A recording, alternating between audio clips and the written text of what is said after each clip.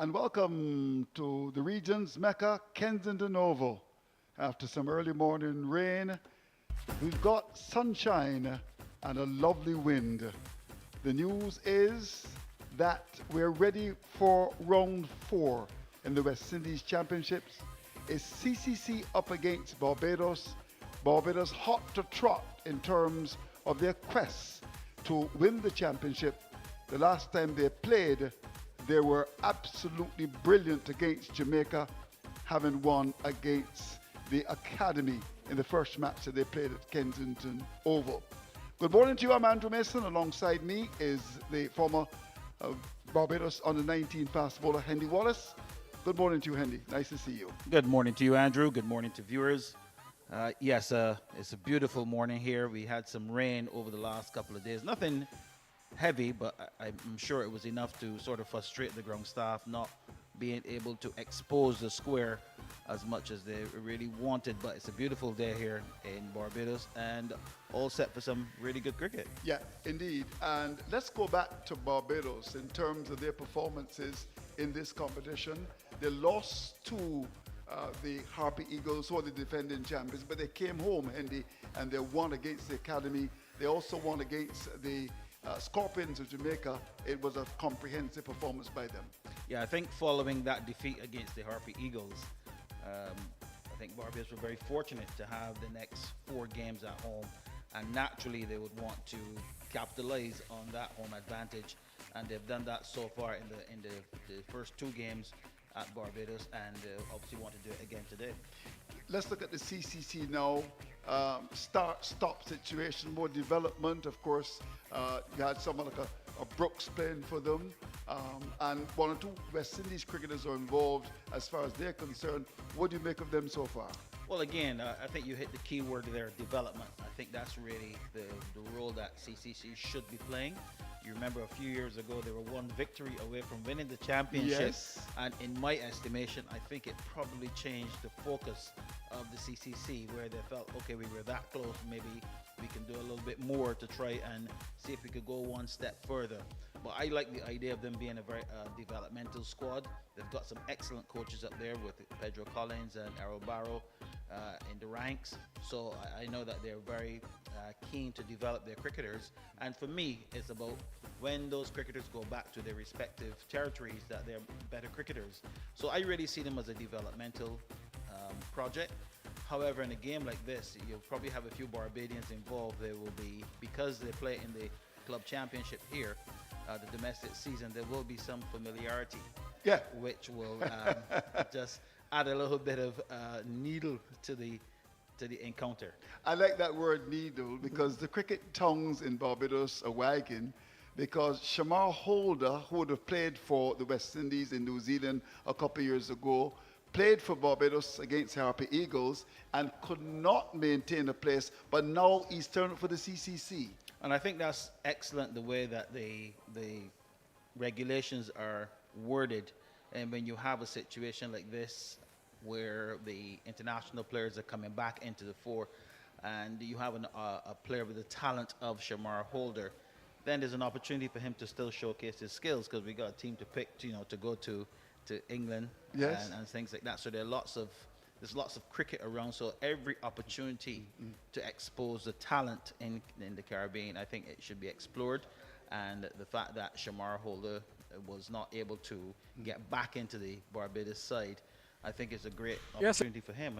And kudos to Cricket West Indies for wording the regulations as such that these sort of opportunities can arise. We're getting very close to when the action starts. Of course, we've got a very experienced commentary team. Let's go to the pitch and join some wonderful people. Roland Butcher, he's got Philo Wallace with him. They're going to be doing the pitch report. Yes, and good morning. I'm in the middle here with Philo Wallace. Philo, the pitch here at Kensington Oval, how does it look to you? It looks like a very flat pitch, Roland. Obviously, it's been hot in Barbados, a lot of sunshine, not a lot of grass is on the surface, and I think that once the batters can get in on the surface, they can get runs. They just have to weather out the storm for the first hour or so, for what little moisture is there, and just apply themselves and look to score heavily on the surface. Are there any areas of this pitch that you may be concerned about? Yeah, there's just spot of green right here, just on a relatively good length. But I don't think there's green grass throughout the surface. The grass to me is just in patches, and they're on good lengths. So those will be encouraging signs to the bowler. But how often can they hit those lengths will be important as well. And how good the batters can negotiate the balls that are pitching the areas where there's grass. And once you find grass, the ball will seam a bit. And they're using the juke balls from this round. The last 3 rounds are played with the kookaburra balls, and lots of runs have been scored, particularly hundreds and doubles as well. So it's going to be interesting to see how the kookaburra ball goes on the surface with some early moisture and a bit of grass here and there on the surface at Kensington Oval. Right, so you've identified this area. Any other areas of the pitch that you feel may be of concern?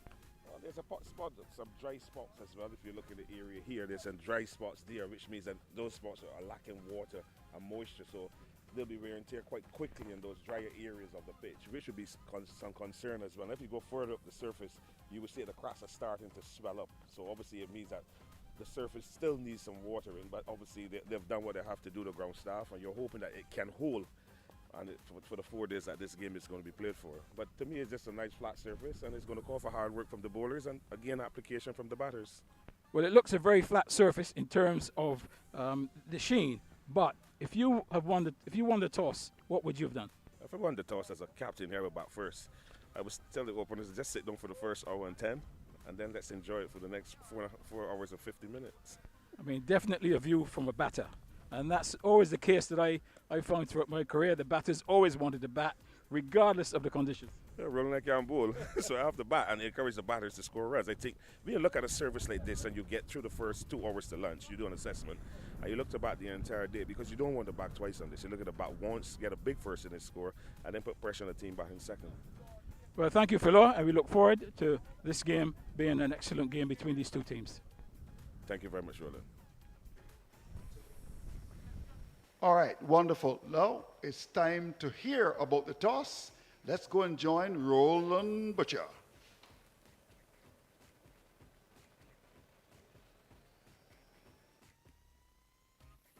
Johan Jeremiah in the middle, Craig Braffett, and on the end, the match referee, Stephen Proverbs. Craig Braffett will toss.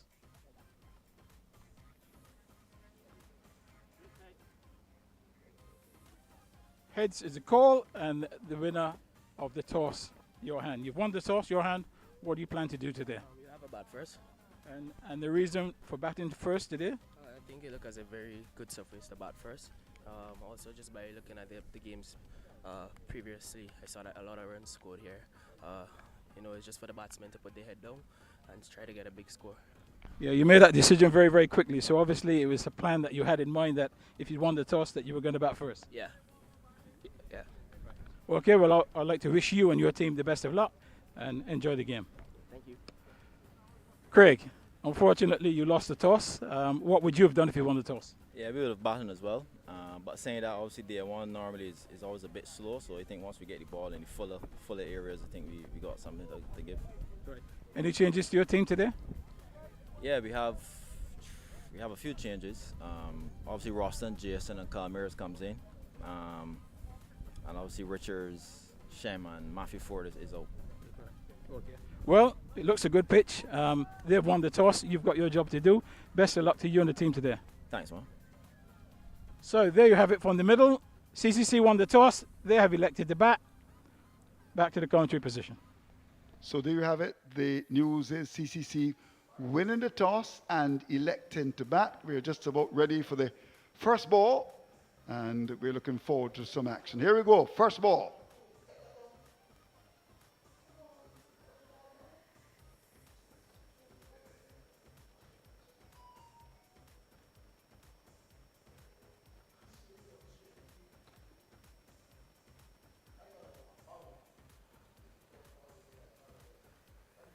Barbados having to make some very, very important decisions. The big boys are back, Hendy Wallace, and the news is that Matthew Forde has lost his place in the side. Kemar Rochel.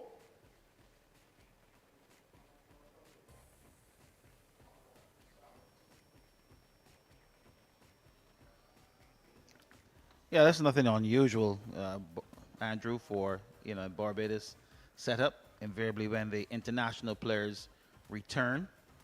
Unfortunately, someone has to make way for them. And any captain is obviously going to be delighted to welcome back the likes of Kemar Roach. Well, he played in the last couple of games, but you had Jason Holder, Roston Chase.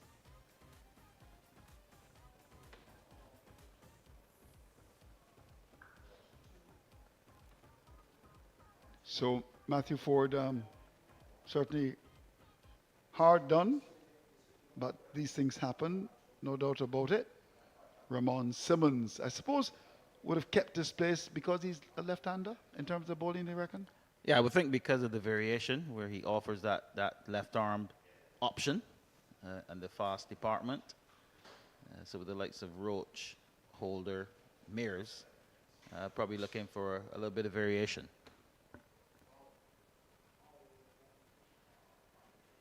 Yeah, the Barbados attack, suppose you can say in Barbadian parlance, samey, because you've got Roach, who's in the November of his career. Jason Holder, who is very much in the side. They got 4 slips.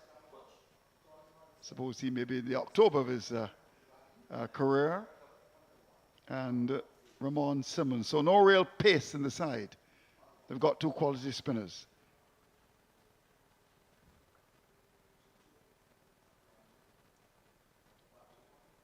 The decision, Henry Wallace, in terms of CCC winning the toss and batting, surprised by that? No, you heard the 2 batters talk about it at the pitch report. And this particular pitch number 5, was used for the game against the Academy. And you remember Barbados made 500 runs on this track. And although they won by an innings, I think it was maybe down more to the inexperience of the Academy side. That's an edge. Goes through and we'll get a run. Good delivery. Demel Evelyn, who's Barbadian. Saw him make 100 in local cricket about a year ago. Can bat. So we've completed the first over. CCC are 2 without loss.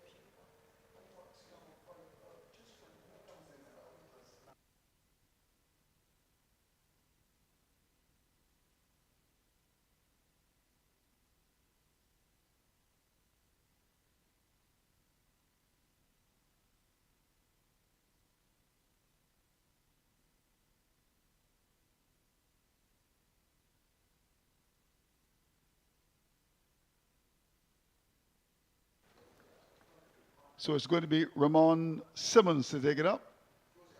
He's kept his place in the Barbados team. I thought he bowled very well against the Jamaicans. Down on pace, but his control good. And the option of having the left arm bowler angle the ball across the right-hander.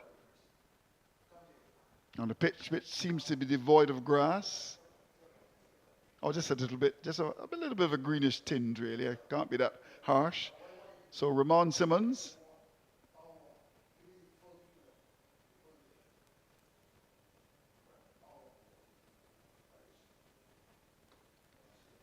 And straight away, you see that away movement. It's a natural angle, of course, with the ball going away from the right-handed batter. You see him just making the sign that that ball just left him. But there was a bit of swing as well. So angle along with swing. So encouragement there for Simmons. And you really only need 1 ball to move, you know, Andrew, and it then creates that doubt in the batter's mind. So he'd be setting himself up now to leave this ball alone because of that away movement.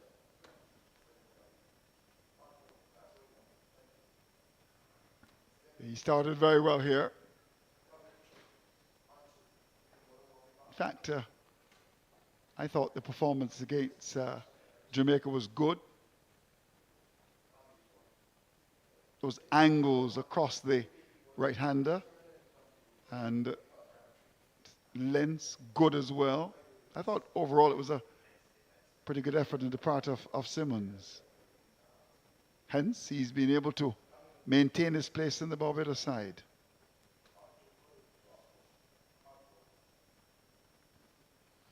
Again, that away movement. And it really augurs well for the young man. I'm sure he'd be delighted to be playing alongside the likes of the man there in the middle of your picture, Jason Holder, with all of his experience. And to be opening the bowling with Kemar Roach. He may just see himself as the one to play the support role. But a wicket or two early on will really boost his confidence.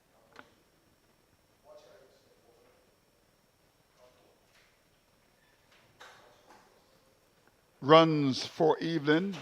The mid-off is wide. That'll go for four. So the first boundary, a gentle push, beautifully timed through mid-off for four.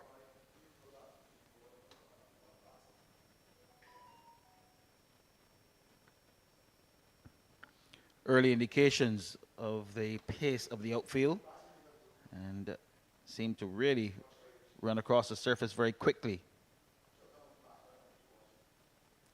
That delivery maybe a little bit too full, but I don't think that Simmons should be discouraged by that.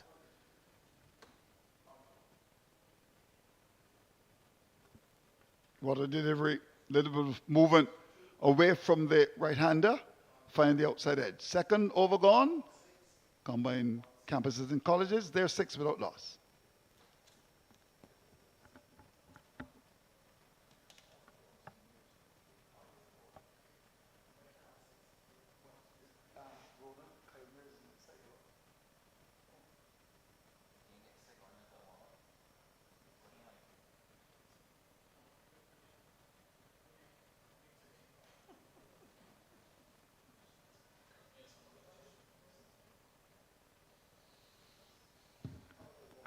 So Kemar Roach to continue.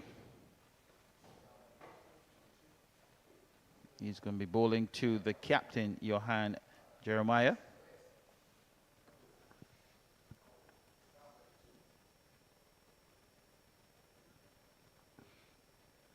There's always this debate about Kemar Roach, whether he should continue. In fact, there's some people who feel that he's so valuable that he's got a role to play in terms of the development of young fast bowlers, not only for Barbados, but for the West Indies. So he's almost seen like the godfather. There's some who feel the time has come really to, as they say, cut it and go over the youngsters. But he served West Indies cricket so well over the years. And it's really good to see him playing for Barbados, as is the case with Jason Hole, who actually played one game for Barbados last year. Ruston Chase played as well, created an impact. And that important game against the academy that Barbados lost, he was missed. And Barbados, as a result, missed out on 250,000 smackaroos.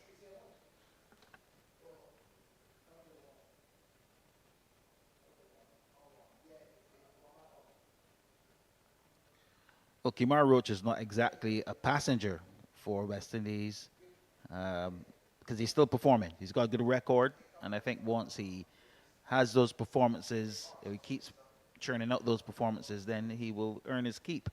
And as you said, we talk about the on-field contributions, but sometimes we don't give enough credit to the off-field contributions, as you said, being like a godfather to the up-and-coming fast bowlers, and persons like Jaden Seals always gives Roach some credit. Very well bowled by Roach. Yeah, so important. He's now mentored. In fact, he's actually got a contract for a year with CWI. That was revealed by the director of cricket, Mr. Miles Bascom. Hello to you, Miles.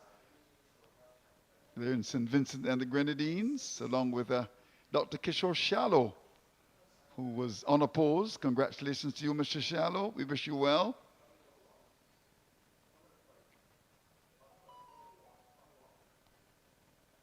So a lot of work for Dr. Shallow to do, not only at Cricket West Indies, but in politics in St. Vincent as well. He's running in North Leeward. When I was there in December, I actually went to North Leeward, spoke to some of the folks down there. Dr. Shallow seems to have quite a bit of support. 6 without loss.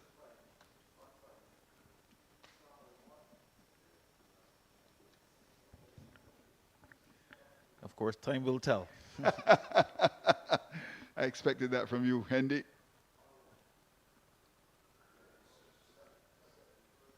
Jeremy would be looking for a second run who will get it comfortably too. Left-hander, captain to the side, will want to lead by example. Very strongly built young man. So Roach completes his second, and it's now up to 8 without loss.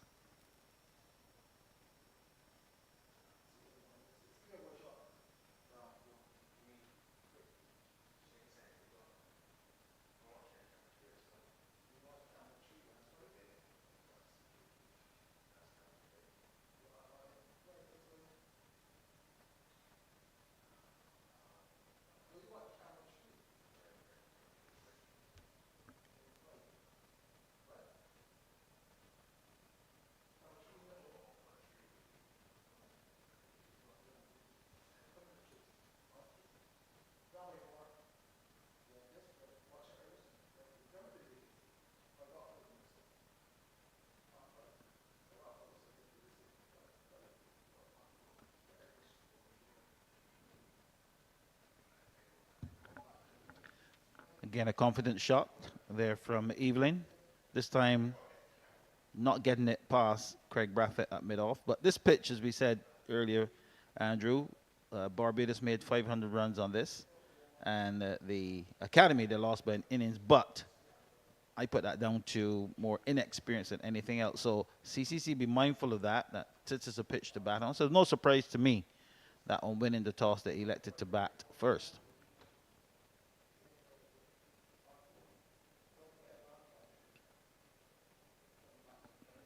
Early indications that the bounce is quite consistent. It's got decent pace, so the ball is coming onto the bat. And be mindful that on day 2, you expect the pitch to just quicken up a little bit because there will be some preparation moisture. So it may be a tad tacky at the moment. And the ground staff tend to leave a little bit more moisture. They tend to sprinkle late on to coming up to the start of the game just so that it can last the 4 days.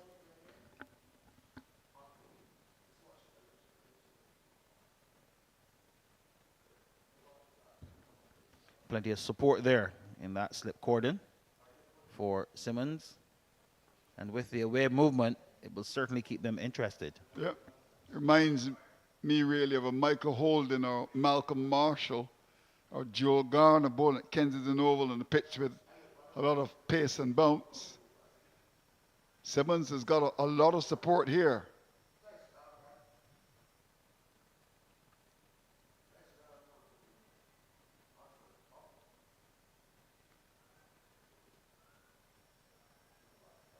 Got what, 1, 2, 3, 4 slips, is that right?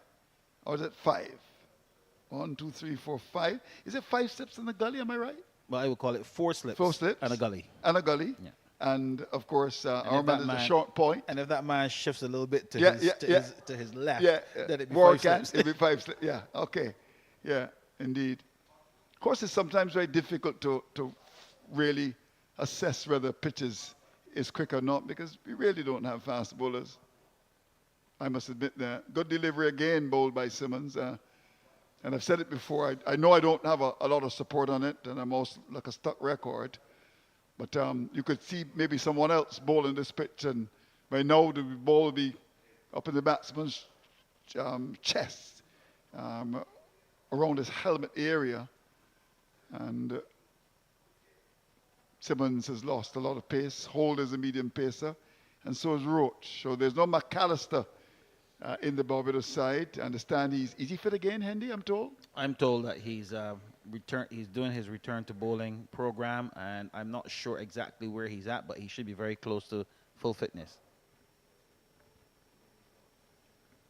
Yeah, there's a bit of a lack of aggression really in the Barbados start as Simmons finishes his second over. It's 8 without loss.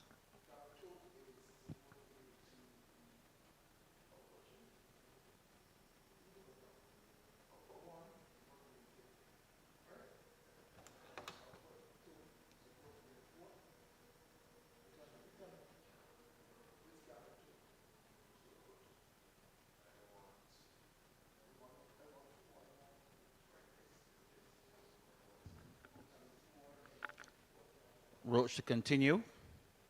And as you said there, Andrew, we always say the pitch doesn't make you fast. But the irony of it, that the pitch could make you slow. You're right. Absolutely right. Of course, there's the argument that you really don't need to bowl fast. You know, once you're good, you do a bit. But in the halcyon days of West Indies cricket, of course, used to love to come to Kensington Oval to see the greats bowling quickly on this pitch.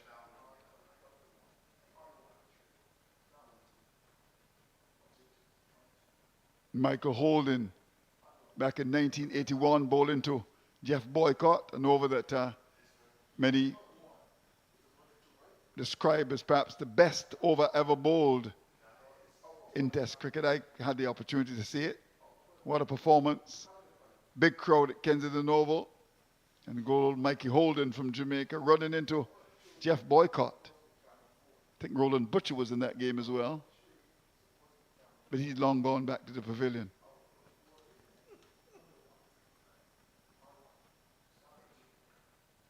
Runs, open fist. That'll go for 4.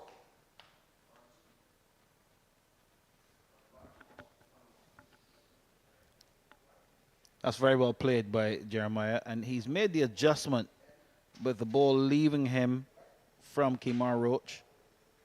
And that was a perfect example where he allowed the ball to come onto him and played slightly inside to out, allowing the ball to come onto the bat and having control to keep it along the ground. There's a lot of population there in that slip cordon, but he was in control of the shot. Very well played. Solid left-handed player. He's the captain. We want to lead by example.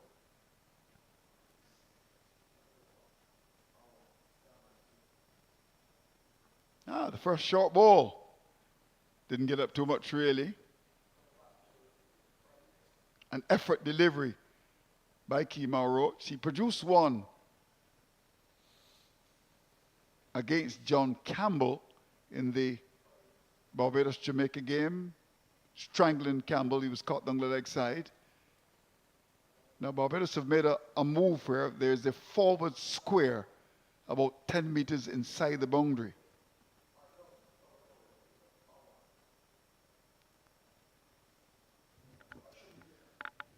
Very interesting tactic there. You've got the 3 slips or 4 slips there for the left-hander, but then they've got that man to the left of your pitcher, right back 3/4 way to the boundary, which seems a little bit strange because if you've only seen one short ball attempted and the batter ducked, but then they put the man back. So maybe that's just to play on the mind of the batter.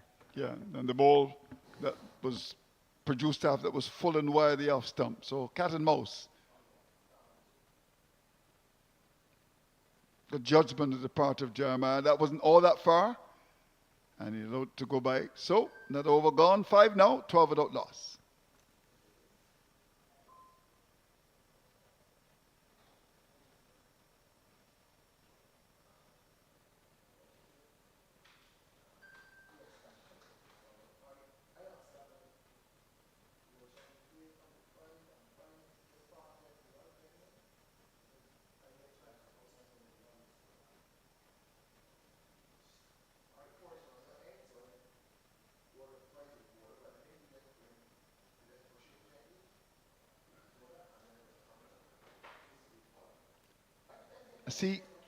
I see Matthew Forde is on the field.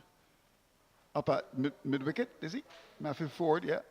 No Kyle Mears in the field, but he is in the squad. More runs. That will go for 4. Square on the offside. Well played, Evelyn.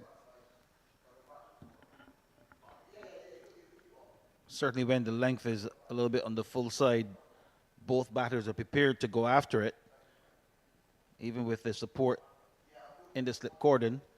That one was a little bit wide. The hand came off the bat, but he was still able to get enough control in the shot, which has prompted the captain to bring a little bit more support into the offside. So he's just taken away one of the fielders from the slip cordon. Just making a slight adjustment there. That fielder is Jonathan Drakes.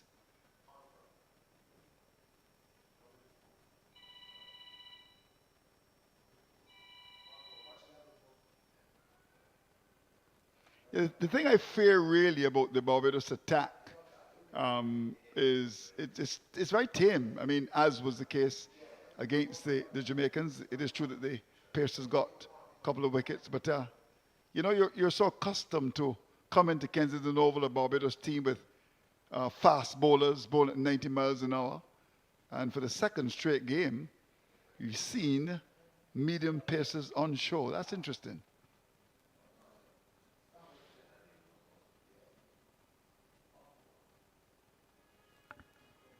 Must have been pretty close to wide.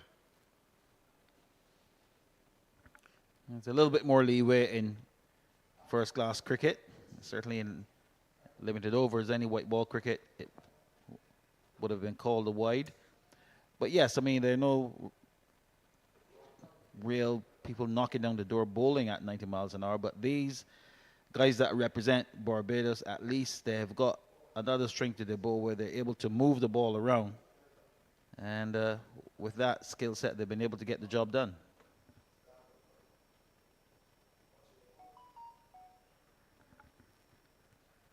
Hurried into the shot there was Evelyn, but able to get the single. And you like to see that with the opening bowlers ever so often, just to test the batters with the short ball. We're now into the 6th over. We've only seen one short ball so far from Roach. Just to give you an update in terms of the big game, Champions Trophy, New Zealand 362 for 6. South Africa need 273 in 34 overs. More runs. We'll come back for the second. Jeremiah down to third man. Pravinja opening the batting. Very, very good player, 108. Kane Williamson continuing to be very good, 102. So a lot of runs scored by New Zealand. Of course, India already into the finals. South Africa, 16 overs gone. They're 90 for 1. So we'll continue to keep you updated on that.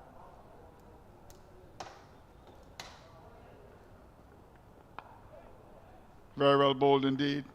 Some bonks generated from that last delivery as Jeremiah played with an element of suspicion. 19 without loss.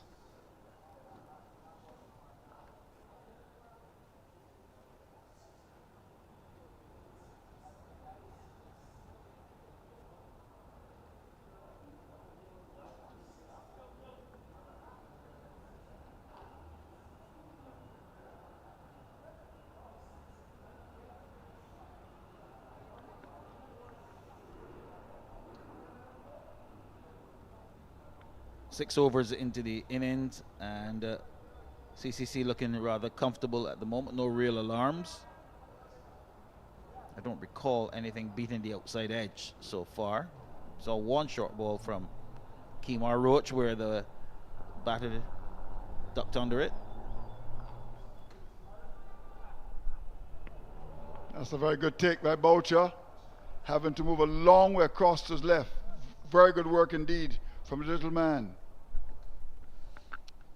Excellent take there, and I think what was really making it even more difficult. The fact that it was angled down the leg side, but it was swinging and going further down the leg side. And Boucher got around there very quickly and just pouched it with the left glove. Excellent take.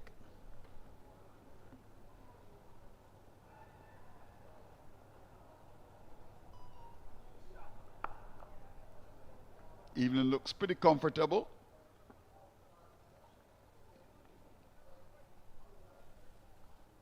Let me remind you that the CCC won the toss and chose to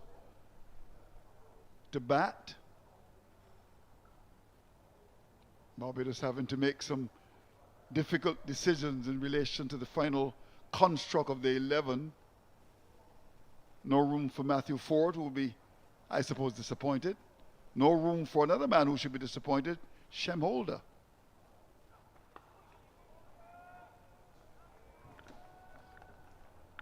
Yeah, Andrew, and you can understand and appreciate the disappointment, but as I said, this is nothing new. I think the players who have been around long enough, well, Matthew Forde is relatively new to Barbados cricket, but Shem Hole has been around for a while, so they all understand the blueprint.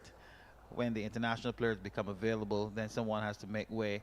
And what the selectors and the captain will want to do then is to look at a balance of what's the best balance they can put out there.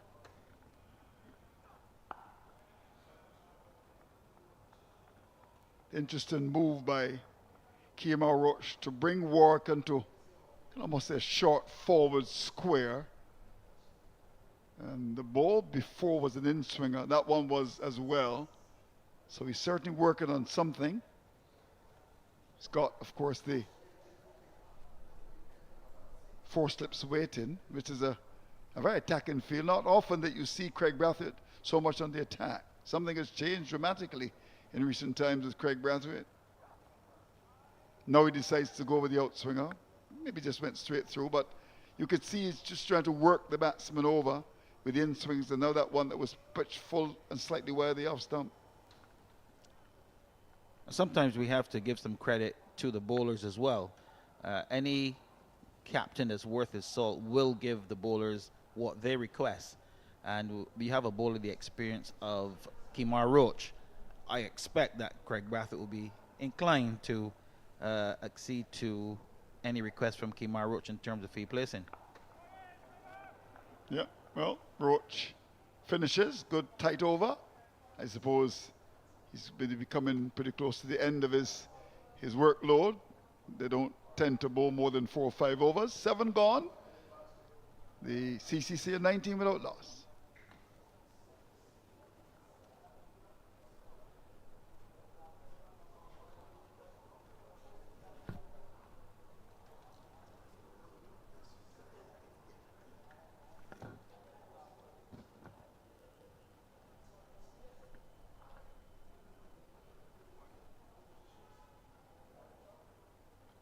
So a couple of other matches on in the championships. The women are also playing in St. Kitts. Barbados up against the Leewards at St. Paul's. Lovely ground there. And big clash. Guyana up against Trinidad and Tobago. So it's going to be interesting to see what happens there. The final schedule for Friday. Here's Simmons to continue.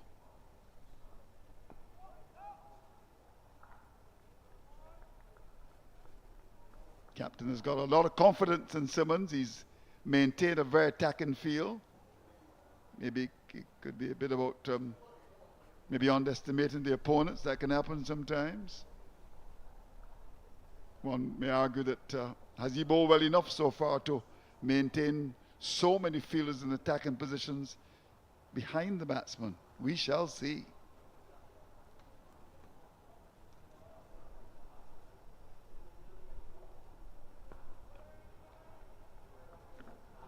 Well, I think too that Barbados recognizes the importance of making as much of an impact with the new ball. That's when you're most likely to get a bit of assistance in terms of swing and whatever lateral movement you can get off the surface. So understandably that the Barbados team, Craig Brathwaite, will be on the attack as much as possible.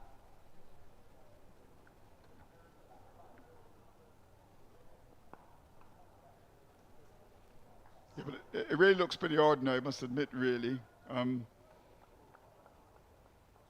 It's not troubled the batsman at all. Early morning moisture should still be there, but you just get the feeling that it's pretty ordinary here.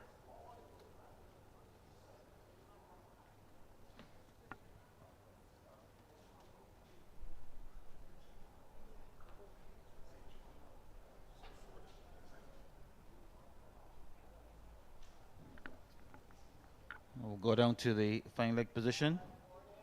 And Forde, who is in the final 11, there was a late change. It seems as if Mears has picked up a bit of a niggle. Yeah, in fact, I saw Forde warming up just. I think he's going to bowl pretty soon. And yes, I'm sure he's happy to be in the side. So no Kyle Mears. In fact, at the toss, the captain did in fact indicate that Matthew Forde was out. But we're told that Kyle Mears picked up an injury. Philo Wallace is going to join us pretty soon. Will no doubt give us some more information. He tends to be very close to these cricketers. Philo, good old Philo. Oh, what a lovely shot by Edwins. You don't run for that, my friend. You spoil it. That's gone for 4. Straight as an arrow.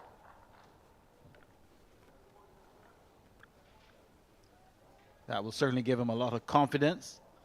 Not that he appears to be lacking in much, but there's the full-length delivery.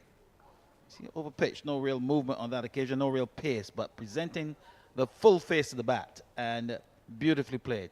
Yep.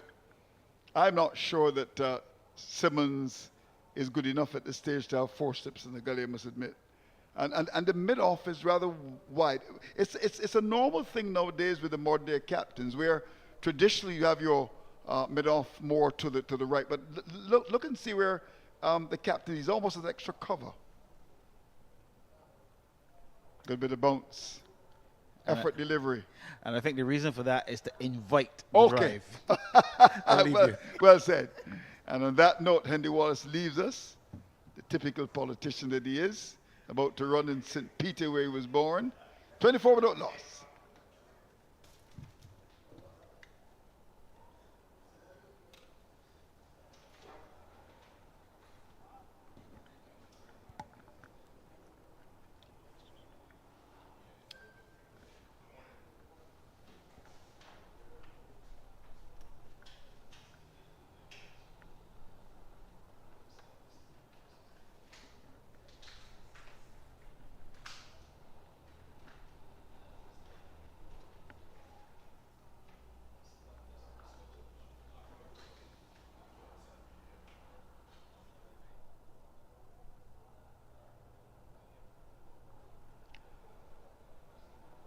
So Kemar Roach to continue, and it's my pleasure to welcome to the microphones former West Indies opening batsman Philo Wallace.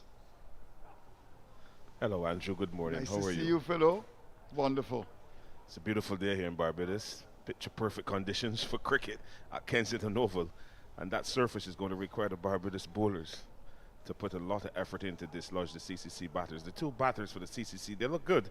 They're steady, playing the ball on its merit. And they're causing some concern for the Barbados team with that, being led by Kemar Roach, who asked me this morning what I said about him on your program. I told him nothing.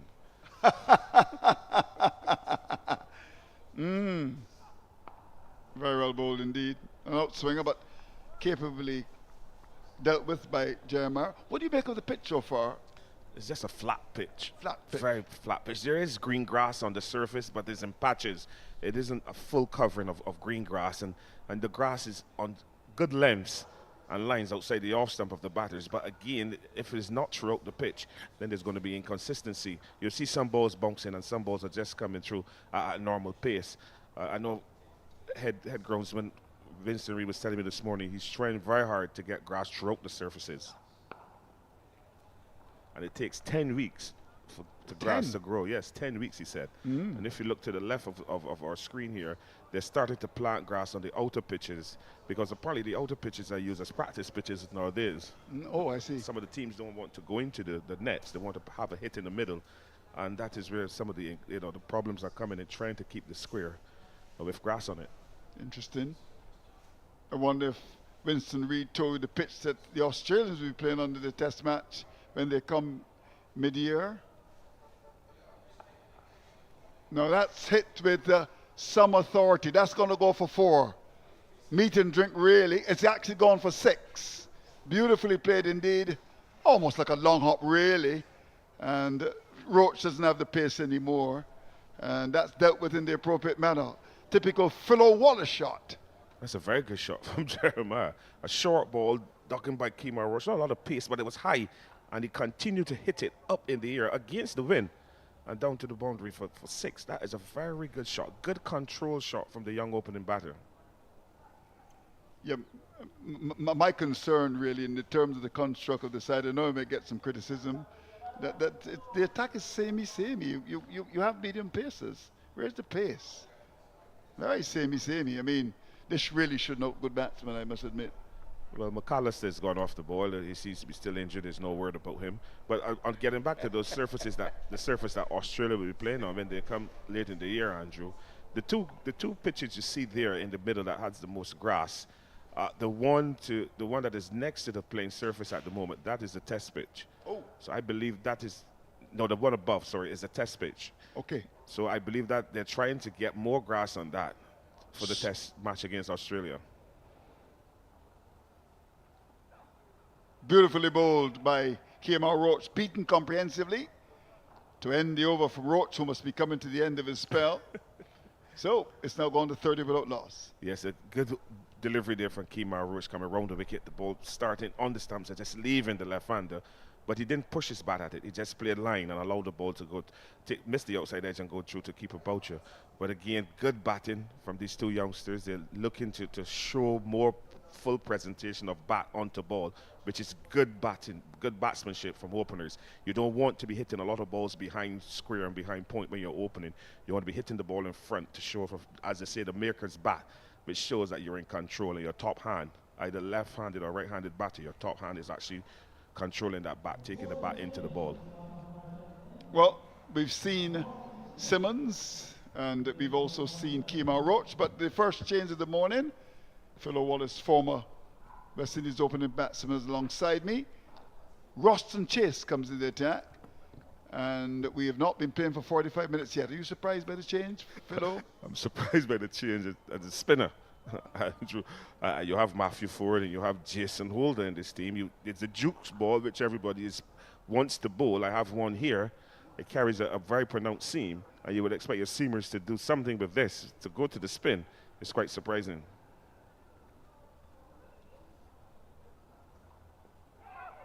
Well, first ball, producing a fault shot in the air past the forward short leg fielder. So Roston Chase in the attack.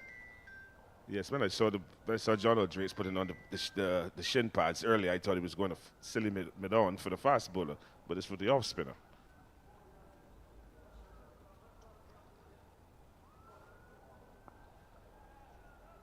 And the leading wicket takers in this year's competition, Andrew, the spinners. Yep. So obviously Barbados is going through to form how the whole first-class season is going with wicket takers. But it's good to see Roston Chase in Barbados colours. The last time he played, he would have scored 100 in Trinidad and has taken some wickets as well.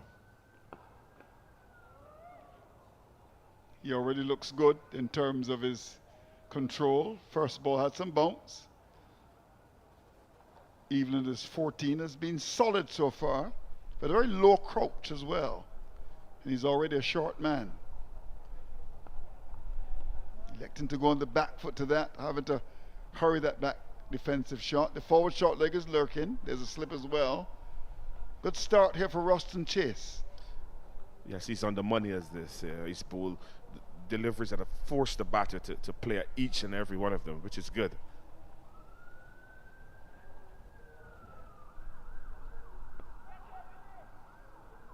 Yeah, I think he went down the pitch. He's just trying to get away from the forward short leg fielder.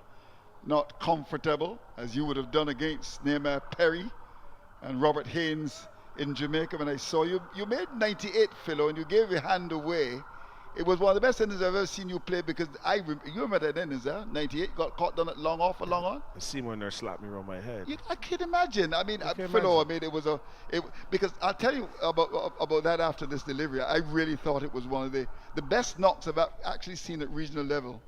Got to 98 and then got out and got a slap from the late great Seymour Nurse, MacDonald Nurse. He told me you got to 98 and you couldn't get 2 runs to get to 100.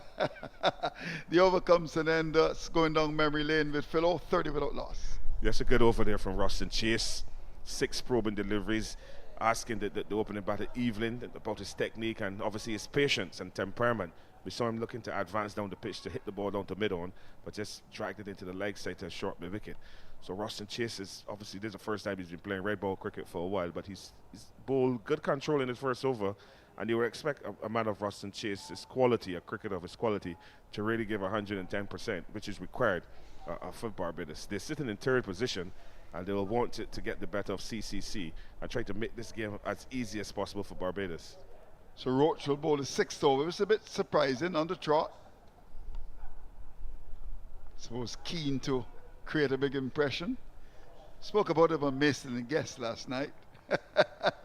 I'm sure someone told him. He's always discussed on the program. One who's served with distinction. There's no question about that. And looking to, as they say in Bajan parlance, pick a pepper here.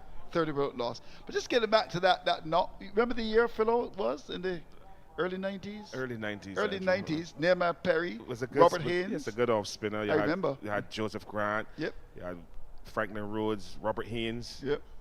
who's the present coach at the moment of the Ghana, of the Jamaican side.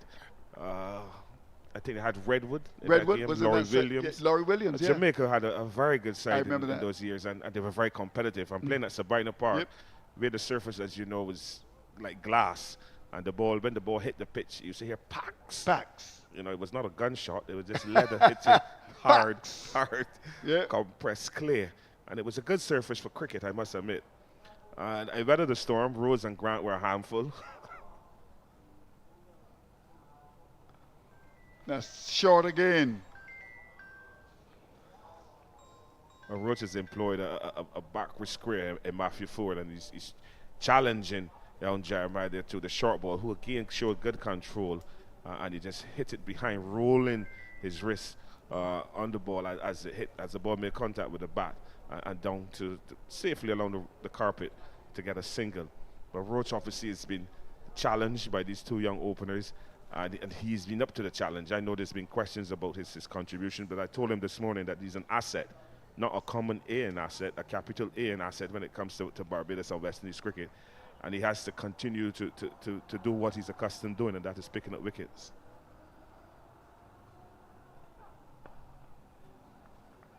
Yeah, he's trying very hard here. I think he really wants to continue to just bowl to try to get that early wicket for Barbados. It's been a bit of a solid start by these 2 opening batsmen. No alarms, really. 31 runs in 10.4 overs, 4 fours and a 6. One would expect as a team that is a good start. They're looking obviously to go up to the first over without losing a wicket, Right. which is very important in 4-day cricket.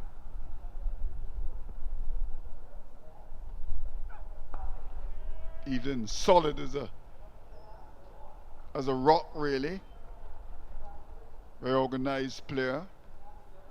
They set up last year playing for the UWI. He made 100 at Carlton. I saw that innings, and he really batted well. He's a solid cricketer. Went to school at Dighton Griffith, then moved to Christchurch Foundation, Yep. and then they moved to UWI. Yep, so yep. he's been in cricket, and he's been in the Barbados system for a while, which is good to see. Yeah. Batted very, very well indeed. To end another over from the veteran Kemar Roach, it's 31 without loss. Yes, a good solid batting there from young Evelyn, showing good technique, getting his left foot to the pitch of the ball and just using very soft hands and getting the ball into the offside. No alarms for CCC. There's these 2 batters showing good temperament, good concentration, and good understanding.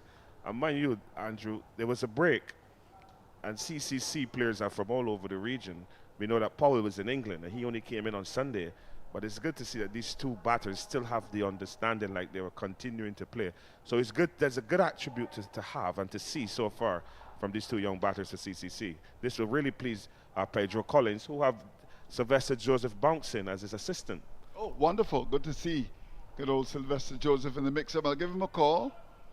He hasn't been on Mason and Guest for a while. I'm sure that he'll come. Here's bouncing. He's come bouncing. Here's Chase to continue. He's going to bowl to Jeremiah.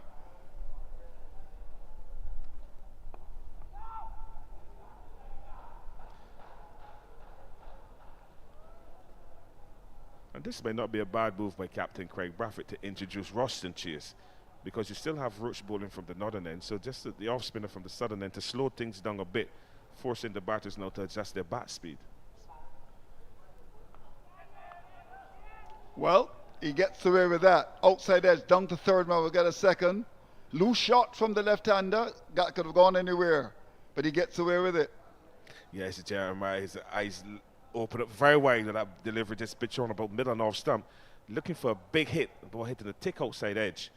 And Roach feeling that backward point, jogging down, and the batter's coming back for two. But it's a good delivery from Roston Chase. Just slightly flighted and introduce a false stroke from Jeremiah.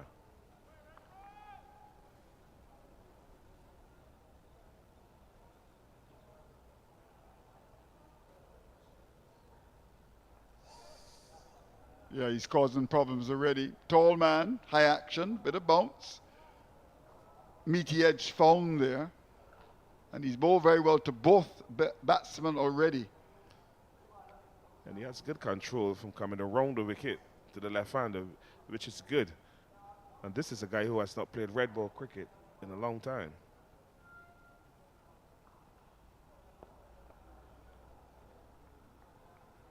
Well, you know, I like my silly point, really. I really think that he should have two men round the bat. And just that element of doubt, really. He's got the forward short leg. Just take the fielder at silly point and present problems to Jeremiah.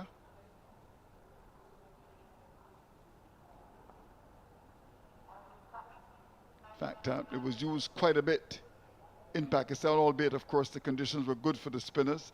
Barbados used it a lot in the game against the Scorpions and against the Academy as well.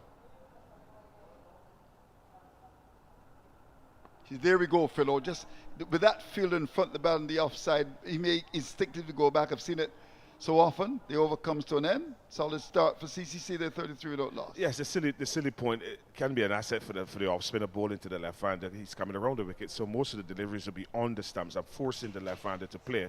And if the man is at silly point in front of him on his forward stroke, it's going to be apprehensive to come forward, and thus you can induce an edge or even a back pad. But again, it's the confidence of the bowler. The captain has to take a fielder from somewhere in order to stick him in at silly point.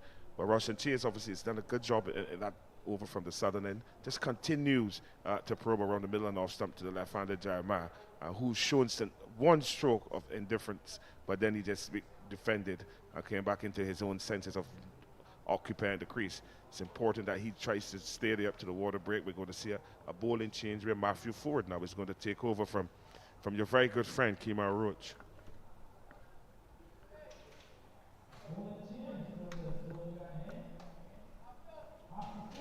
And I was listening to you as well, you were on commentary with Henry Wallace, speaking about the mid-off wide. Yep. And sometimes you can bring the mid-off straight, but leave extra cover open. Exactly. Yeah. So it's down to the captain at the end of the day, Andrew, what he is seeing out there. But you have a good point. You could bring your mid off straight and leave extra cover open and force the batter look to hit through extra cover, rather than hit down to mid off. So you close out that area. Yeah. So Matthew Forde comes into the attack. He's started pretty well for Barbados. When he bowled Blackwood first ball in the second innings, he jumped around Kensington as if he'd won gold at the Olympics. Started well with the bat against the RP Eagles, get into 82 and then was a victim of his own indiscretion. He comes in as we start another over at Kensington. That's gone past the keeper. Was they batting to that? They'll get a second comfortably.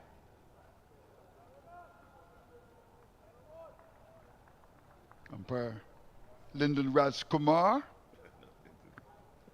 I know Lyndon. I'm You happy know? to see he's from Okay. Trinidad. I think. Trinidad, yeah. Yes, it's nice to see him doing this game. Mhm. Les Reefer Jr. is back, so it's good to see him as well. Good to see a Barbadian umpire. Yes, Because please. remember the first two matches, Jackie Williams and Chris Wright did the game against the Academy. Yes. And then the combination of the Guyanese, yeah, for the second game against the Scorpions. The umpires for that game would have been Nigel Duguid. And I'll give you $1 million if you give me the name of the second umpire, fellow. Yeah, I was here. I watched the game, but I didn't watch the umpires. I know I know them quite well. We had a chat. Yep. Because umpiring has become now a very, very scientific, and the umpires, to me, they're a lot fitter. And they have to be more on their P's and Q's in relation to decisions, because the bowlers are always on them. And we can see it at the international level.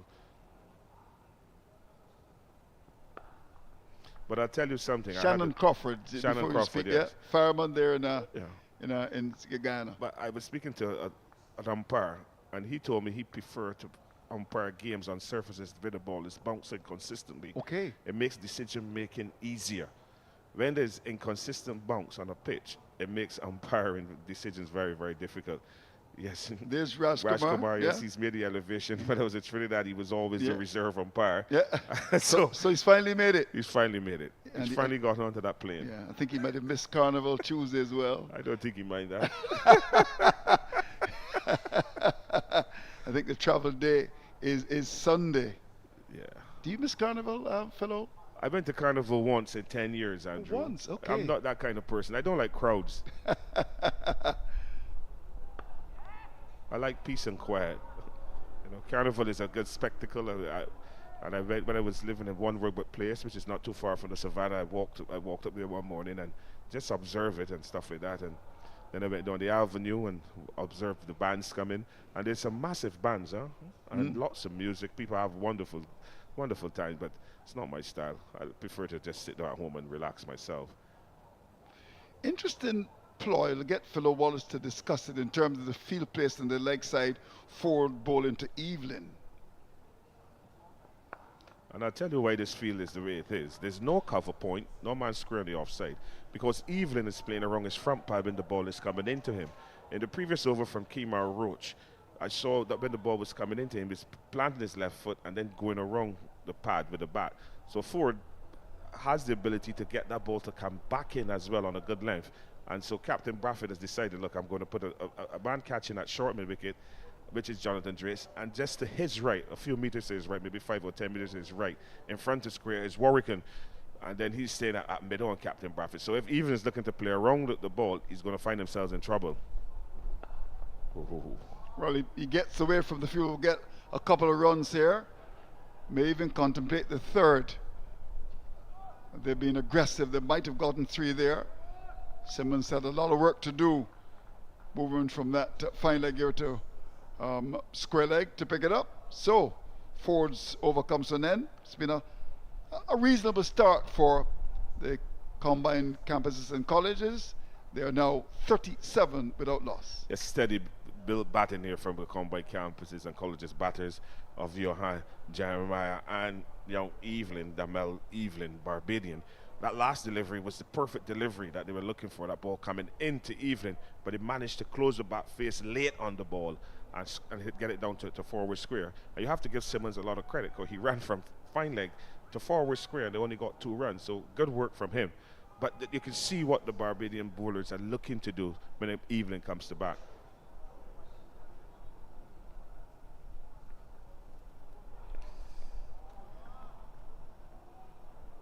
I'm trying to side with you here, Andrew. I think he can bowl a steady point. Yeah. I think he has that control, Ralston. Yeah, a lot of off spinners tend not to do. I don't know why. I'll just come back to that after this delivery.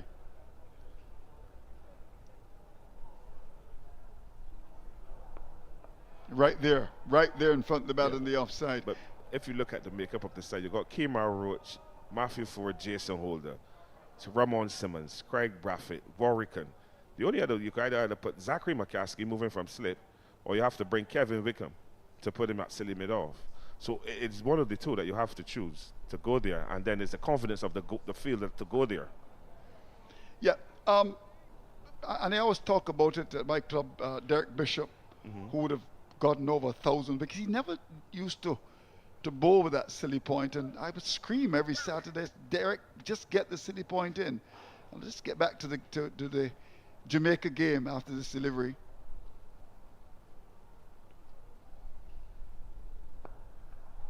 Yeah, we saw Warkan not bowling with the silly point. Once the silly point came in, the big left-hander from Jamaica just had a big swing, and it was dropped down on the middle boundary, remember, by Drakes. Because he wasn't comfortable with those fielders round the bat like vultures looking to pounce on prey.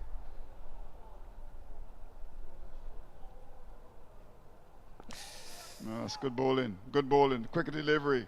You see, and batters too, Andrew, don't like to see fielders in their periphery. No.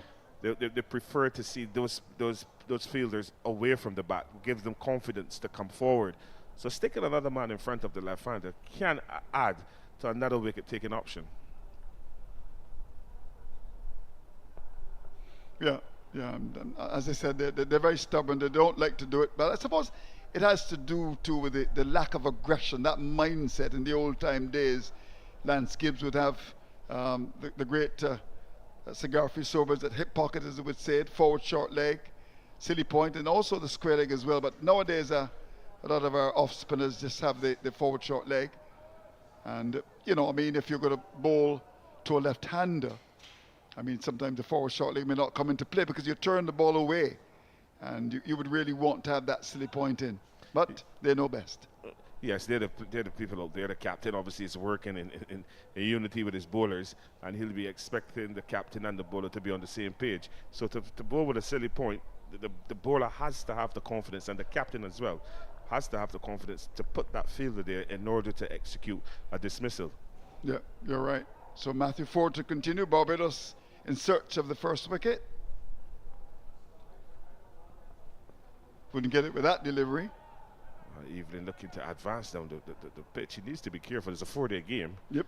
And the longer you bat, you're supposed to accumulate runs. You don't want to be gifting your hand away. 37 without loss in the 14 overs on one ball. It's not a bad effort, but they need to go and bat deeper and longer. Yeah, good observation, Philo, because in the over that was bowled by Forde's first, he actually came down the pitch. Interesting tactic by Evelyn here. But there's a clear plan to bowl in swingers to him. Yes, he has that weakness of playing around his front pad. He has a very strange setup as well. Seymour Nurse would have described that, the late Seymour Nurse would have described it as he's going into the crab stance to stay low, to keep his eyes on the ball. But in staying low, you have to minimize your movement. You don't want to move too early.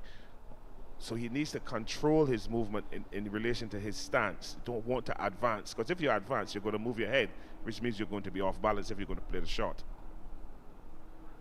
So after bowling the ball down the leg side, Forde bowls it wide the off stump. So some variation coming from Matthew Forde. But he's trying to get the ball to go both ways. He's trying to get the in swinger and then complement the out swinger with it. But the out swinger, he pitched just about a little too wide to the off stump, and Evelyn just play a very, very flamboyant leave alone, similar to Courtney Walsh, but not as flamboyant as Walsh. In the air, but he gets it between the fielders, and we'll look for a second, and we'll get it too. There was a shot of catch it. So they've got a clear plan to Evelyn, and he almost fell into the trap there. What is he doing wrong, Philo, technically? Technically, he's going across his stumps with his left foot. Oh. So his back foot is staying on his guard, which is middle leg. So his head is outside the line of the ball, and the ball coming into him, he's closing the back face because he's just seeing a part of the ball and not the full size of the ball. So he's just closing his back face because he's guessing where the ball is going to come in. And that's why Matthew Forde went wide of the previous delivery and then came back in with that one. But what I don't like with the field place is that you put Warwick now at short mid wicket, which is going to his right is his weaker hand. Okay, I see. Mm-hmm. So you could have utilized keep Jonathan Drakes there at the mid wicket. I'm not saying that Warwick can't catch the ball if it goes to his right. Well, it's gone through mid wicket. That's gone for 4. But the right-handed catcher would be a lot better and more effective where Warwican is at. Because Very good observation. Very good observation. Side. So these are little things that the captain and the players need to work out. But again, he's showing aggression. That ball coming in and he's whipping it. Warwican going to his right, not convincingly and down to the boundary. But you need to swap, and he's going to swap them now. Yeah. I'm sure they heard you, fellow. That's why Cricket West Indies employ you and pay you big bucks. So they're going to make the change now. And Warwican is, to be honest, is not the most agile. So he is, in fact, it looks like Wickham is going to go where he was. Yes, a more dynamic fielder. I have a lot of time for him. He's enjoying his cricket. Oh, he is He's not getting runs, but actually he's enjoying the game, which is good to see for him. So Forde again. Oh, beautifully bowled indeed. Forde certainly does a bit with the ball. There's no question about that. And all of a sudden, Evelyn does not look as secure as he was, I would suggest, maybe half an hour ago. So the first hour gone, solid start for CCC. 43 without loss, time for drinks. Yes, a good start from the CCC. 43 without loss. The first hour, they would say a job well done on a placid surface against a reasonable good bowling attack, spearheaded obviously by Kemar Roche, the West Indies leading fast bowler. And it's good to see the young batters from CCC really showing the maturity and commitment and application to this game. Obviously there was a break, and to come back after that break and to show this kind of application is good. That means they've been working hard behind the scenes. Kudos to Pedro Collins, who have Sylvester Jones as his deputy. But it's good to see batters, especially Andrew, looking to score runs. And this ball is the ball they're using is the juke ball, which everybody says is the better ball. And I hope that it lives up to its billing, because it does a bit more than the Kookaburra.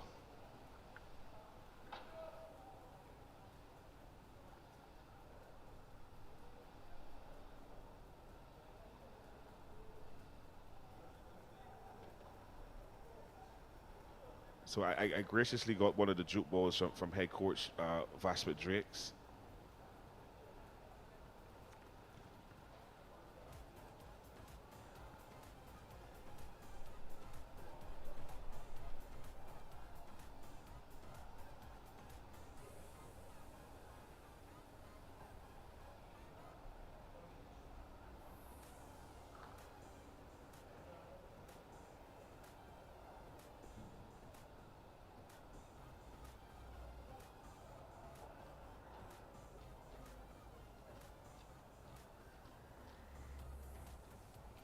Yeah, well, Philo, you got the ball. Yes, I have the ball. Describe it. Well, What ball is it? It is the Jukes ball. Yes, okay. it's a British cricket ball. Men's is a grade A county ball, which they use in county cricket. Right. And it's a Duke and Sons ball, which we are accustomed using in the region. Right. This one is a little tattered because it's been used in the nets. But you can see it carries a very pronounced seam. It's a lot harder than the ones that are used in England because of the abrasiveness of the pitches in the Caribbean. But any fast bowler will love to get that seam in his hand, because once the ball hits that seam, it will do something. The surface, if it had grass on, you would see a bit more movement. It's quite placid, but you're still seeing Matthew Forde getting the ball to shift away and shift into the right-hander. So obviously he's getting the ball to move off the seam, which is good to see, because when they use the juke ball, the seams are, the Kookaburra ball, the seams are very flat. So there's minimum seam movement. But with the juke ball, you can rely on the seam to hit the seam and get the movement that you're expecting. Now, obviously, if the surface is hard enough, you even get a lot of bounce. So it is a good cricket ball to use in the region, and I hope that it produces the results that CWI and the first-class cricketers are expecting from this ball. Because I believe that when Australia comes a calling, I think they're going to use the juke ball. I wouldn't see them using the Kookaburra against Australia in the Caribbean.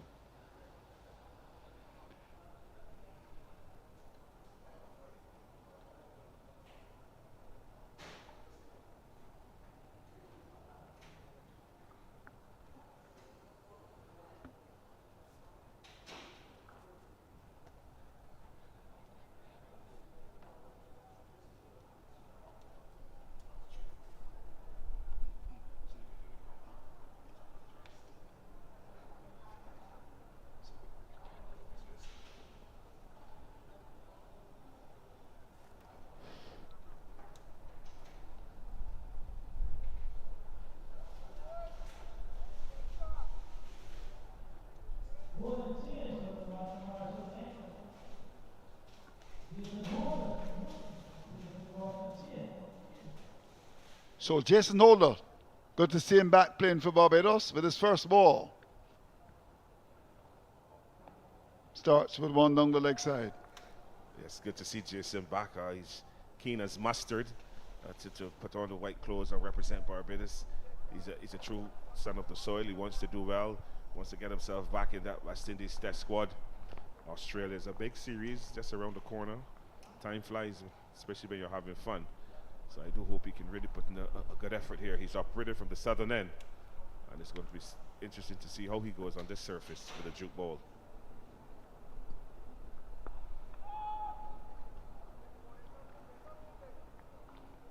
Yeah, the Australians are coming. And of course, big test match at Kensington Oval. One scheduled for Jamaica and then Spice Isle, Grenada. Then of course the Pakistanis are also coming as well. So a lot of cricket around June, July. And no doubt people like Holder looking to get back and certainly force his way into the West Indies team. He continues to Jeremiah, the captain, going down the leg side. Barbados have had to work very hard for the first wicket. Yes, they had to work in the first hour. Yep. It's hard work. Again, Andrew, I'm very big on field placing. Kemar Roach is feeling that point. Yep, strange. Very strange. Yep. Don't want to have your fast bowler No, there, you don't want him there. especially when he's in the November of his career. There's still another month to go. Still another month to go. And of course, December is a happy time. It's Christmas time.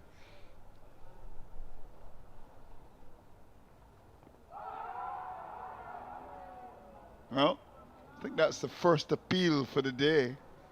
Umpire Leslie Reefer Jr., who is on the international circuit nowadays, says no. Yes, he was in Dubai actually. He was, yeah. The ILT20, and he signaled to Jason Holder that the ball hit the bat.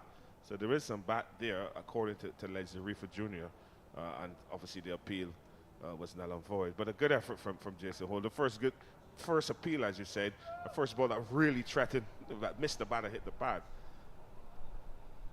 After bowling 2 or 3 deliveries down the leg side, it's a good comeback.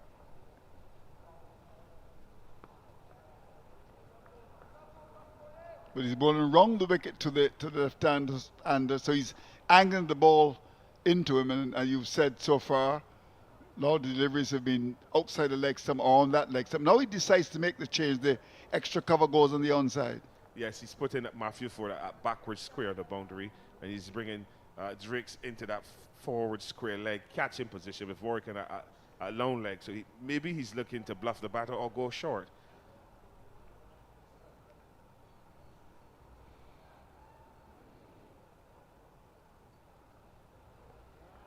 Well, it was a bluff.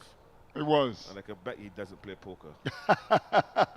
Well, 43 without loss. Barbados, as I said, finding these two batsmen pretty solid.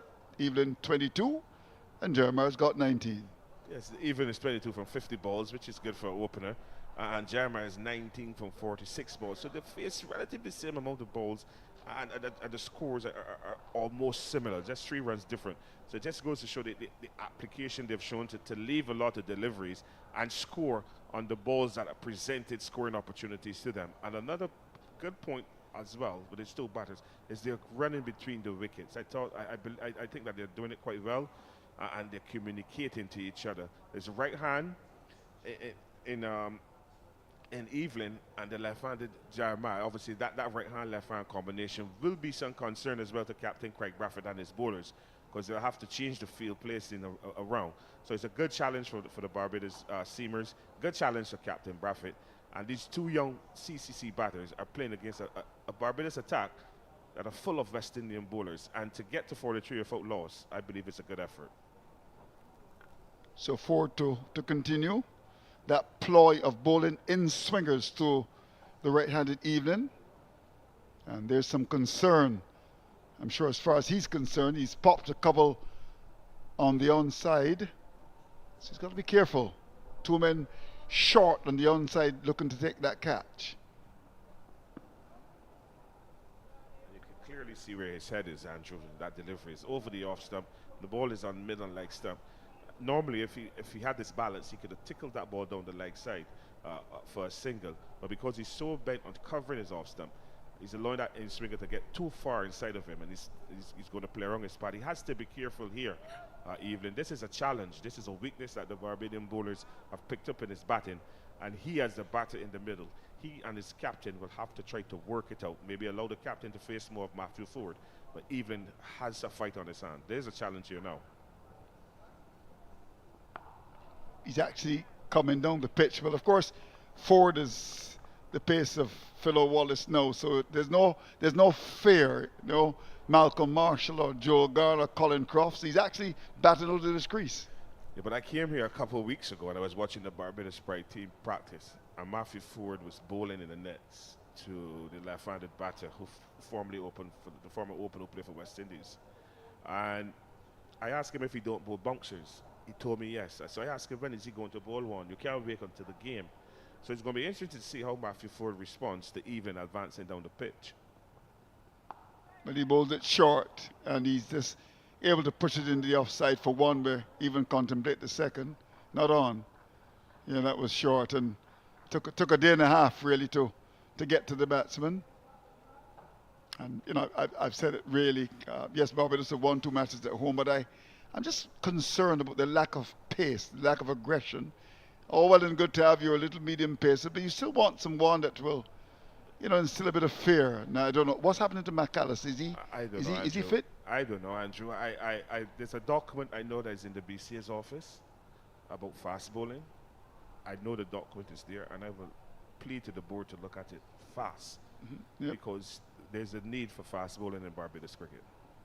That's outside the off stump. No problems at all for the You see, left-hander. fast bowling, Andrew, you have to know why you want to bowl fast, and you got to structure your body to bowl fast, and then you have to have all the other attributes to go along with fast bowling: the build, the muscle, the diet, and when and how to bowl fast.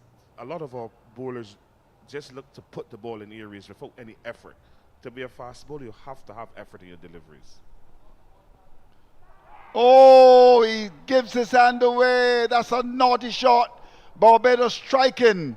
Wow, come on, Jeremiah, you couldn't do better than that. The Barbadians are celebrating 44 for 1. Yes, a wide delivery, and the captain getting naughty, not being able to score as quickly as he liked, flashing at a wide delivery, took the edge, and Boucher said, "Thank you very much." And the captain has to walk back for a solid 19, but not enough, and they've lost their first wicket at 44 for 1.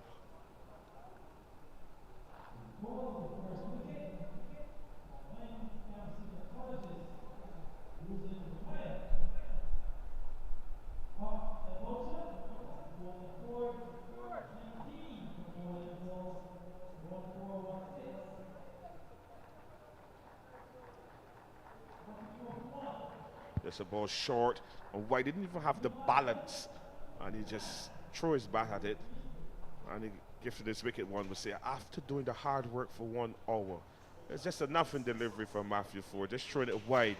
Jeremiah losing his concentration and also losing his wicket. A very bad dismissal there for the captain of the CCC from a poor shot. And Boucher now has the most dismissals.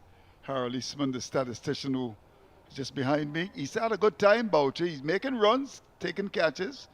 There was some debate among the cricket pundits that really he ought not to be behind the stumps, but he's certainly proven everyone wrong. He's a solid player like him, and he's also taking some good catches. That was a simple one.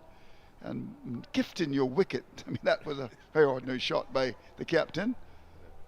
Pooran has come to the crease, but the captain will be very disappointed there. Very, very disappointed. He would say, "I gifted my hand away," and you don't want to see those type of shots. When you said Pooran just now, he looked up and thought it was Nicholas. Not yet. Any relation?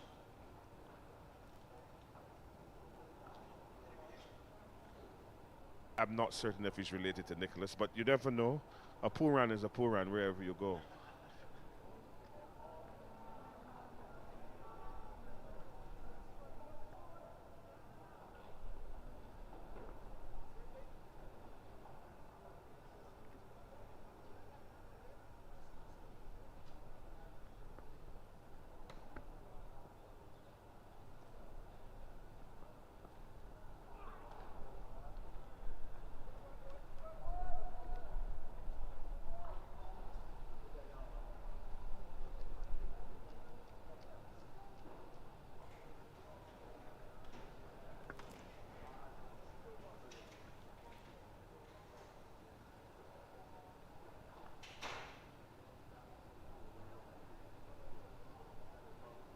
So that final delivery there from Matthew Forde to the right-handed, ran wide down the leg side, hitting the pad, going down for 4 leg bites. Again, that would have been a good delivery to the left-handed batter. So ran the right-hander now has joined Evelyn, another right-hander. So the Barbados bowlers now will have the comfort of bowling to 2 right-handers. So it was field placing should be a lot easier for Captain Craig Braffett. And bowlers will obviously settle into a good line, a good length. Mind you, Puran is not the tallest. He's just a very short in stature batter. Obviously, Evelyn is also short in stature, but he has, to me, he looks to get onto the front foot more often than not. You tend with short batters, they stay back looking to hit the ball a lot square the wicket. But Evelyn is a little different, which is good, a good attribute to have, to look to come forward to the ball.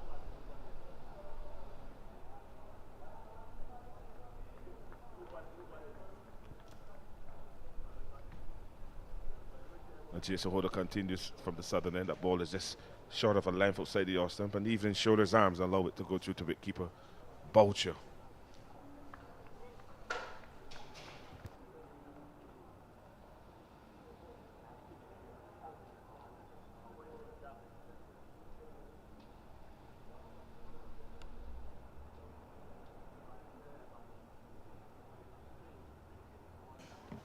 As I say good morning to Henry Wallace. Oh, is it still morning? Is it? Yeah, it is very much so. Yeah, when you get up early. Yeah, the day tends to go on a little bit quick for me. Yeah, well, we got a little bit of cloud cover at the moment. I don't know how the bowlers will enjoy that. We saw 1 or 2 deliveries there from Forde in the previous over, certainly swinging in and bowling from the Joel Garner end. The breeze coming from left to right will assist that swing. This ball from Jason Holder on the leg side, and just tucked into the leg side quite nicely by Evelyn. Again, good running between the wickets.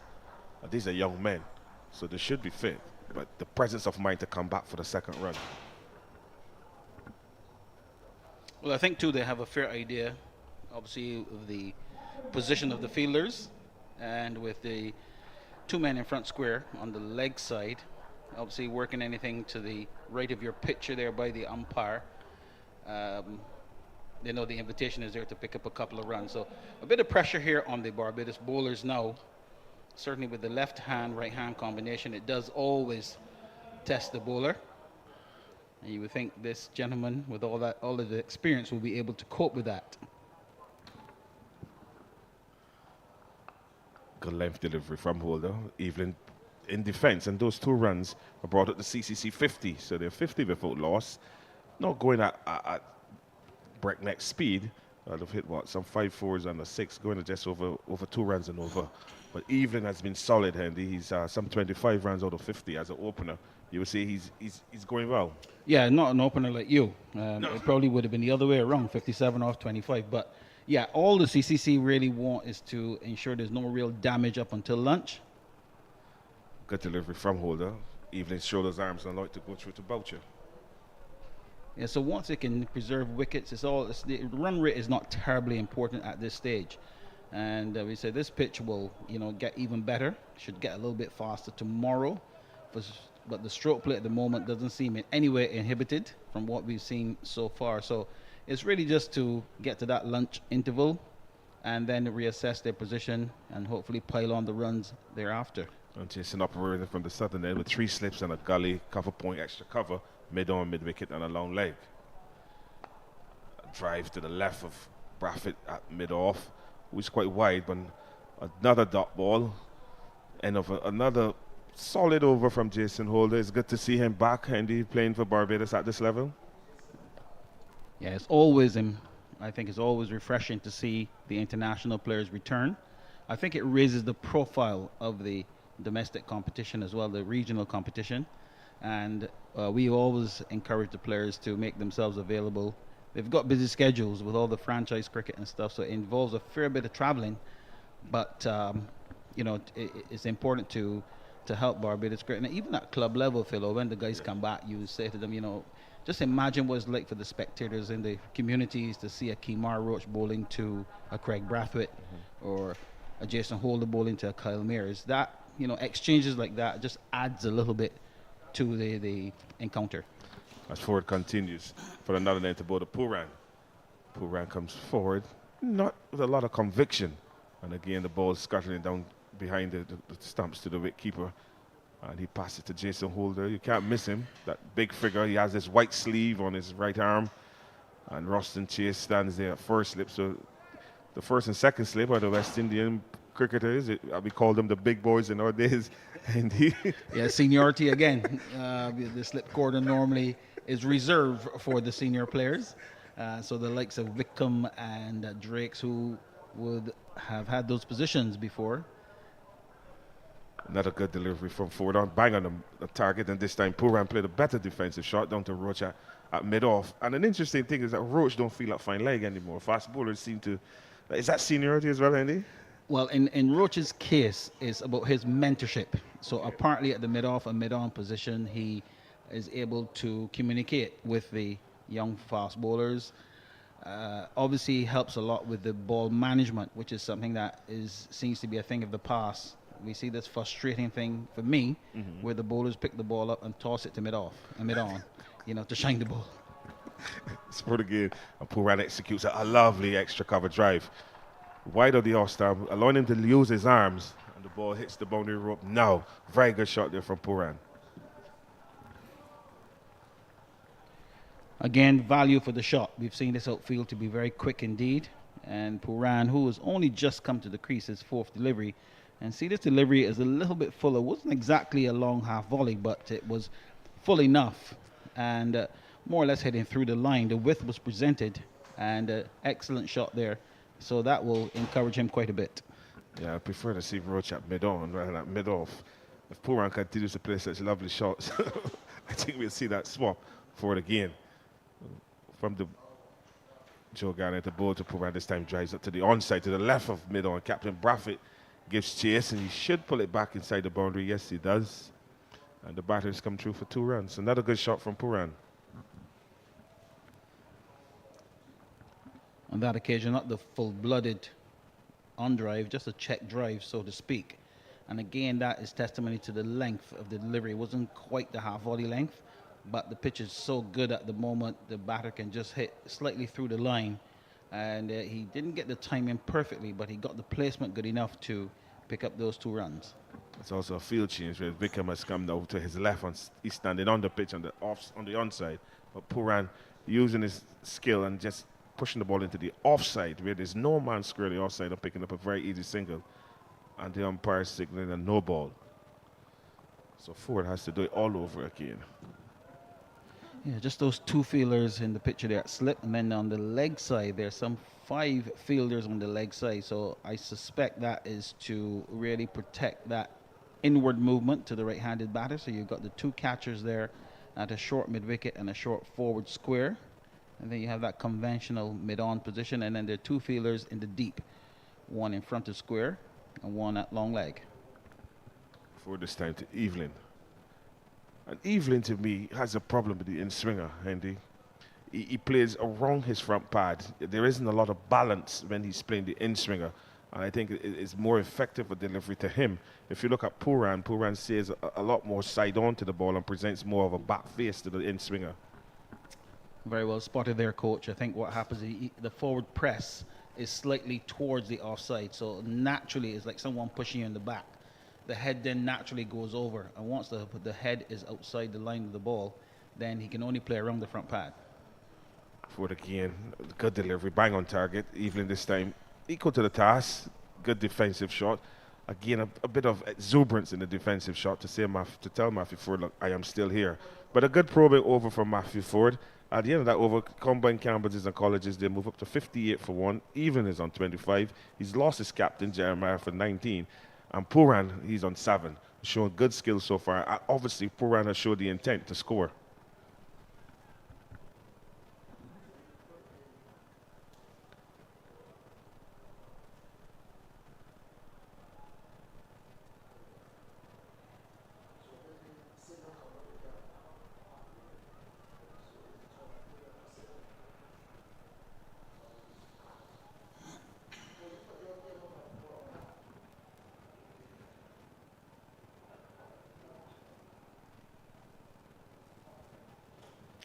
Jason Holder to continue to Puran.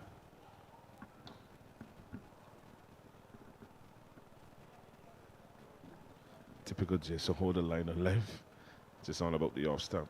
But I know earlier you were telling Andrew about leaving the mid-off open rather than having him straight. But I was going to counter that by saying maybe if you bring the mid-off straight and leave the extra cover. What do you think about that one? It's another option. I was just trying to explain the rationale why you would have the mid-off straight. With the ball angled across the right-handed batter and he tries to access that straight area, it then brings the outside edge into play a little bit more. Very good delivery from Jason Holder. Good bounce, good carry, good seam movement as well. Yeah, I see the delivery before you spoke about that Jason Holder line and length, which is a tad wide, I think, for regional cricketers. I think that's more of an international line where those batters will look to pounce on that sort of delivery. But for regional batters, you know, and I'm not being disparaging in any way, you just want to start that line a little bit straighter. You want to force them to play at every delivery. And if there's any sort of lateral movement, then you're in business. Another good delivery. On top of the money, one would say there's a peach of a delivery again. Yeah, and you know, facing tall bowlers, and I'm sure you can attest to this, it's always a little, you don't have to be quick, but because they're so tall, it's a little bit difficult to judge the length, when to come forward, and you tend to get caught in your crease more often than not, especially for a short batter like Puran. When that ball is released, his a natural instinct is to shuffle across the stumps as opposed to pressing forward. So then Holder now has to make the adjustment wherever necessary to just get that length a little bit fuller. Short and wide. This one is punched behind point. And that should be 4 runs. Good shot there from Puran. Just a little bit, a hint of whiff. That's it. That line. That's a line that will encourage the batter to attack. But if he's looking to probe a mistake in defense, then that line has to be a little bit straighter and a little bit fuller as well. So you see, on this occasion, it's probably about 5th or 6th stump, and the length in itself, the short batter that we spoke about in Puran, that just stood up and asked to be hit.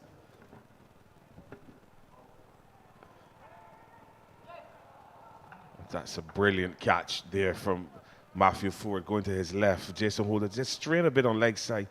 Again, the length not full enough. Puran hands got in front of him, and CCC has lost their 2nd wicket. So Puran goes for 11. They're 62 for 1.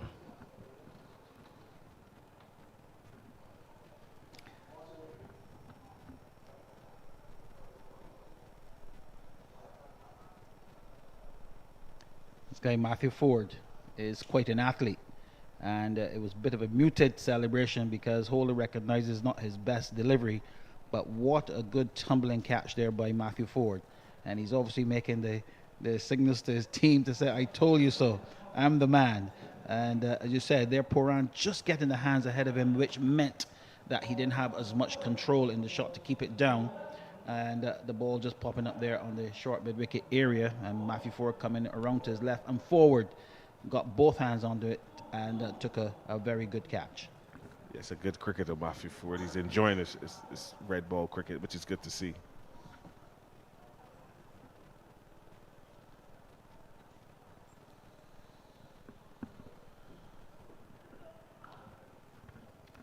We were speaking earlier about CCC sort of preserving wickets up until that luncheon interval, and that break just came at a good time for Barbados when things didn't exactly seem to be happening. It wasn't really getting away from them, but it brings young Shakir Paris to the crease, and we speak all the time about the familiarity with these players knowing each other from the club level, which just adds a little bit of intrigue, I would say, because they know each other and there's no real intimidation, so to speak.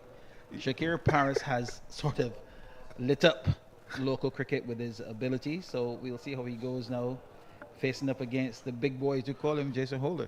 Yeah, roster chasers in his ear as well. Maybe telling them you're on the wrong side. But it's good to see, obviously, there are 7 Barbadians in the CCC setup this year. It just goes to show the volume of cricketers that are available from Barbados to represent the various franchises across the region. as Paris is going to take his first delivery from Holder. Compact. Just come forward quite nicely and easing it into the offside. Well, that was very confident. A shimmy down the pitch, first ball to Holder. Well, we've already said he's not express pace, but he does have that ability to extract some bounce. So successful over for Holder, and the CCC continues 62 for 2.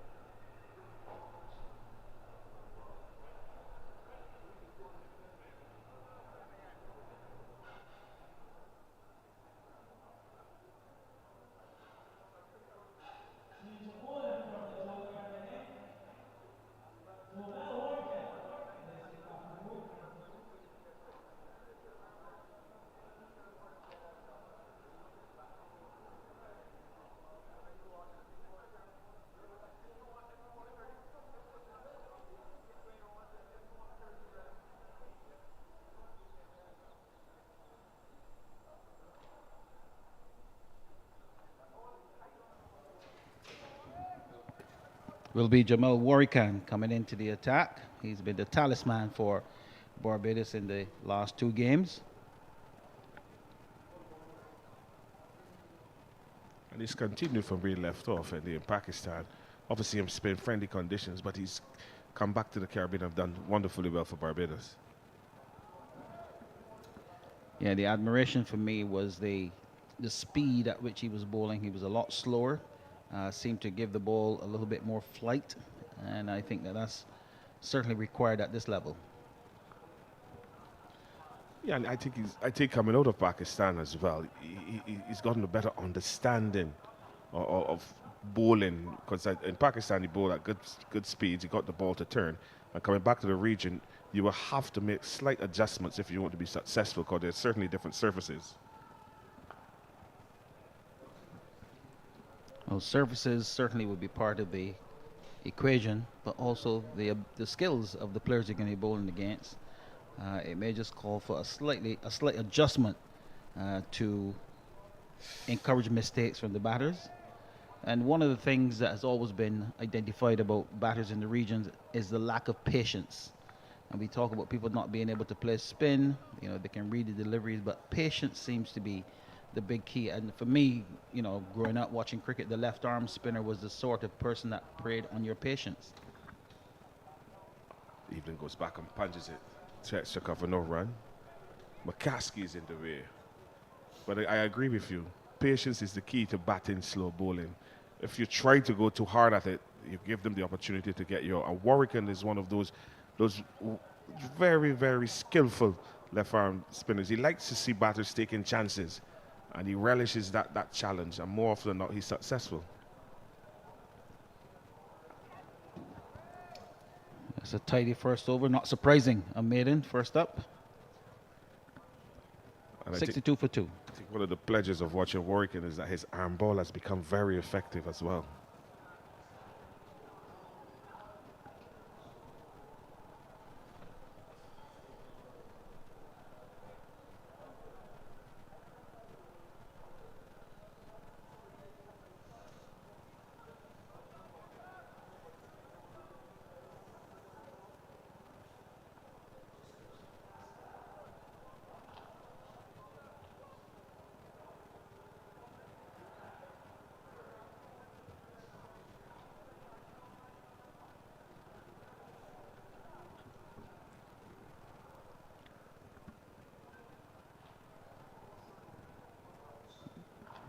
Jason Holder to continue. See the substitute fielder coming on for McCaskey. He's gone into the gully position. It's young Eiffel, I believe it is. But Holder to continue. Good delivery from Jason Holder, but again, Paris looks so easy. You know, he looks like he's been batting there since yesterday. He's yet to score, but he's quite compact in his defense. And he has this little flair about him, and you know, the way he walks the crease, he's tapping the pitch, There is something about him. Yeah, he has a presence at the crease. Barbadians and West Indians generally, we like stylish players. Sometimes we get consumed with that and forget about the content. Looking to leave that one alone. Little bounce from Jason Holder again. Not great pace, but on target to induce what we call a false stroke. Again, we're seeing Paris looking to come down the pitch to Jason Holder. And just forgive me, Philo, for engaging you on this, but we talk about facing tall bowlers. And I remember you would have had the pleasure of facing Curtly Ambrose at some point in time, Courtney Walsh. So you probably can give an insight as to what it's like for a batter to be facing bowlers so tall. The key to be as a batter facing a tall bowler is that your movements have to be spot on. You cannot lunge forward. There have to be that backward press. But you're not committing yourself fully onto the back foot because you still have the ability to bowl the ball full. So it's about staying well balanced in your stance. When I face Sir Curtly Ambrose, Curtly Ambrose then, it's just about picking up that off-stump line because he was not a big seamer of the ball. He just used to get the ball to hit on a certain line and length and get the bounce. So once you cover your stump, you know how the bounce will be because the pitches used to be a lot truer. And when I faced Courtney Walsh, I would bat him for the ball coming in because he then had the ability to get the ball to straighten. So if you play around the ball, it's more likely to take your edge. But he used to bowl a lot of off-cutters to you on length. And you had to be patient and well balanced and just look to play the ball where it's going. If you went against where the ball was going, more often than not, you will get it. I also faced Ian Bishop, who was a big outswing bowler, and Tony Gray as well. And those were very tall. They were very tall bowlers. So you had to have your trigger movements correct in order to score runs. Well, not that I would attempt to put myself in the batting category of you, but I would have faced You had a few. Courtney Walsh at junior level. And I felt that this guy, when he was running up to bowl, I thought, is he not going to stop? Thank you. They look like they're coming They look right to at you. Yes. And I remember saying to my batting partner at the time, I can remember this so well, George Harris was batting with me. And I said, could you keep an eye on his foot? Surely that must be a no ball. It's just they're tall, they're long, everything is long. Jason Holder will be the same effect here. He's not as quick, but he's tall, and you always feel like the ball is not coming when it's supposed to be coming. At the end of a maiden over from Jason Holder, combined campuses and colleges are 62 for 2. Evelyn is still there on 25, and young Paris is yet to score.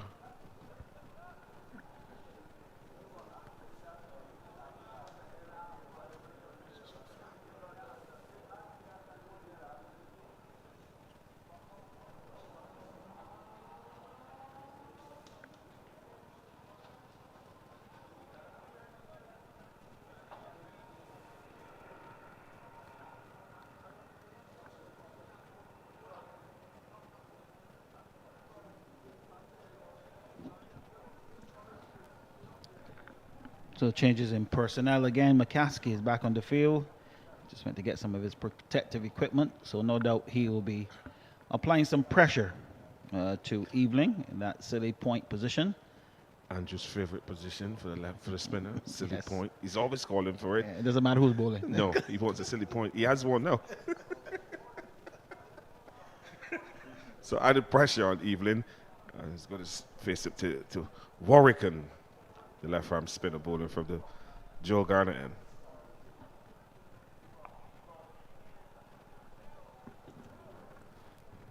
And the ploy sometimes is to try and just present that length where the batter gets almost comfortable going back, and then just to spear one a little bit faster and flatter. It's a good shot. Push it down to long on. Jason Holder does the feeling. He gets a single. But as you said, the silly point is obviously is in the vision of the batter. It makes the batter think twice of coming forward. And with Warwick with that good arm ball that he's developed over the last couple of years, could be an asset here. So that silly point can be a wicket taken, can cause a wicket if Warwick obviously executes correctly. Yeah, and the stats will say that not an awful lot of batters in the modern era have been caught at silly point. But as you said, it almost is like a psychological effect on the batter. When he's coming forward, he makes that extra effort to get well forward, and sometimes it's the delivery that's not quite full enough. Like that. Perfect. And the modern bats now, Hendy, there's no catching that silly mid off. They're so big.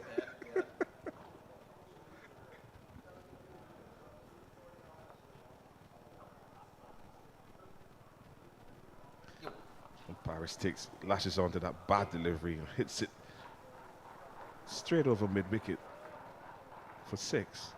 Again, the ease and the class of the player to play that shot.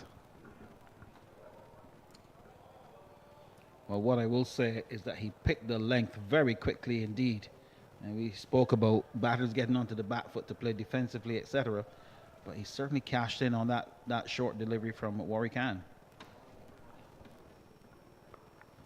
Warwick Khan replays it with a perfect delivery just on about that off stump again. Paris coming forward. But good control. I like the temperament of him. I like the style.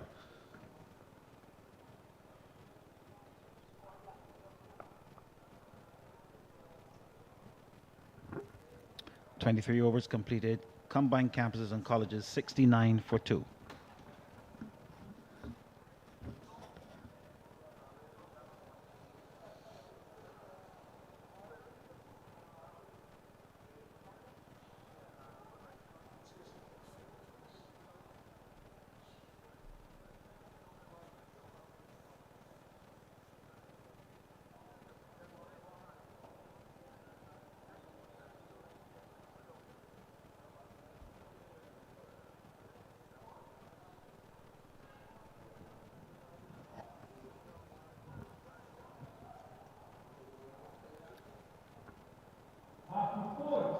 Change at the Malcolm Marshall end as Jason Holder has completed his first spell.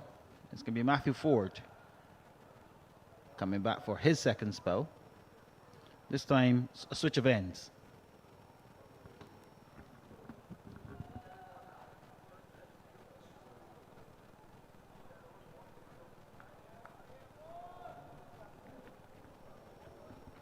But it's interesting to see how Forde goes from the southern end. I know from the northern end, the Joe Garner is looking to get the ball in swing to Evelyn. A first delivery from the Malcolm Marshall end on the southern end here at Kensington Oval. Looking to push the ball back into Evelyn, again trying to exploit that weakness. Yeah, I'm not sure the condition of the ball at this stage is only 23 overs old. So again, if he, an option would be to try to angle the ball in and then maybe just get it to hold up slightly.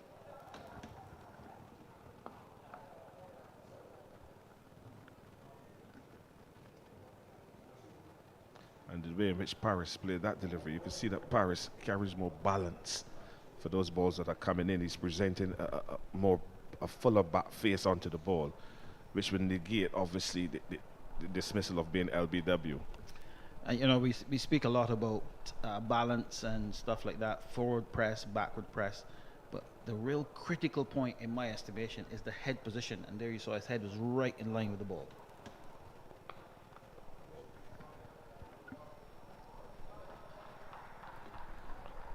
Just giving a hint of room outside the off stump, and he releases his arms. And again, Hendy, these big bats, the ball has gone over back with point for 6. I'm not sure that's where he wanted it to go. The intent was clear. I think he was prepared to hit the ball up and over the infield. And that boundary today was only about maybe 65 meters or so. And so he going for the expansive drive, not making any attempt to keep it down. And as you said, getting a large portion of the bat. But one thing I've witnessed on the screen with his stance, his setup, his left foot is actually pointing, his toes are pointing down the wicket, which is unusual, because normally when you see a batter set up, his toes are pointed towards the offside, but Paris his toes on his left foot are pointing down the wicket, which allows him to open himself slightly for the ball that is coming in. Something, again, we have seen a lot of nowadays, where the batters, maybe it's the advent of the T20 cricket, where you're trying to access the offside a bit more. And they reckon with the front leg slightly open, you actually have a more of a 360 range. That's a lovely shot from Paris. That's another in swing, and just clipped quite nicely down behind square for yet another boundary. I know Desmond Haynes used to bat with his left leg open to accommodate for that in swinger. That's exactly where I was going to go with that. Desmond Haynes was the one who, as far as I can remember, was the one who, of the premier batters, was the one who really introduced that type of batsmanship. And I believe it was after a session facing up to Craig McDermott with that Yorker delivery, in-swing Yorker delivery, and I think the next innings, Haynes was able to counter that, and it was about keeping the front leg out of the way.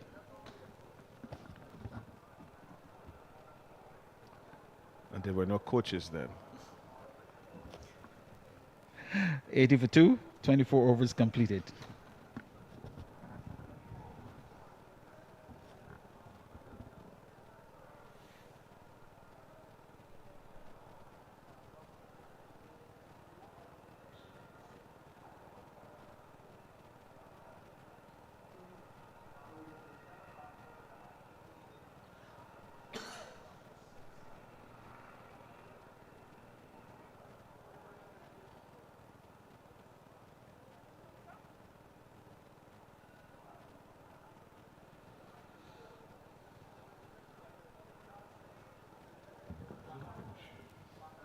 Just over 10 minutes before the luncheon interval, and the stroke player from Paris in particular doesn't suggest for one moment that he's batting for lunch.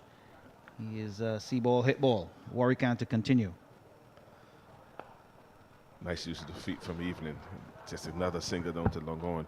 But I'm impressed with the way how Evelyn has constructed his innings so far as an opener.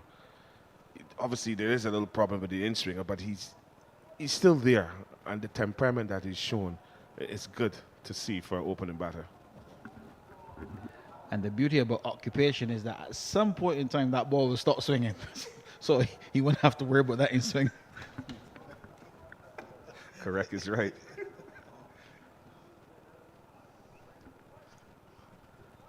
Wasn't too far away. And Warwick for a moment thought he was in business. What I've seen so far of Paris is that he's looking to score, which is good aggression, but he has to mix that aggression with good sound judgment in defense. I don't think it would be any surprise to viewers to hear that you are impressed with his attacking intent. Well, a batter is supposed to score runs. And he's looking to score. I just hope he doesn't gift his wicket by looking to go big. And what's interesting is to see we've got those 4 catches around the bat. And for Eveling, the long on was right on the fence. But Warwick just asked Jason Holt to come in about 3/4 way to the boundary.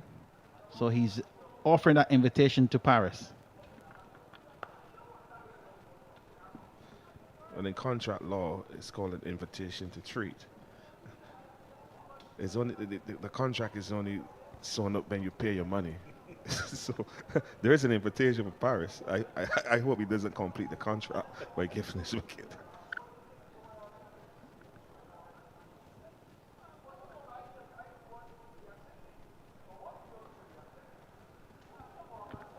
That's a beautiful shot from Paris. The ball just speared in to the off stump, and he just opened the bat face and allowed the ball to slide down behind point for yet another boundary.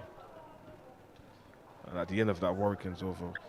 Combined campuses and colleges, they're 85 for 2. Evenings on 27. And batting really well, and Paris has moved up to 20, and he's only faced 21 balls.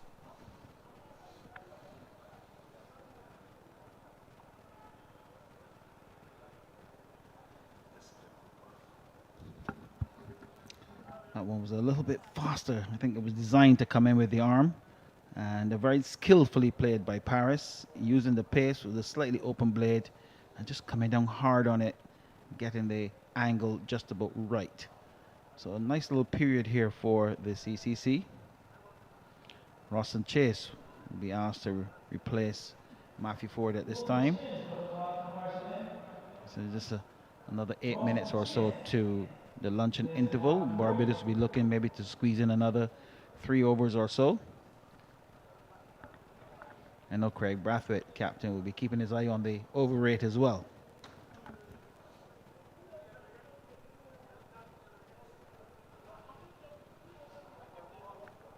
Badly line first delivery from Roston Chase, and Evelyn manages to get some bat on it, and it's gone down to the boundary for 4. And that is the balance of being a captain. You got to get your bowling combinations right, your field placing right, and you still have to keep your eyes on the clock, because at the end of the day, you're the man in charge in the middle. Everything centers around you.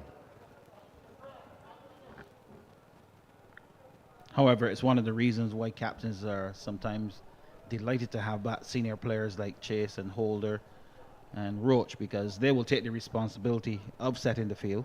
So that takes a little bit of one of the elements away from you, so you can concentrate on other things. And we see Roston Chase now being very meticulous with the field placing.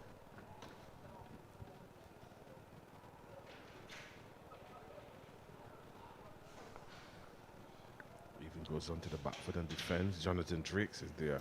But you have to come at Roston Chase. He hasn't played red ball cricket for a very long time, but he's come into this game and he's shown obviously that professionalism to get the ball in the right areas more often than not. He's getting a little bit of turn as well, so there is some purchase at the moment. For me, he's a little bit on the quick side. I'd like to see the ball going up and coming down a bit more.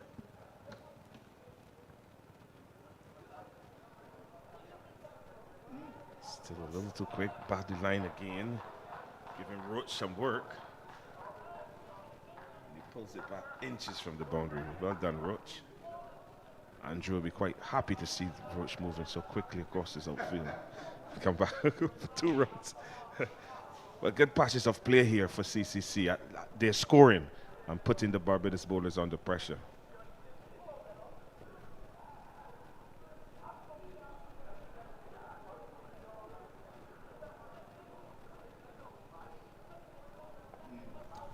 You know, you're talking about Chase coming back in and playing red ball cricket, but at the moment it looks to me still like white ball line. So he's starting a little straight as opposed to the old-fashioned off-spinners line of outside the off stump spinning into challenger stumps. See, that's a little straight. So that encourages the batter to go leg side, and Evelyn has accepted that invitation to hit that one a long way for 6. That's a fantastic shot from Evelyn, and you can see him flexing his muscles. You know, he said, yes, it came down right into the hitting zone, and he cleared me wicket with a lot of ease.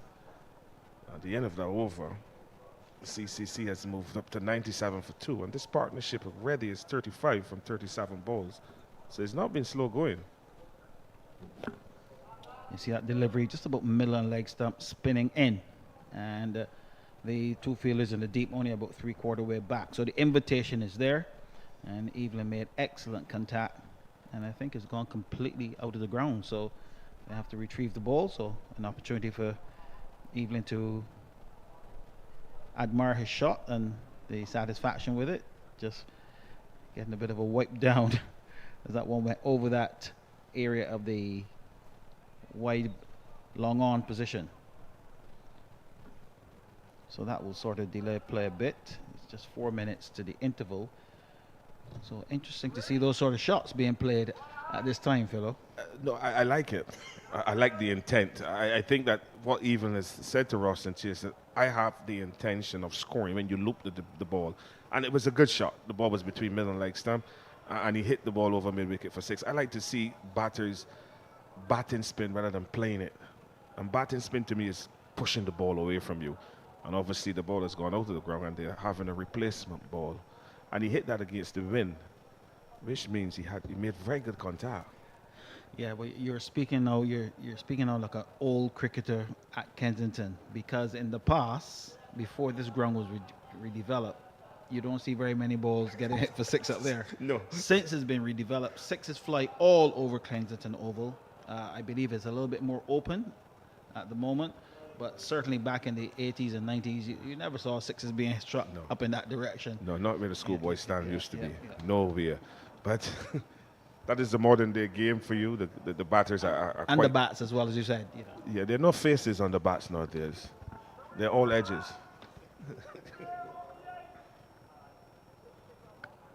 But it's good to see that the CCC batters really putting up a good fight so far, good showing.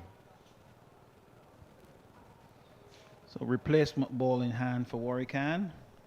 And he's obviously seen that the batters, both Eveling and Paris, are prepared to go for the big shots. So let's see what sort of temptation he's going to offer up. Somebody will probably be reminding him close to the bat that it's near lunch. So no doubt somebody will be whispering something in his ears.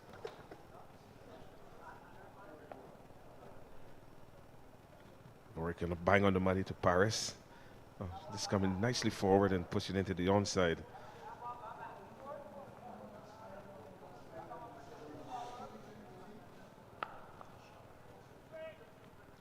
So sweetly drive. Very nice shot there from Paris, but again, good hands by Kevin Wickham. I'm happy to see him in the game, enjoying it still.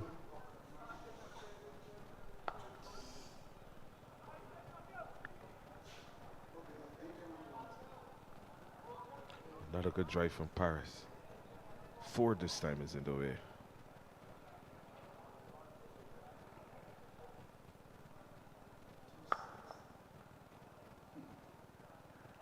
Pushing that one down to long off. Roach is down there and gets an easy single. But this is good bowling from Warwican. He's asking Paris on the off stump, coming up to lunch, I'm going to test your patience. If you're going to hit me down the ground, take the opportunity. But Paris using the sensible route of carpet.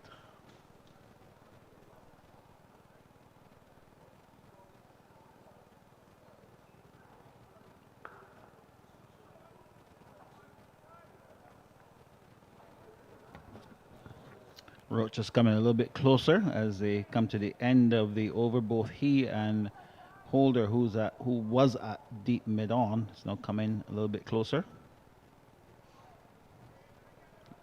And Evelyn is not going to be tempted anymore. So that's 27 overs completed as we approach the last over or so before lunch. CCC 98 for 2.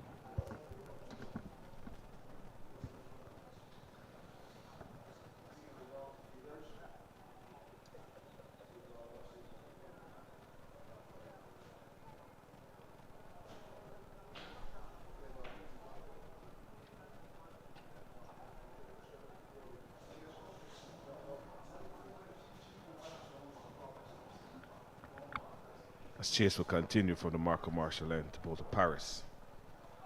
And he's caught. Very good delivery from Roston Chase. You were pleased to see the batters playing the shots. I'm pleased to see that Chase has gone for the conventional off spinner's line. That delivery just outside off stump. The batter probably playing for a bit more spin than what existed, and the ball probably going on with the arm and taking the healthy edge and snaffle that first slip. So not what CCC would have wanted, to have lost a wicket right on the stroke of lunch. They go to lunch after what was really a good morning for them up until now. You would have to say is pretty much evens and maybe slightly in favor of Barbados, being asked to bowl first. They go to break, CCC, at 98 for 3.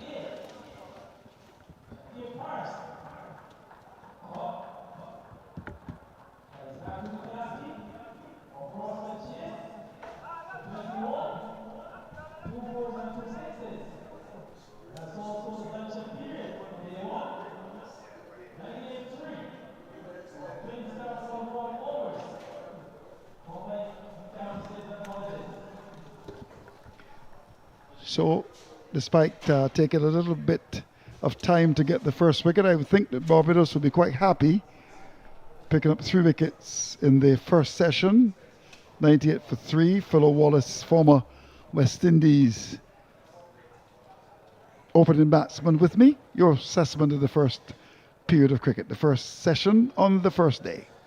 Well, I thought that the CCC, after winning the toss, they started well, getting a good partnership. Didn't lose any wickets in the first hour. But when they lost the captain, so opened the door slightly. Pooran looked good until he was dismissed. And then on the stroke of lunch, Paris, who seemed to be quite easy on the eye, good intention to score, got a ball from Roston Chase, a little slower, going on with the arm and taking the outside edge, and he was caught at slip, and they've lost 3 wickets at lunch, and that third wicket would have pushed him back. And that wicket of Paris, because he seems to be the one that was coming out to show that he can hit the ball to many parts of the ground. It's just unfortunate for him. But good bowling from Roston Chase. Good change of bowling as well from Captain Craig Braffett. And Chase using his experience and his gal to pick up that very important wicket of Paris. Yeah, certainly an interesting session. Even looking pretty solid. Had his challenges with the in-swinger, but generally at the end would be quite happy with his performance. Yeah, Evelyn, obviously the opening batter, would feel good to know that he started at 10 and he's still there at 12 o'clock. Yes, he has his problems against the in-swinger, but as Andy Wallace said, once you bat long enough, the ball will stop swinging. And you have to commend Evelyn for going through that rough passage of play where he just saw a chink in his technique, but he's still there. So with him being there, he can now go into the dressing room and tell the other batters to come. Obviously how the surface is playing and what the bowlers are looking to do. And it's important for me as a former opening batter to have one of your openers still there at lunch. Well, of course, we're going to continue to excite you in terms of making sure that you have something during the lunch to be very much a part of the package. A little bit later on, we're going to be showing the youngsters in Barbados down to 15 finals between Combermere and Lodge. Of course, that's going to be coming up at the break. We're looking forward to that. But it's been a good session. Good session. I would suggest for Barbados, 98 for 3. Paris caught for 21. A soft dismissal. Easy catch taken. And we also had the honour, really, of seeing Kemar Roach continuing to bowl. And, of course, Holder in the Barbados team getting the second wicket.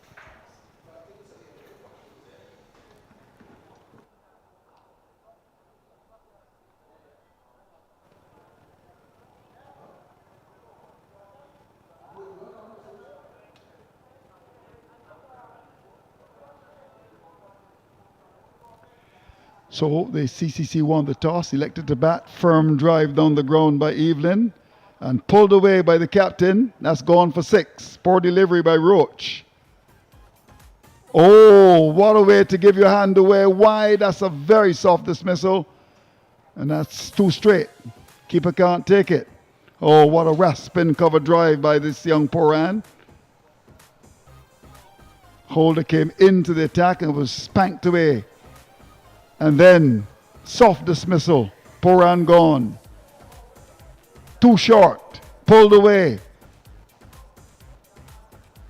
Too short again. That's gone. Out of Kensington Oval. Oh, what a drive. Over cover. Matthew Forde was too straight and just turned down to Matwood Square for another boundary. And that was perhaps a shot at it. The morning, a beautiful square drive. And then, too full, too much on the leg stump, and it's gone away for 6 runs. So very interesting session. CCC winning the toss and electing to bat 98 for 3. Barbados, of course, with the likes of Jason Holder very much in the side. And indeed, it was always good to see Kemar Roach, the mentor, very much in the team as well. The news is that Kyle Mears was actually in the side, but then this morning pulled up because of an injury. So Matthew Forde getting in to the team. So 98 for 3. Don't you move a muscle. Don't you go anywhere, because we're going to continue this train. We're going to go back to an event which happened late last year in the local competition in Barbados, Combermere. Of course, a school that has produced a lot of West Indian cricketers. In fact, Craig Brathwaite, the current captain, is a Combermerean. In fact, you've also got Roston Chase there as well in the side, and producing the late, great Frankie Worrell, playing against a large team that also produced some very, very good fast bowlers for the West Indies. Richard Prof Edwards, who is the curator here at Kensington Oval. So we're going to go back to that finals, Combermere up against Lodge in Barbados. Vying for this under-19 title. Today, we're down to the last two. Edge found, and this time, it produces the wicket. Bellamy gets the first strike. Wicket down for Cobbermere. Driven nicely. Could be two. Oh no, an injury. And it results in a boundary as well. Not good news there for Queen's College. Even bounce, it seems like nothing. This one is driven brilliantly. Run away in to the boundary with it. Yes, it does. 8 for 4. Yeah, umpire Sheena Welch is the umpire, standing umpire. Chance for a catch and brilliantly taken at the deep mid-wicket position. Suspect is a long off as well. Here's an almighty hit, high, hard, and straight into the Greenwich, and here stands as the international players on the back foot and caught the wicket of RJ Gittins. He takes a short delivery and pulls it to the fielder at a straightish mid wicket inside the 30-yard circle. Gets back and pulls this one out towards that square leg boundary. Hits the ropes now. So that's the first boundary from Macombi. Goes towards that area again. Back-to-back boundaries form a productive end to over number 33. 133 for 4. We'll get to badly lined one there. And he punches it. So we're looking at momentum. We're looking to take advantage of deliveries. That was a bad one. Starts the over. Brilliant. Oh, a shot of class from the young man that has spent time at the crease. This is why Cobbermere love him. Can he keep it going? Let's see what he would bowl now. He drags it down slightly. That's going to be a boundary. That's momentum there. Gets a gift, and a gift accepted to close out the innings. What a way to end things for Cobbermere. A maximum to take them up to 184 for 5.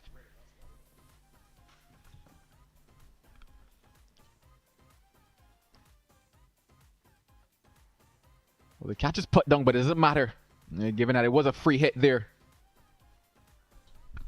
Driven beautifully. Great balance and great execution as well. And it finds its way into the boundary. Lovell gets off the mark. Gets through that offside field again. Could be back-to-back boundaries for him. If this is the intent that I've been talking about, this is Lovell. Wow. Hit away with disdain. Well, they would have needed a third or fourth slip for that one. Instead, it's into the boundary. He's not going to miss out on that. He's been informed from the time he came to the crease, and has been flowing boundaries off the bat of Lovell. And third man that was moved just now comes into play, but can't do the job. And there is wicket number 2 as Hackett at 19 drags on to Davis, and he gets his first wicket. 1 for 19 in the process of his 4th over for her, and a lot of them have come under her 2-position delivery, which is played to the slip region, and the end of Armstrong. They turned him right around. That went to amaze Queen's College, and they did not get a name to add on to that. I'm sure that the further names have gone. A beautiful shot hit through mid-wicket, lovely shot through long on. A big 6, short ball delivered by Galway, asking to be hit. He'll be hit over long on. It's on the line, the leg step, and worked away. Fine leg has a long run across and cannot get across. He's a little too square in the square leg. Raphael Lovell, well played by the young man, brilliant in his 50. And his 50 came off some 33 deliveries, 66 minutes, 9 fours and 1 6. 50 off 33 deliveries, 66 minutes, 9 delightful fours and 1 6.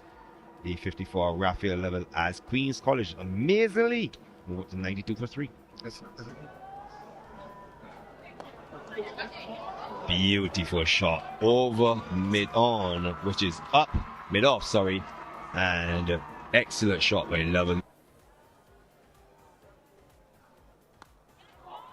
Hit hard, hit straight. Any other batter in, take it straight home.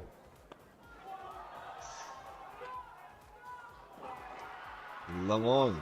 Had visions of taking that catch. And the ball cannons into the tight screen swat. Gets it wrong there. Young Patterson pays the ultimate price. They edge ever closer to what will be the first time that Queen's College hold that title in their hand single-handedly and outright. It's now one hit away now. And he's gone. So he will not take his team over the line. But what a day and what an innings it has been for Raphael Lovell. In 95 of the finest runs he might probably score in his schoolboy career. Deserving of the handshakes and congratulations that he's gotten, because he's pretty much taken Queen's College to the front door. Now the shot is lengthened here. You see the sweep range out. A lovely shot that by Captain Zandra Baptiste, just sweeping that one past the fine leg area, square leg area for 4. The moment that they have dreamed of, a moment of history. For the first time, Amaze Queen's College are champions outright of the under-19 cricket in Barbados. They have earned this moment. They have delivered a performance like no other on the biggest of stages. Today, you can say the Herman Griffith Primary School Cricket Final 2024. It is a contest between Amazing Deals Wesley Hall and Williams Industries West Terrace. As you saw a little earlier, West Terrace, they won the toss, and their captain Ronnie Watson said that they're going to have a bat first. 11 and 2. Watson on 2.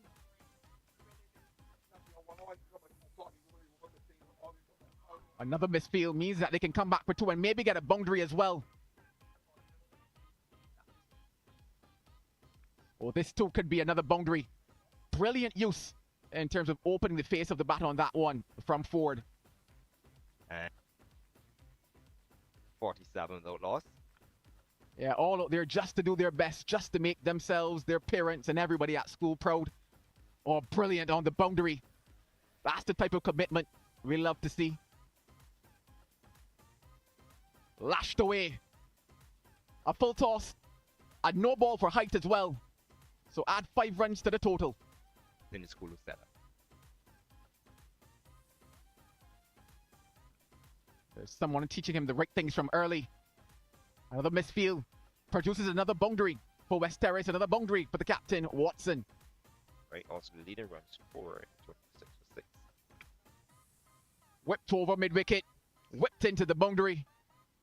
This is brilliant. This is beautiful. Connie, 1 over for 11. Roll, 2 overs for 14 runs. Simply sublime from the captain, Watson.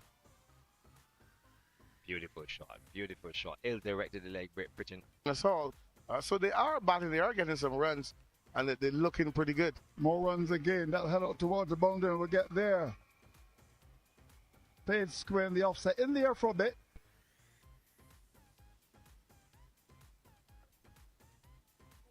That's another good shot. That's going to go up to the boundary and we'll get there as well. Short and punched away through extra cover. Very well played indeed.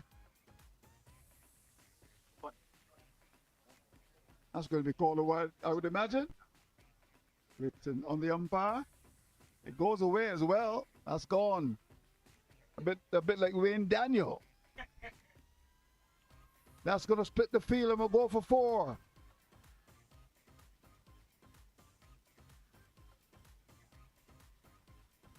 More runs. It'll go for 4, I believe it does. Cover coming across, could not stop it. And that ball bursting through the fielder's hand. That's gone for 4. A very good shot again outside the off. Somebody punched this one past the cover area.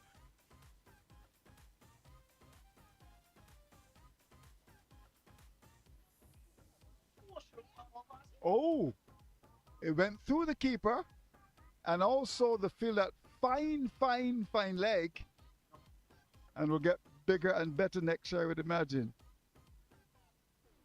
Chance for a catch, finally! A wicket for a team that has been struggling for a long time, Wesley Hall. Forde is looking for his 50 and will get it too. Pitched up on the off stump, stroked away through the cover area. Wonderful performance by Neymar Forde. This will be one of those two as they try to get their field right. Bowled him. Linton gets his first wicket of the contest. Oh, they're screaming, they're cheering, and they're dancing here at Friendship.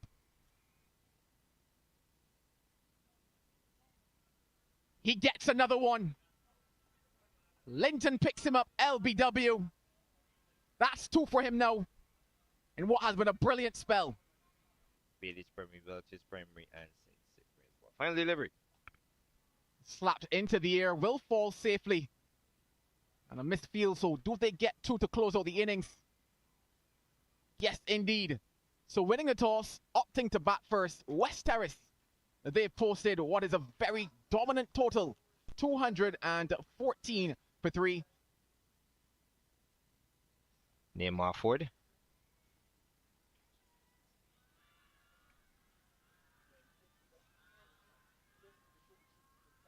Another case of interesting running to get home though.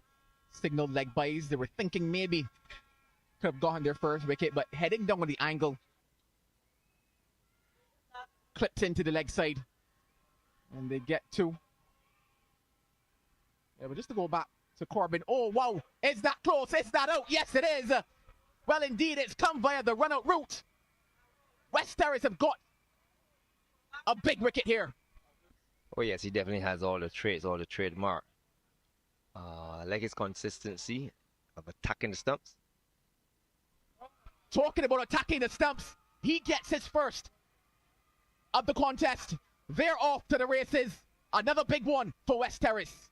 And double delight for Corbin.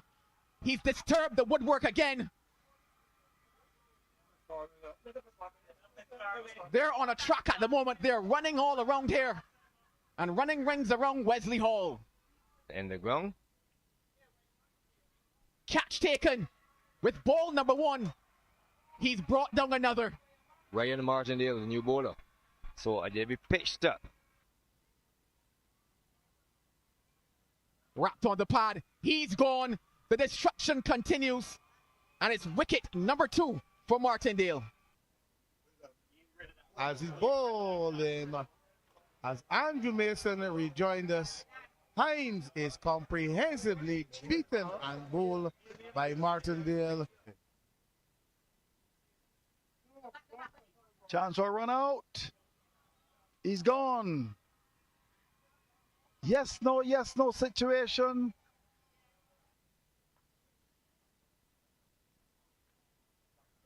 Oh, he's bowled him. More success for West Terrace. Harper departs. More trouble.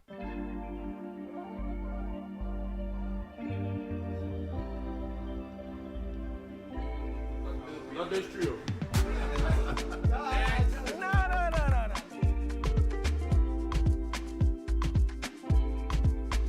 Between the 3 of you, who is the funniest? Between you and Jadon. Yeah, funny at all. Yeah. Between Andy and I for sure. Yeah. And who take the longest to get ready? Me. Always waiting on this man to go for dinner. Always. Who is most likely to be late? No one really. Jadon got Me. Important things. Important things, nobody late. But like if it's just dinner. Casual, I think me, for sure. Jadon cuts it Yeah, close. Who lifts the most in the gym? Maybe between Andy and I. Oh no, you look strong too. Yes, but my legs. Where's your squat? 3. You win. Yeah, I think it's 3. I was 285 or something. I was 275. Who's the most competitive? It varies. Depends on what we're doing. Yeah. Table tennis. These two can't beat me, so I just always win. I just always win anyway. If it wasn't cricket, what other sport would you like to play professionally and why? For me, I'll pick track and field because that is what I used to do before. So for me, if it's professionally, I would always go back to that. It would be easier. Football. You're not good at all. Yeah, I used to play football and it wasn't good. You mad? What do you Where mean on a game? Nobody, all them mad. Yes, fine. Yeah, I have medals for football. They give out participation medals too? No. Squad banger from outside the box. Right. Top corner too. You. I would choose football because I actually played football at a decent level. Okay. I played the highest school Next. football level. What do you mean next? Hey, I have an intercol game, eh? I've played intercol final and big sellout stadium. About 5,000 people watching. Who do we think did the best at school? Definitely not me. Not me at all. Why that question? Jaden. I don't have a choice. Who is the toughest opponent or player that you have faced in your test career? Probably say like Josh Hazelwood because of his skill. Yeah, I think he was one of the toughest bowlers I've had to face so far.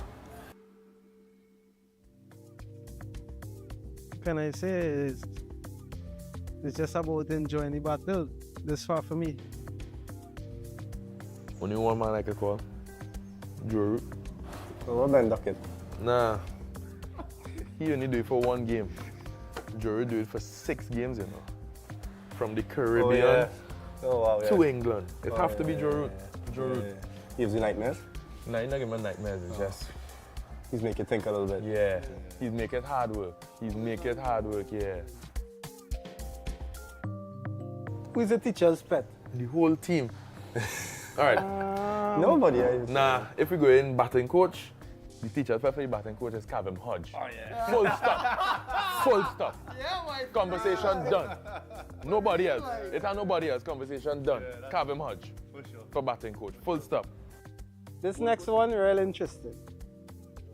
Who is the best dancer? In the whole team. Michael Louis. Yeah, Louis has some moves. Yeah, Louis has some moves. Shema would say he has some moves too. I never see it, so you can't see. Shema would say he has some moves. I see Louis put it down. But I see Louis dance. Yeah. So Louis. Yeah. Who has the best fashion sense? Sinky. No.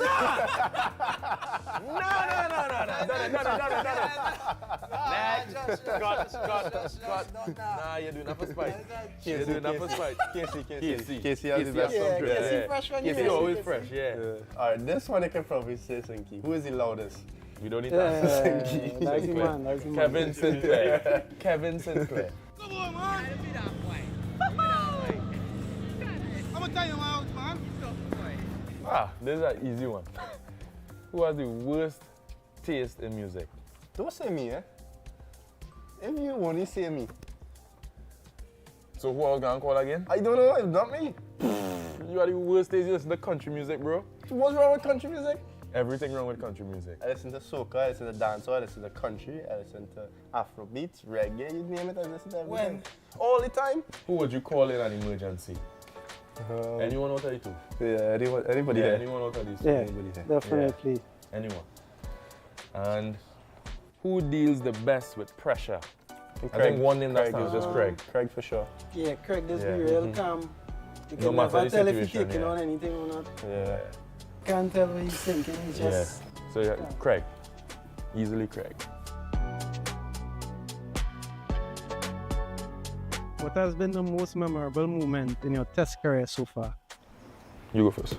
I would like to say my test 100, but I think beating Australia in Australia was probably most memorable. As a team, personally, it would obviously be test 100, but I think beating Australia, especially in the Gabba, where it's their fortress. For me, it had to be my first 5-wicket haul. And not even the 5-wicket haul, it's just the fact that we win the game. And how we win the game was close. That is the most memorable thing for me. Yeah, I remember watching you jumping.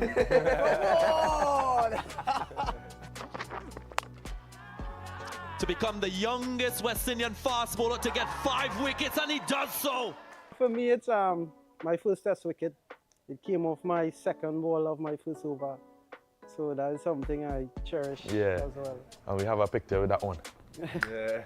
Hands up. Who is the most naturally talented cricketer? In the team, Alec boy. Yeah. Alec. Gifted. Alec just look the part all the time. Discuss the friendship that we have with each other on and off the field. Well, I can speak from when I started, because I didn't know any of them personally when I now started. I started playing cricket with Josh at probably 19, 20 years old, and we just created that bond when we played together for Trinidad in the first class setup, and then we all came together with West Indies, and the friendship just grew and grew, and we went on tours together, and every time we had to go for lunch, breakfast or dinner, we moved together, and we sit near each other on the bus as well. Yeah, I agree. It was something just natural. It was just natural from the beginning. You know, we fight, how we could say it, we go to war together, so we always just lean on each other when it's that time. But it's something that's come natural. We know each other, so like on the field, I would know Jaden bowl a bad over or something. I'd try and cheer him up a little bit. I'd know Andy's emotions when it's not going his way. Yeah, it's a nice feeling to have two of your best friends on the team at the same time. So.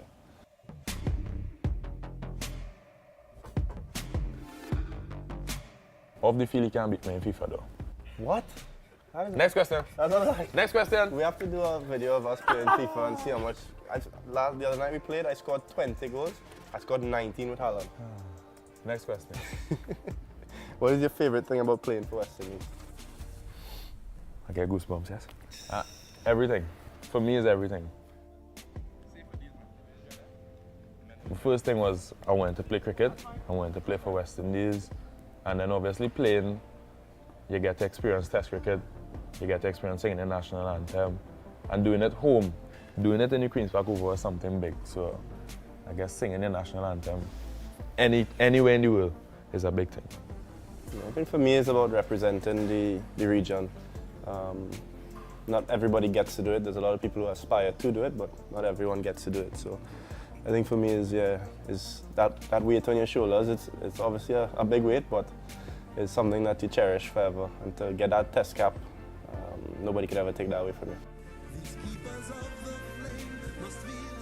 Yeah, it's a great feeling, you know, to represent the region, as just said. And you know how it started for me, it was funny because I had friends who used to play cricket, who I would go down on a weekend and watch play cricket and get the opportunity when they are short.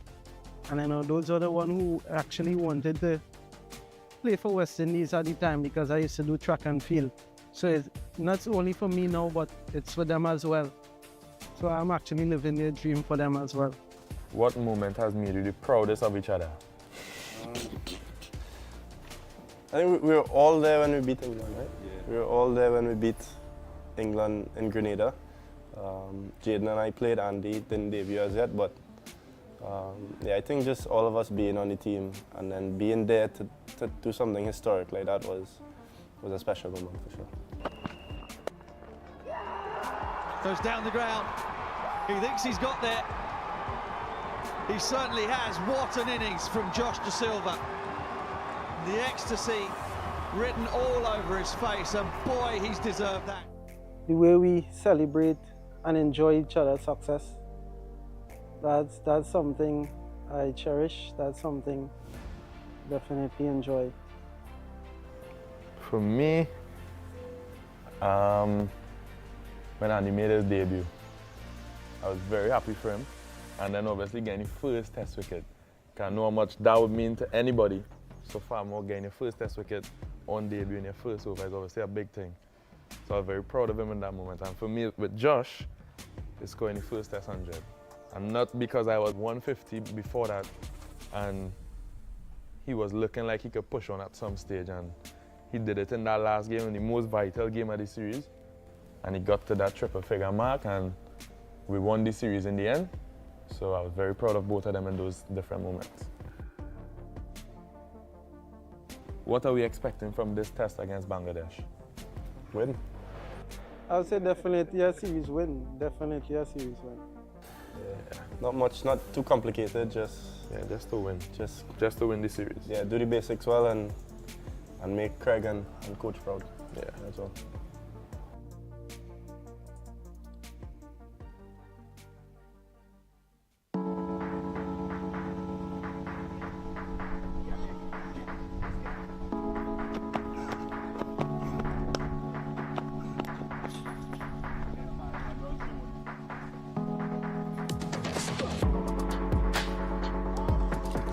.22-year-old Matthew Forde from right here in Barbados, Spicetown to be exact. Matthew, it's been a crazy journey for you.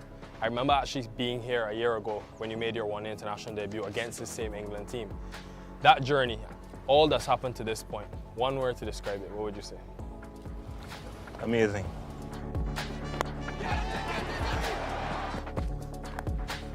And he strikes again. Good delivery, good delivery. Tell me about your debut as well. Think back to your emotion, the feeling you had. Talk us through that day. I think for me it was hunger and passion on that day. You know, obviously there were 2 matches in Antigua and I didn't play. And coming to Barbados and being able to debut, I mean, it was really a dream come true. And the atmosphere was absolutely electric.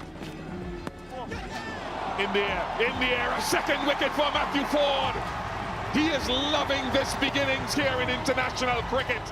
So be able to do that in a series decider, and you know, we're back here again for another series decider. So for me, it's just about repeating the basics and doing the good things over and over. We often see you on the field. What about off the field? What type of person would you say Matthew Forde is? Quite chill, quite down to earth. A lot of the guys see me as the funny one, so you know, we normally just mingle in the room. You know, this tour has been me, Hetmeyer, Seals, Moti, Shepherd. So you know, like we have a bit of camaraderie going, which is quite good.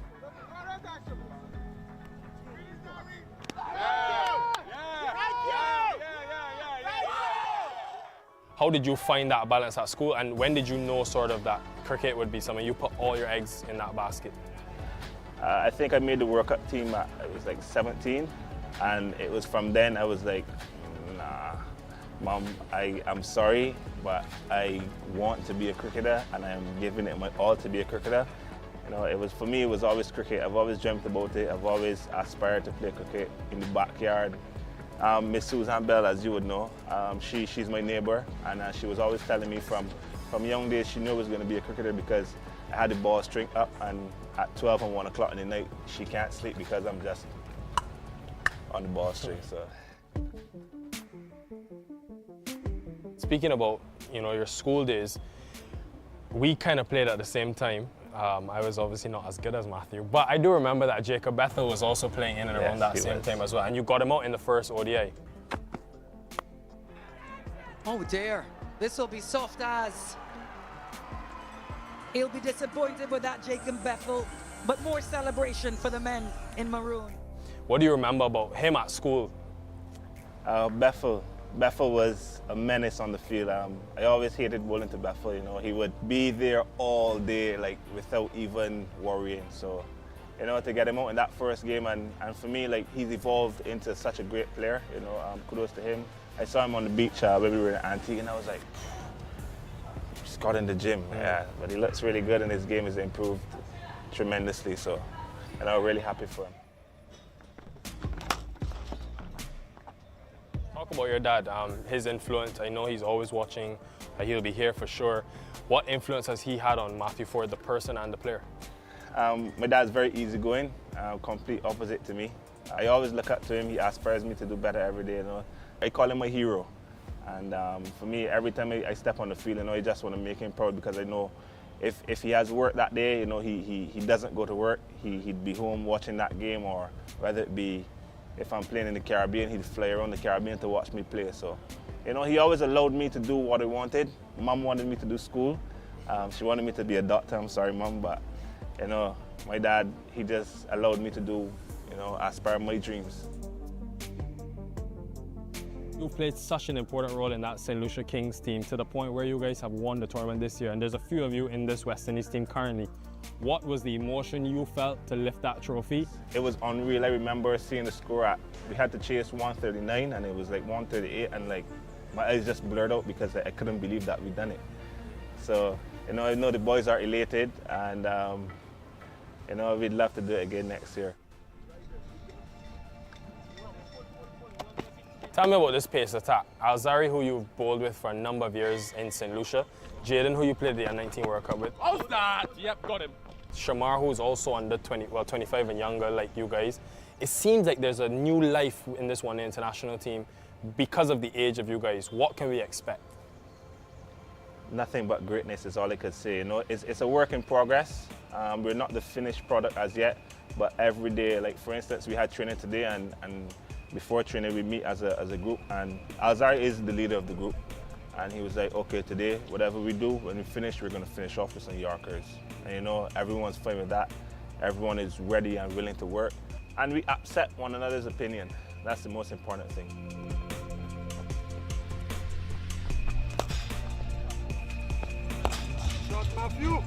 Coach Darren Sammy, from when you first came onto the scene in the Caribbean, he was your head coach, and now in the West Indies, he's your head coach.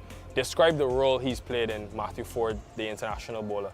He's a phenomenal guy, and he makes the dressing room so easy. He tells you as it is. He just made things a lot easier, and he would always give you that opportunity. He would always give you that chance. He would let you know what he thinks versus what you think. A lot of the guys trust him, as he's a leader, as we've seen in the future. He's a natural leader.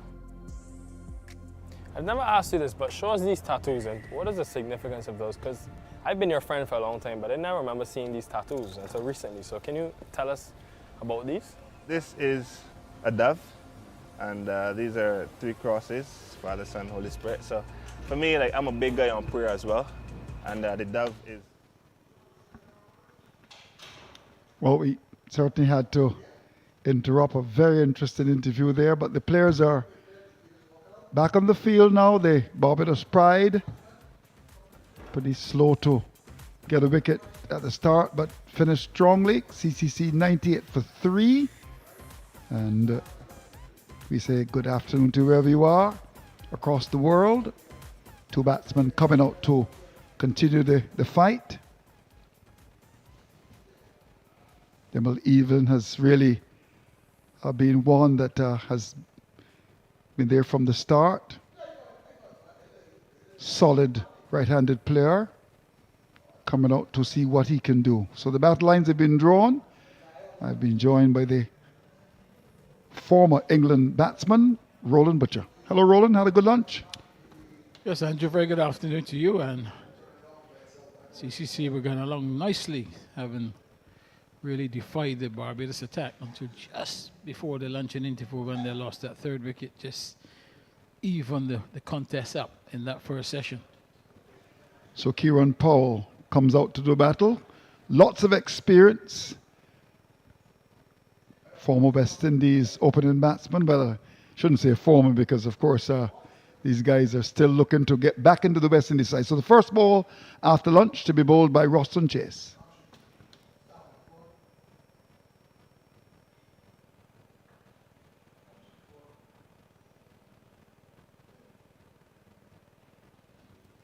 Paul, who is an opening batsman by bringing, but in this CCC team, batting in the middle.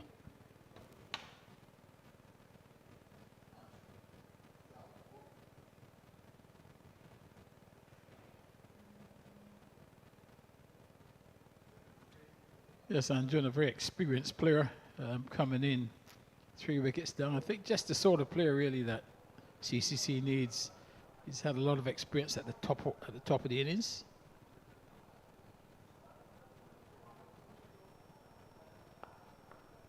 Will get his first run down to a deepish mid-on area. Too short by Roston Chase. Will continue his battle against Demel Evelyn, who's had his challenges, but is there, that's important. Chase very tall, getting the ball to bounce. He's got the slip in the forward short leg in.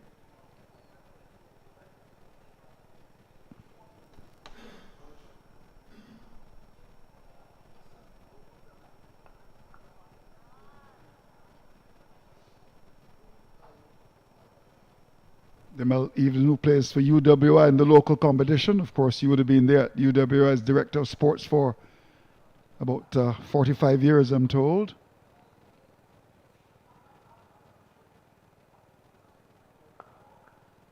A single down to long on to bring up the 100.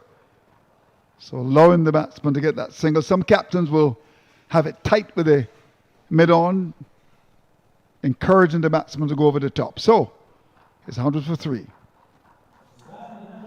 Yeah, 100 up for CCC, and they would certainly have been a lot happier if there were just 1 wicket less.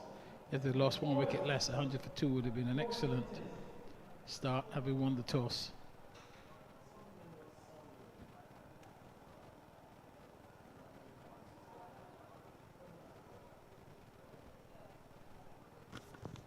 So there's Paul. He's put on a bit of weight recently. Maybe having an extra pie or so up in England. But still a good player. Comes from Nevis. Yeah, a very important player for CCC. And youngish team. I think his experience will be needed on and off the pitch. On the pitch, obviously, he can still play, so he will lead by example. But I think a lot of his work can also be done in the dressing room.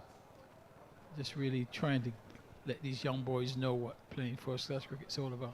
So Ramon Simmons will bowl from the northern end of the ground. He started at the southern end. This is the Joe Garner end.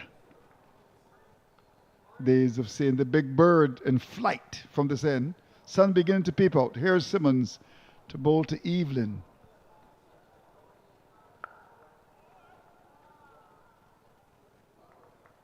Ramon Simmons, who came onto the scene 2-3 years ago, bowling pretty sharp. Is just over medium. Is he what? Medium fast? Fast medium? What do you think? Is he what? Yeah, medium fast. Medium fast. Nothing more than that. Nothing more than that. Well, suppose kept his place in the side because of some pretty good performances against the Academy, West Indies Academy, and the Jamaica Scorpions.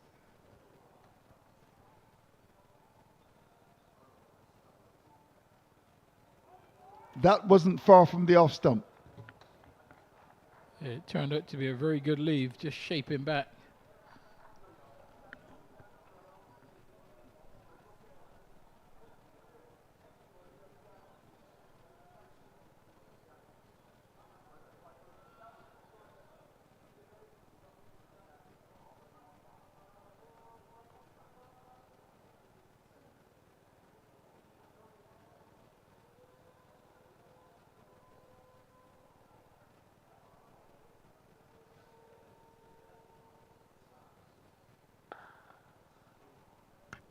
Very good stop by Captain Brathwaite. That was travelling down to bid off. Had to put the skates on and pick that up. Moving to his right. Hit powerfully by the powerful looking right-hander.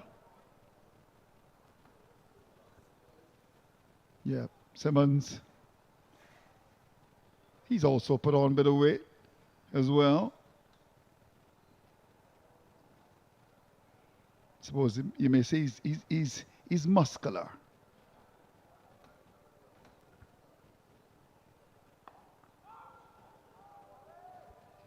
Yeah, I really am surprised that he's lost most of his pace, really.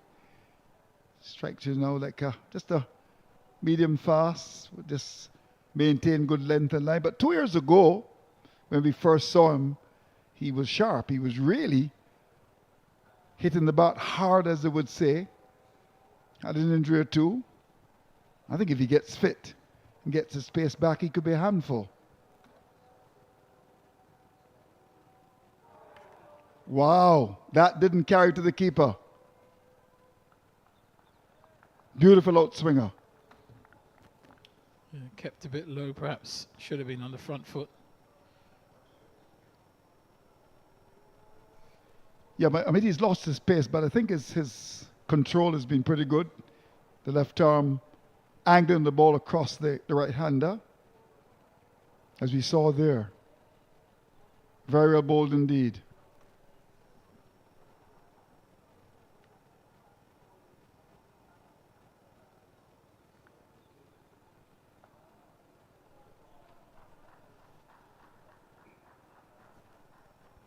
I know he played for the Barbados Royals in the CPL.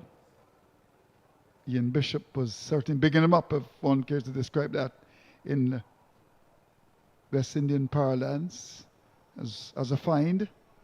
It's gone off the boil a bit, but of course he's still a young man. This is an important period in the innings, in my view, with the experience Powell batting in the middle, along with Evelyn, who's been battling away. If Paul can get going, as he has in the past against Barbados, then CCC could have a good day. Sure, Roston Chase, who is looking for a second wicket, will have other ideas.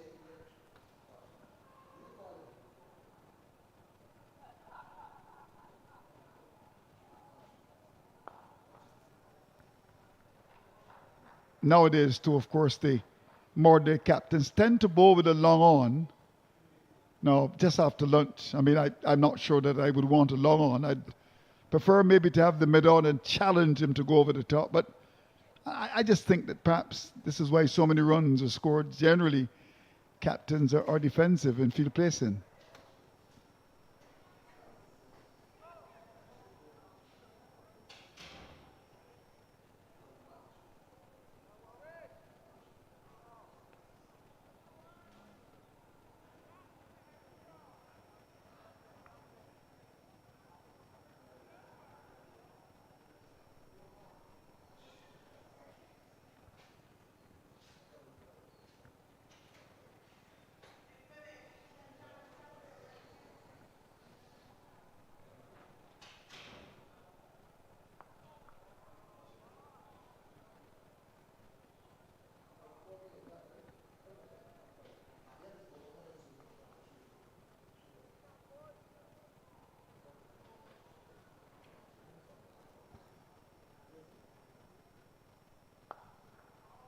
Not the easiest single down to long on.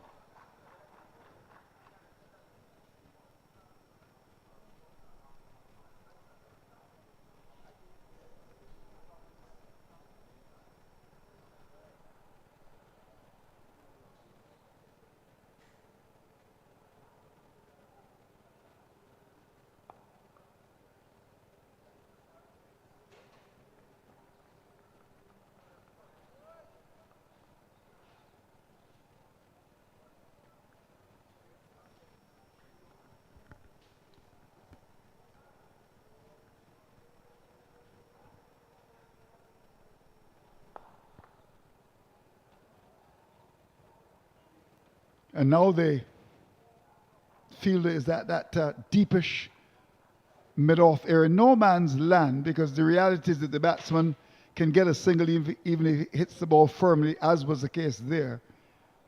So captain not electing to have the fielder tight at mid-off, allowing the single. 105 for 3. They're very much a modern ploy these days to have long off and long on back, even for new batters. It's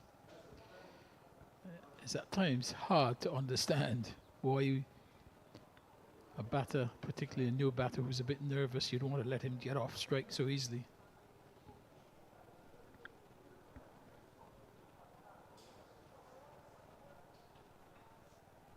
So left-hander to left-hander.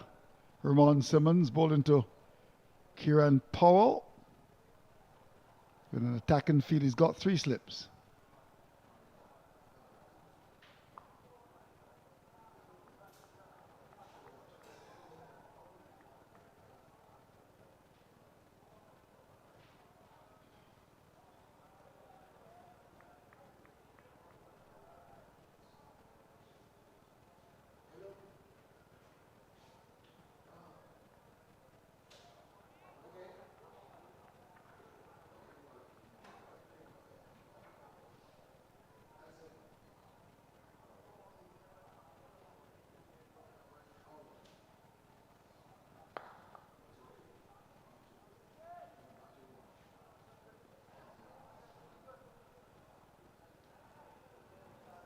And Ramon Simmons, you know, he's got to work on his fitness, I think.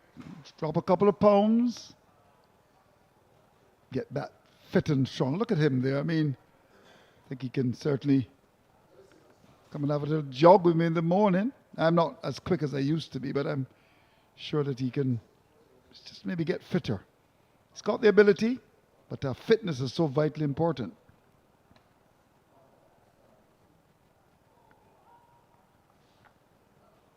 Just get the feeling that he's beginning to struggle to get to the wicket now. Of course, you know, cricket starting at 10 o'clock. You've got to bowl 4 or 5 overs and then come back.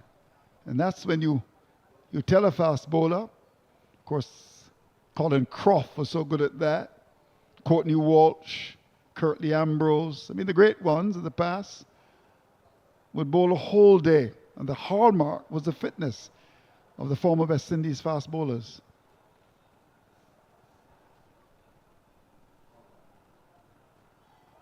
Beautifully bowled by Simmons. Yeah, that's a very good delivery, perhaps the best delivery he's bowled.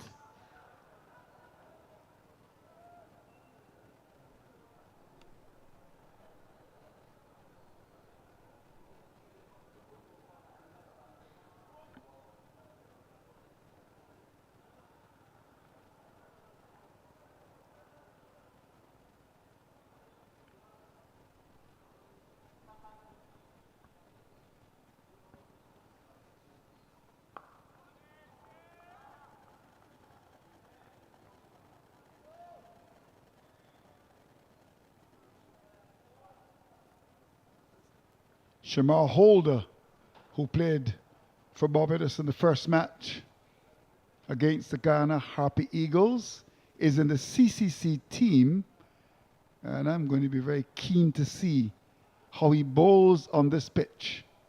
I think it's got a bit of pace in it, but no one to exploit it. Very well bowled again. Good in swinger. Good tight over from Simmons, comes to an end, 105 for 3. Yeah, Simmons just really, he's more of a swing bowler. He doesn't have any express pace. He has to rely on hitting good areas and getting the ball to go either way. Either way. The line has been pretty good, particularly to the left-hander. Andrew, question, what's the position with McAllister? Well, I asked Hendy Wallace, who was a member of the Barbados Cricket Association Board of Directors, and he said he's actually training with the side. So that you have some of the backroom staff for the Barbados Pride. It's a Garfield Sobers Pavilion, lovely pavilion, well constructed as well. You know, the international players, they like it. Here's Chase looking for another wicket for the Pride. So he's got the slip, the forward short leg. There's a short extra cover and mid-off, slightly wideish.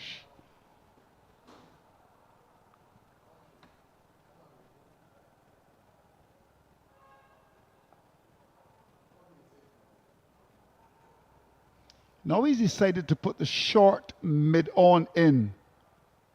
So it's going to be interesting to see what he does there in terms of maybe trying to get that ball down to the long on there. Interesting position there is the captain at short mid-on. And he goes over the top. That's a big hit. That's gone for 6. Very well played by Evelyn. Yeah, that's a brilliant shot. No risk involved whatsoever because he's hitting straight down the ground. Not going across at all, and took Chase by surprise. But he's gone to 49 now. It's been hard work at the office for the young Barbadian batsman, Demel Evelyn.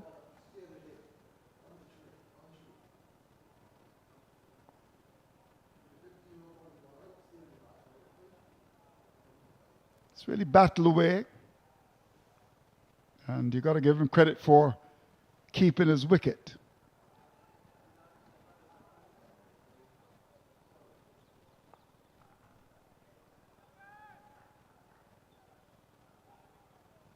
I just think Chase missed a trick when he first started to bowl to him without, I think he should have really had the two fielders round the bat. Silly point forward short leg.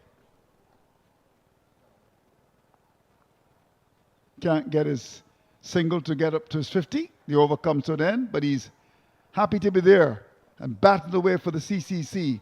111 for 3. Yes, I think when he gets that half century, it'll be well deserved. I think he's looked good today. He's looked very solid in defence, very determined. He's obviously summed up the pitch nicely. Realise you've got a bat and bat long, and you know when he's had the opportunity to also be enterprising, like he did in that last over. So he's done a good job.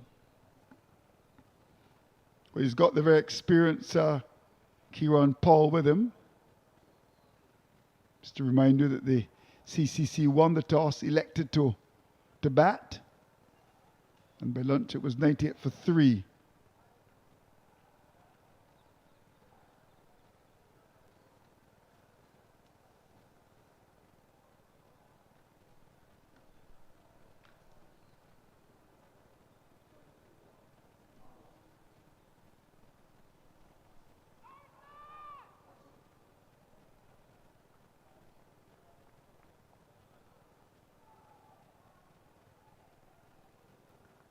No Kyle Mears today. In fact, when we did the toss this morning, Captain Brathwaite said that Matthew Forde was not in the team, but we were told that Kyle Mears picked up an injury. Do you know the nature of the injury, Roland? No? Yeah, and hence Matthew Forde was able to hold on to his place in the side.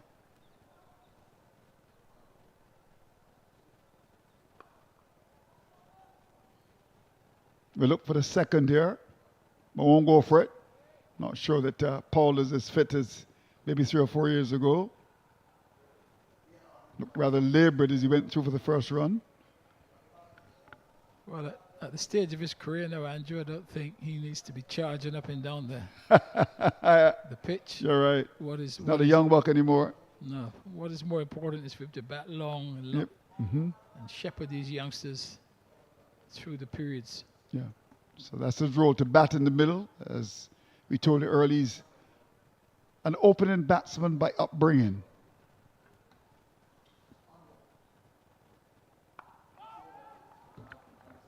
As your favourite saying would be, Andrew, bat till the cows come home. Mm-hmm. Don't leave out the sheep and the pigs and the dogs as well. Lots of matches played across the Caribbean. The women are involved. And of course, match up at Sabina Park. Jamaica only hosting one first-class match, but they've got a big test match coming up later on in the year.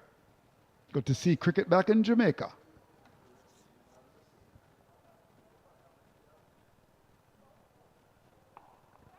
We'll get his 50. Lovely turn of the wrists through that forward square area. He raises the bat. Well done to Evelyn. This has been a good show from the young Barbadian batsman. Yeah, very well played. Nicely judged single there to bring up his 50. He showed good concentration right throughout this innings so far. And really, Powell now will speak to him about, you know, he's only started the job. He's got through the most difficult period now, and just to continue.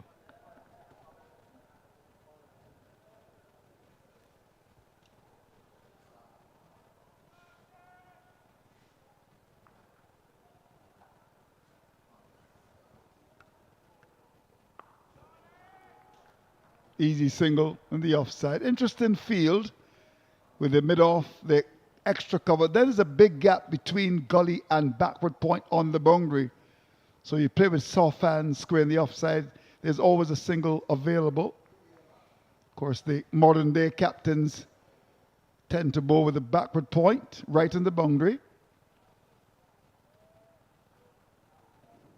This is strange. I mean, I don't remember Andy Roberts or Michael Holden, unless it was a one-day game bowling with a backward point on the boundary in a test match.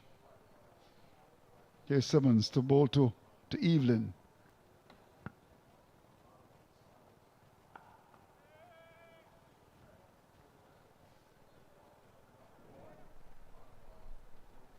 So, 114 for 3, CCC.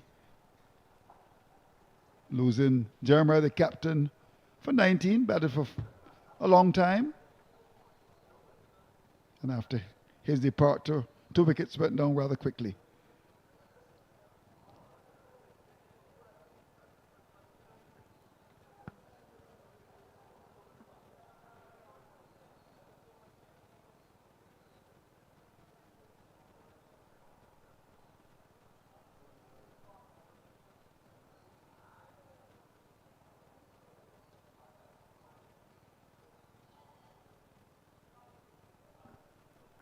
So Captain Craig Bathurst ringing the changes. First change after the break, it's going to be Jason Holder, the former West Indies captain, to come into the attack.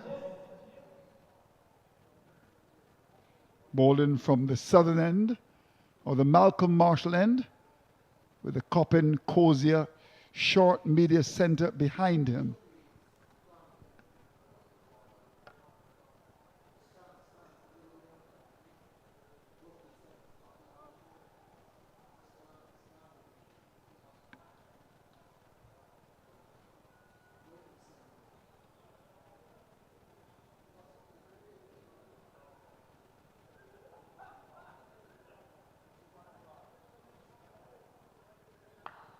That's gone over the top of mid-on. That's it with some disdain. That's gone for 4. Poor delivery and put away by Powell. Yeah, Powell not making any bones about that short pitch delivery. No pace at all, but into a nice position, and he's obviously decided he's going to play the shot if it's short. Yeah, no pace at all. And just had to get better into that. It's gone away.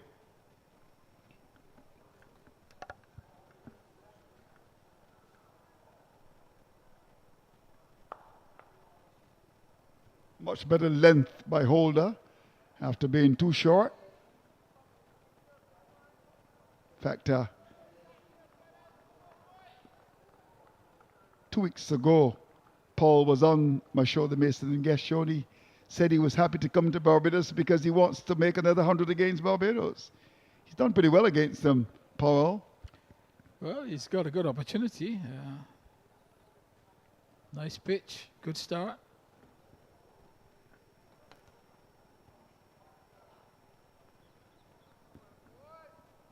Holder, who's never been quick, really. In fact, I remember when he was first selected, some people who didn't see him said, "This is a big, strong, fast bowler. Is he pacey?" I quietly said no. But he's done a good job over the years for the West Indies. Coming back into the side, the Barbados side.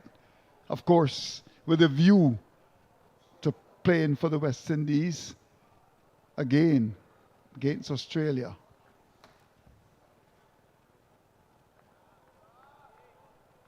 Has always been immaculate in terms of length and line. Holder.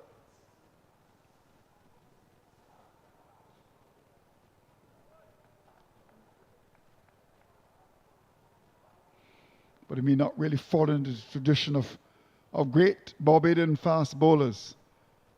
The godfather being, of course, Sir Wesley Winfield Hall, Sir Charles Griffith, very quick.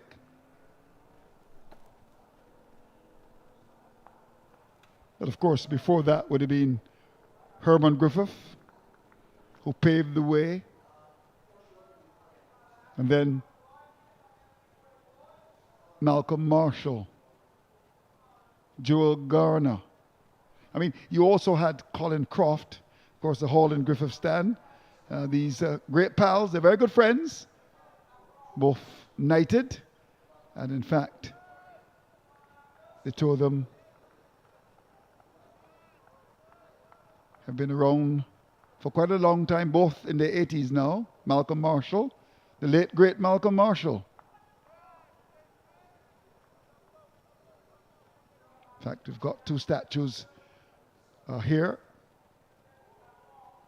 Hall and Griffith. And no doubt the Barbados government recognizing the contribution that they've made I mean, Barbados has really produced a lot of fine fastballs. Some who didn't go on to play for the West Indies side. Hartley Allen was pretty sharp. Dale Elcott was pretty sharp as well. Hall and Griffith stand. Not open, so you wouldn't expect anyone to be there. Just one stand open. That's the 3Ws. And we are on the third floor doing the broadcast. Yes, Worrell, Weeks and Walcott stand. And we're at the Joe Garner end. Here's Simmons. Talking about Big Bird. Of course, when he left playing for the West Indies, served for about 10 years as the president of the Barbados Cricket Association, West Indies Cricket Board director, West Indies manager. The only thing left now, I think, for the Barbados government to do is to make him the most honorable. I'll speak to Auntie May when I see her. These three have all gone to the great beyond. The last being Sir Everton Weeks, the first being Sir Frank Worrell. Then we lost Sir Clyde Walcott. And about 3-4 years ago, we lost Sir Everton Weeks. In fact, only last month, the 26th would have been had he been alive, would have been exactly 100 years. Now it looks as if Simmons is going to go off the field. That's unfortunate. Yeah. Yeah, made 2 attempts to run in there. Obviously something not right. So he has to leave the field, and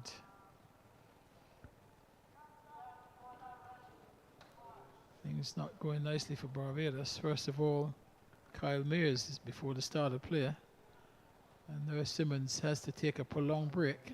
Yep. That could affect the team. But well, he made a couple of attempts to actually bowl and just couldn't make it. Let's hope he's going to be okay. Barbados already down to some gentle medium pace bowling. It's a concern I have, I must admit. They've won matches. There he is going up the steps with Dr. Jackie King, the physio. Here's Roach to continue, and is pushed away through cover. They get a second comfortably. Not that fizz to the Barbados bowling, as was the case against Jamaica, but had enough in the tank to win the game. But these things tend to catch up with you sometimes, where you just have medium paces. I mean, well, Andrew, the bottom line is that no, really, Barbados just don't have those those type of fast bowlers anymore. Okay. That's a bygone age. Oh dear, that's sad, isn't it? Very sad. We're just trying to scratch our heads about who we can turn to. Nice clipped off the pads for a single. Yeah, I mean, in local club cricket, I can't think of any young fast bowlers. Of course, McAllister. He's very much there, but he's injured.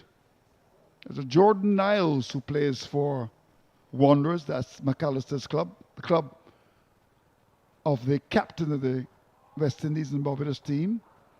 But he's not express pace at all. So you're right. I've got to scratch my head a couple of times to pick up one or two quick bowlers in Barbados. No need to do that, Andrew. There are none. Oh my golly. I mean, since Roach. That is a shame. That's going to go fine. That's going to go to the boundary. Behind the keeper, that's gone for 4. Badly lying. Yes. Nice shot there by Paul, just deflecting it down to fine leg. But Andrew, since the days of Roach, Fidel Edwards, Tino Bess, really, that's the last time when Barbados have had genuine quick bowlers. Yep. Yeah, that's true. Yeah, that's too fine. And all he had to do was to get back into that, Paul.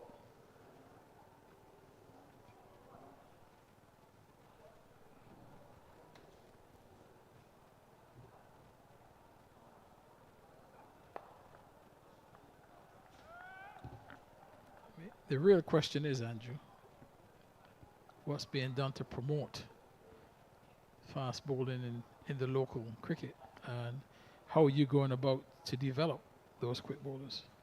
Well, you've been on the board of the BCA for a long time, and I understand you're looking to get back on the board Roland. Well, you said one thing right, Andrew. I was on the board for a long time. So you're not looking to come back? I think your second statement Oh, really has no credibility whatsoever. no credibility whatsoever. All right. I will withdraw humbly, my friend. So the backward point on the boundary comes to point now.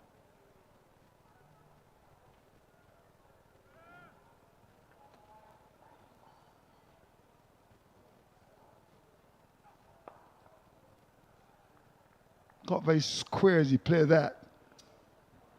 And that hit the pad. I think he might have been in some trouble. He got right across the stumps and was square as he got that up towards that mid-on area. Flirting with danger there, Paul.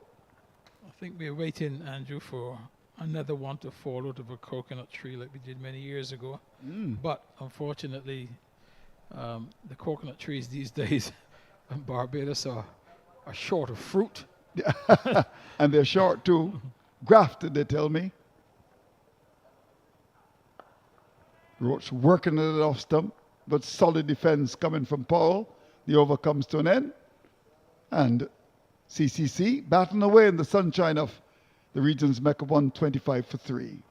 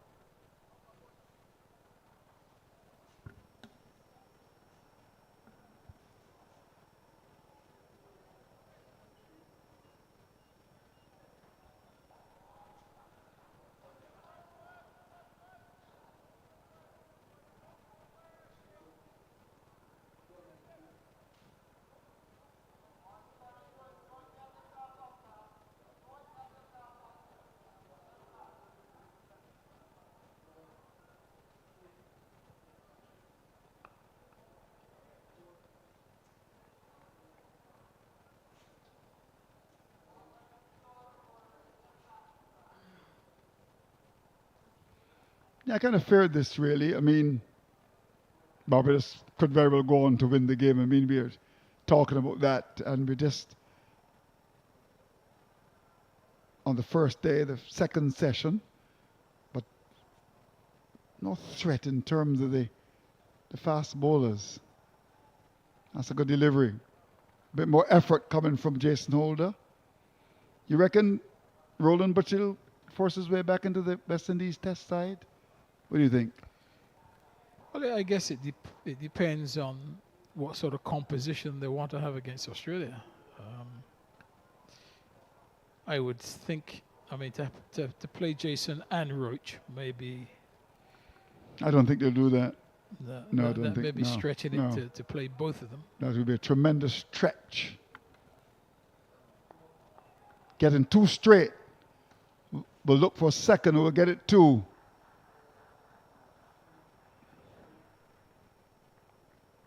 Had to just clip that ball to wicket back for the second. So this is a good partnership developing between these two of 29. Not big, but Barbados getting the wicket just before the break. They would have been looking for more right after lunch. That has not happened. Yes, Andrew, if you assume Zari Joseph, Jaden Seals, Shamar Joseph, that's 3. You know, who to back them up. Oh, that's a loose shot. Loose shot coming from Evelyn. Flirted with danger there. Very close to the outside edge. Yeah, full. Perhaps swung a little bit. But, yeah, so you've got those 3. Who to complement them as the 4th seamer. So it's one of the 2. And the likelihood is you may probably look to play 2 spinners against Australia.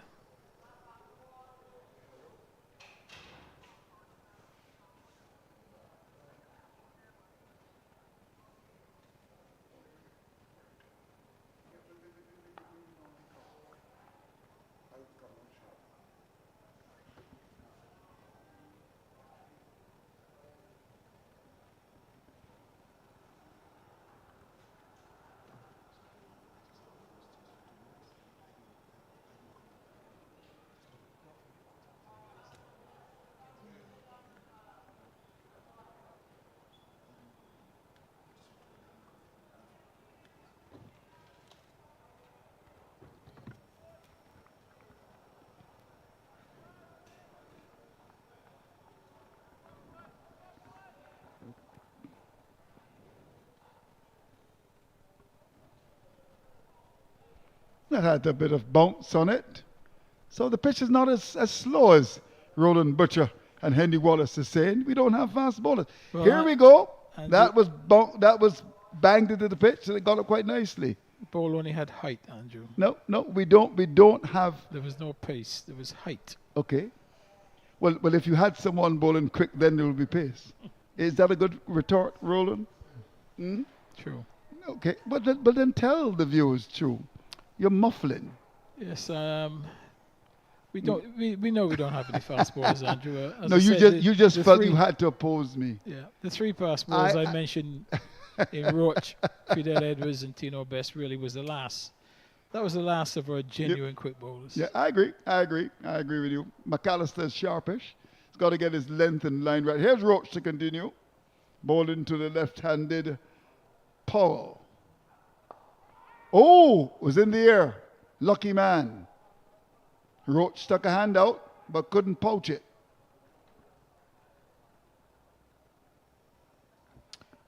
Yeah, Roach just being on the wrong side of the pitch. A younger Powell certainly would have gone for 2 runs there. Yes, you're right. So Roach has lost his pace. What would be his assets now? What do you think? Control? Well, Roach is just a control bowler, line in length, can bowl, tight spells. You wouldn't expect at this stage of his career for Roach to run through a test batting lineup.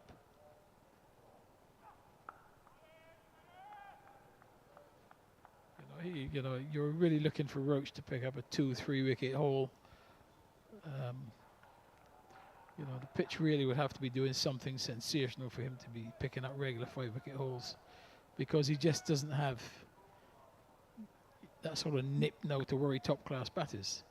He will still bowl tight because he bowled good areas. He's got a good head on his shoulder, lots of experience, so he knows the length to bowl to stop batters scoring. But to generally, sometimes if a batsman's too comfortable, you've got to find something else to upset him. And if you haven't got the pace.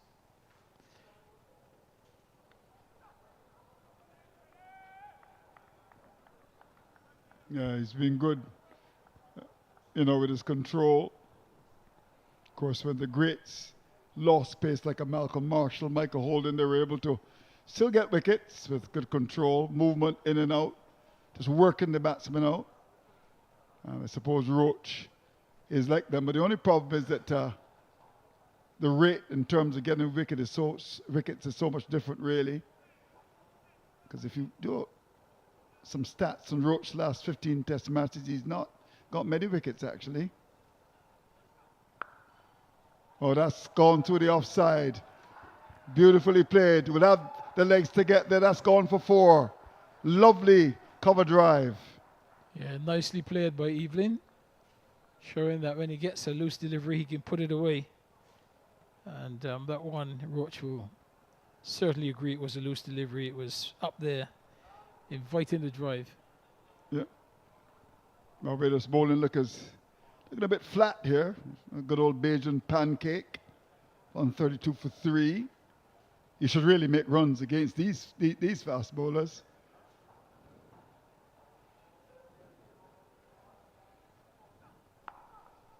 And Evelyn now saying the ball as big as a Bajan breadfruit. What I would say, Andrew, as a batter, I don't think you would lose any sleep. No. The night before. No. Against the Barbados attack. No. You know you're going to just get medium fast bowlers. So Yeah. it's just a case of concentration. So the spinners may have a lot of work to do here. Roach striving for another breakthrough. Won't get it with that delivery. So, good show by Evelyn. Had his challenges, but it's batting away. It's 59, 132 for 3. Yes, Andrew. Genuine pace, even if it is wild, Andrew, makes batters play and do things they don't really want to do. Andy Wallace gets the opportunity now to get into the action.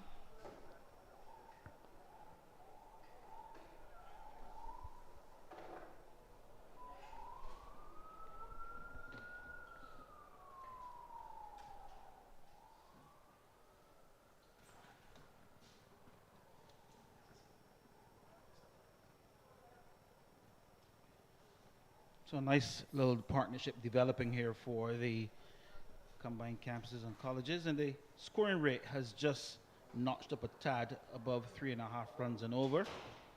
So everything going in the right direction. Eveling seems to be growing in confidence.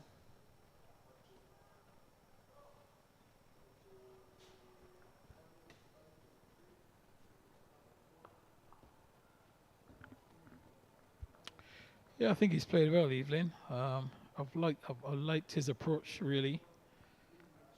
He's quite happy to get over to the off stump, cover his off stump, and he's quite compact in defence. When the opportunity to score, he's taken that. I think it's been a good little innings. And if we look at, in contrast to Powell, who is comfortable on the front foot but doesn't seem to press back when he's going on the back foot. So you see he sort of shuffles there on the crease. You have to hurry. And that was a very tight single indeed. But again, you talk about how he was able to shuffle on the crease to that delivery that was short of a length. And I posed this question to Philo earlier, and I'll probably do the same thing to you, Butch, with your experience.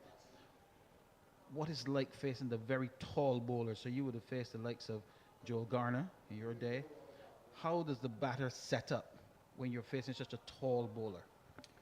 Well, it's a bit different facing Joe Garner than Jason Holder. Obviously, both of them are very tall guys. But with Jason Holder, you know, predominantly the majority of the balls are going to be length because he doesn't have the pace to really worry you. So the batter can be looking to get forward. Now, Joel Garner is slightly different in that he can hit those areas. He can also bowl it a bit shorter and quicker. And he also has a good Yorker. So a much more difficult proposition. I think Jason Holder, generally you know the area where the ball's going to be. It's going to be just back of a length. Yeah, that's the sort of area, just back of a length. It might be slightly fuller, it might be slightly shorter, but it's not going to vary much. He's not going to bounce you out unless you're where Joe could. Yeah, we were chatting earlier with Philo. We were using the comparisons to someone like Curtly Ambrose and Courtney Walsh, and it was more so to do with the trajectory from which the ball was coming from and the difficulty the batter had in trying to judge the length from the release point. And you almost are pressing backwards all the time, trying to give yourself more time.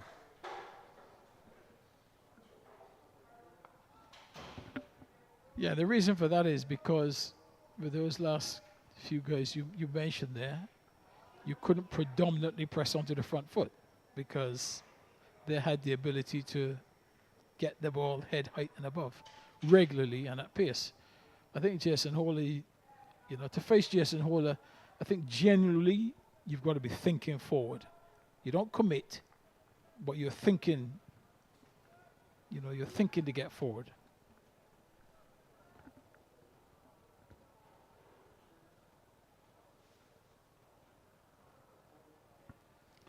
And viewers, you're just hearing from Roland Butcher, a man who would have played in the era where the diet of fast bowling was a lot more aggressive. 133 for 3.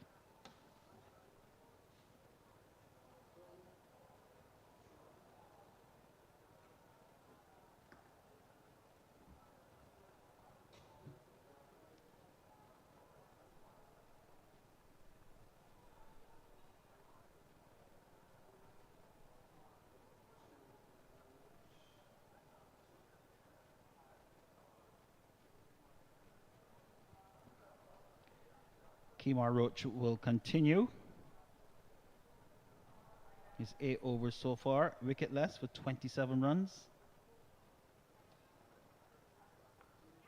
Edge and drop. Went very quickly indeed. And that third slip position is very close. And the flashing blade, ball going at that very uncomfortable height. Yeah, he really had no chance of catching that. He's very close. It was a full wide delivery. Paul threw the bat at it, just raced. I mean, even though he got both hands to it, the ball was in the boundary before you know what was happening. Difficult chance. Looking at his reaction, it seems like it just clipped those fingertips. It will feel a little bit more painful because he wasn't able to snaffle it, but a chance nonetheless.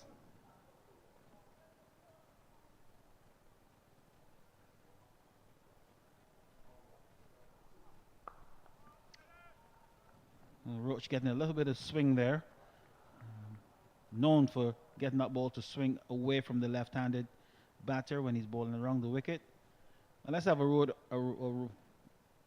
on Roach and his type of bowling. Butch, you would have, in English county cricket, in English conditions, there are a dime a dozen in the county circuit. Yeah, and I think Roach fits that category now. He's very much an English-style bowler at this stage of his career. You know, that sharp pace that he had as a youngster is long gone. And really, he just relies on what you've seen there, bowling good areas, moving the ball both ways. You know, and in English conditions, he's still a handful.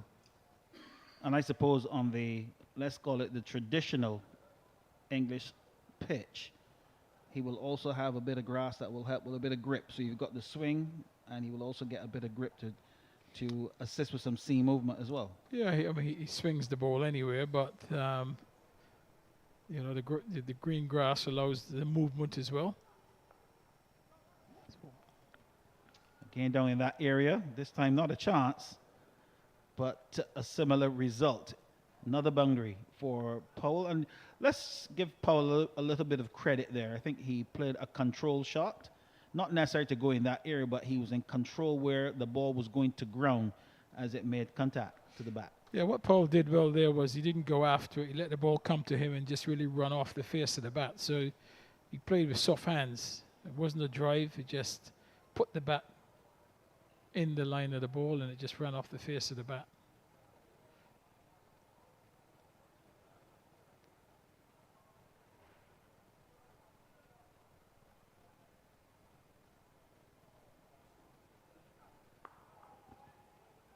There we see the variation.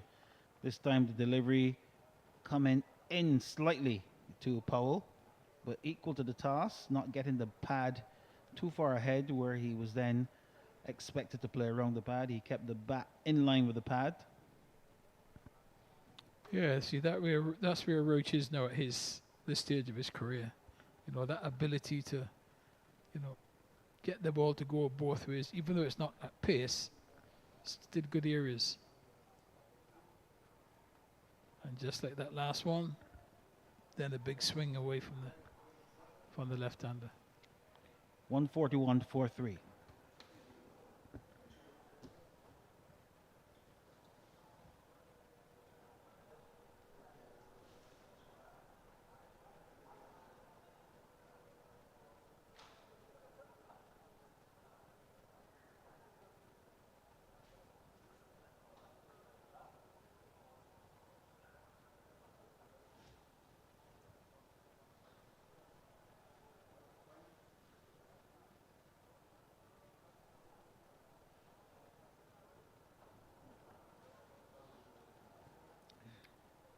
Damien Eveling on 59, looking very solid and compact.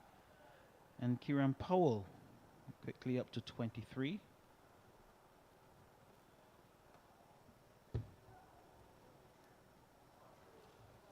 Eveling has seen just about everything that the Barbados team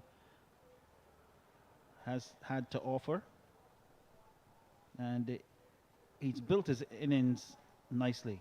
I think after that initial period where there was some uncertainty, well, I'm going to say uncertainty, but really getting used to the conditions, used to the pitch, the pace of the pitch, etc. He recognized that there wasn't much to worry him in terms of aggression. It was really all about negotiating whatever was on offer with the new ball. And you mentioned earlier, Butch, about, you know, no fear whatsoever, no real venom in the Barbados attack. And I remember Steve Waugh when he was playing for Ireland as an overseas player, and we had some chats afterwards. And he said the real difference at international cricket is when you are facing a bowler that you have that doubt in your mind that he could harm you. Well, it certainly focuses the mind. When someone can, decapitate you. And I think in essence, that's probably the point you're making with someone like Jason Holder when we compare to the likes of the Ambroses and Walsh and Joe Garner and such like, in that he said it's not always what's on the speed gun, but the perception you have in your mind that the damage that bowler can do. Absolutely. I mean, unfortunately, no, at Jason's time now, there's no fear factor for the batsman of getting hurt. So that's one thing taken out of the equation. He just has to concentrate now on not getting out. But with those other guys that you mentioned, you had to concentrate not getting out. But then you also knew that those bowlers had they could hurt you. So that brings another element into the game. The fact that you're not just trying to survive, you're trying to also keep your body intact. I suppose we were blessed to see some of the all-time greats in terms of fast bowling. And again, on the county circuit, back in the day when most counties, well, you were allowed to have 2 overseas players, and generally most counties had 2 West Indians. I was looking back at some videos the other day, and what came to mind was that we must have been crazy because we were playing in those days with no helmets, facing Roberts, Holding, Marshall, Garner, Croft, and all the other host of overseas fast bowlers, that play the game and with no helmets. And but the interesting thing was that even those guys were quicker, and I don't think the pitches were as benign as they are now. Less people got hit then than they do now. Would it be fair to say that batters probably did not take on the fast bowling as often as they do now? Well, what I can tell you is that tailenders never took on the fast bowlers back then. Now they're prepared to do that because they've got the helmet, they get hit on the head. All they do is just call the physio out, and he goes through the protocol. Yeah, Andy, you're okay to carry on. And he'll try and do it again. But back then, the tailenders had only one thing in mind when facing that pace, just to get out of the way. Scoring was never an option. I think back then they used to call it the Fast Bowlers Union as well. It was a mutual respect where you did not hit another fast bowler for 4. And if you entered that, if you sort of kept your end of the bargain, then there's a fair chance you were not going to get your head knocked off. Anyway, we just digressed there a bit just to bring viewers up on a little bit of history. As it's Roach again to even that one going past the outside edge. So this is really a impressive period here, a little spell here from Roach where we are seeing the ball to move a bit more, maybe more than we've seen all day. And that ball is now just 40 overs old, which is probably at the age where you expect a little bit of reverse swing. Yeah, it's old enough now, and Roach is experienced enough to use it. He's getting a little bit of movement, but he's probably not far from finishing his spell as well, actually. I'm a little bit concerned. I've been watching Roach for a while, Andy, and I keep seeing he keeps hitting that left area above the knee. I just wonder whether he's feeling something there as well.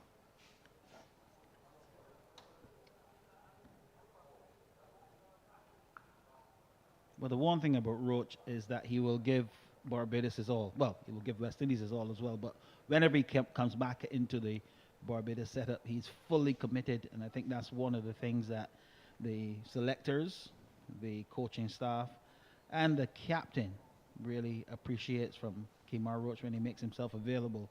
So he will give it his all, or he will not come. That's the bottom line. I think you can sort of settle for that.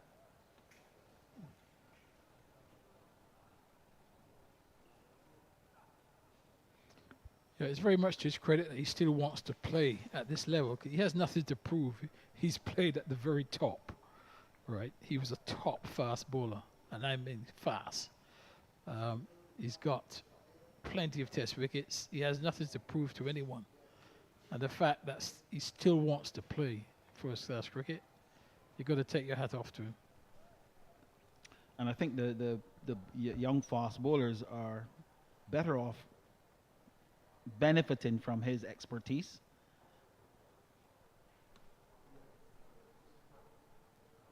And it's not just a case of do as I say, but he's prepared to put in the hard yards and demonstrate it as well. Well, he's got a first in terms of a contract. I mean, he's a playing mentor. I don't think there are too many international cricketers around the world right now who are playing mentors. So he's got a very, very important job to do in West Indies cricket right now, both on and off the pitch.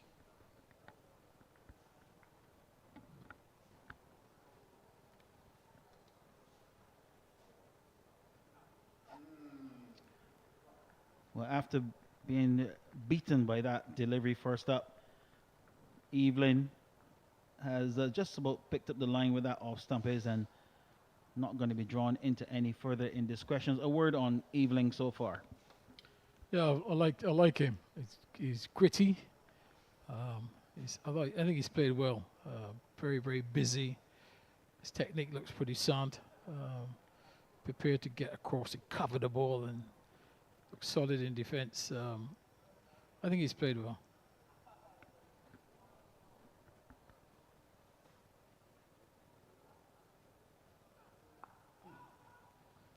.41 overs completed, 142 for 3.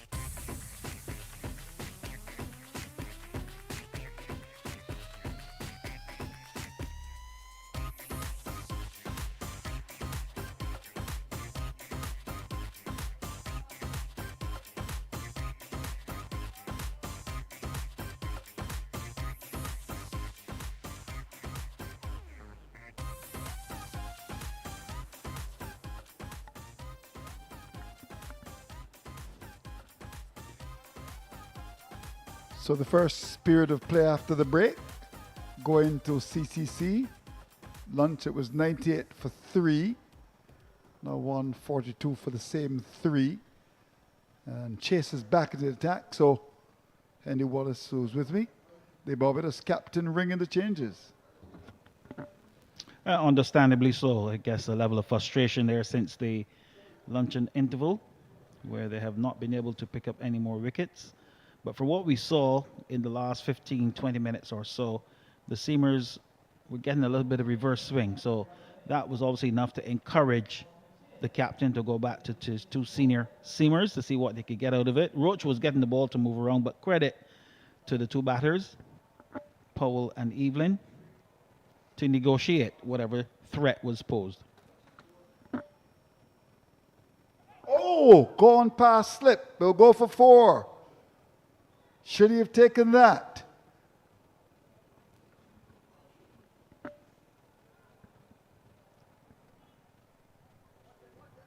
The reaction seemed to be very late. Again, the flashing blade from Powell. A bit of extra bounce there, but I think it was sort of past him before he even reacted. So there was no real following of the line of the ball.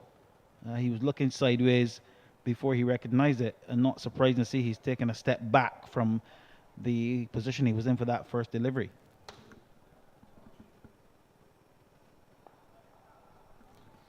But I suppose to answer your question, yes, you would expect to at least get a firm hand on those opportunities. It was going very quickly and to his right.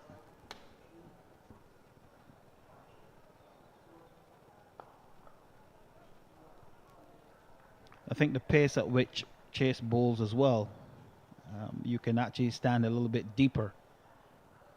He's not going to bring the batter forward and rip the edge to slip. So you want to give yourself a bit more opportunity. I said the bounce is quite consistent. It's even bounce, so you can stand back a bit, give yourself a bit more time. And I think that's the position he's taken now at slip. He's just a step or 2 deeper than before.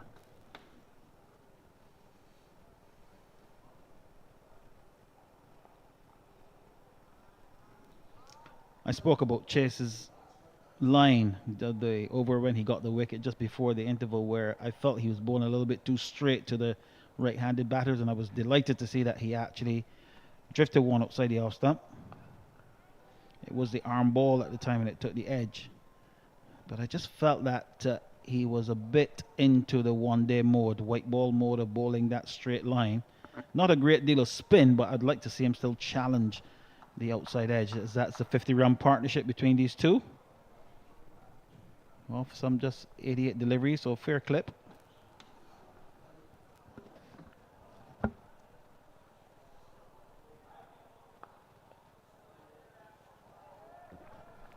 You see, that's quite quick in my opinion. Yes, yeah, you're right. One-day bowling, you're right. So 148 for 3. Roach bowling the most overs, 10. Chase 1 for 32. So this is a period now where the Barbados team will be looking now to the champion left arm spinner who comes in the attack now, Warcan, to see if he can come and get some wickets. It's been a pretty good reply, having lost a couple of wickets just before the break by the CCC. So Warcan is back into the attack now, even with his challenges with the in-swinger to the medium pace bowlers. Has generally batted well, and occupation of the crease is so vitally important. Now Warcan is back into the attack. The Barbados bowling not with the same fizz. Actually pretty ordinary, I would think. Now Warcan, who has had a wonderful time in the last couple of months. Series in Pakistan that he had a lot of success.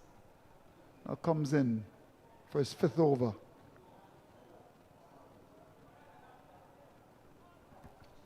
So the feel he's got here with a short extra cover and an extra cover a short mid-on and a whitish mid-on.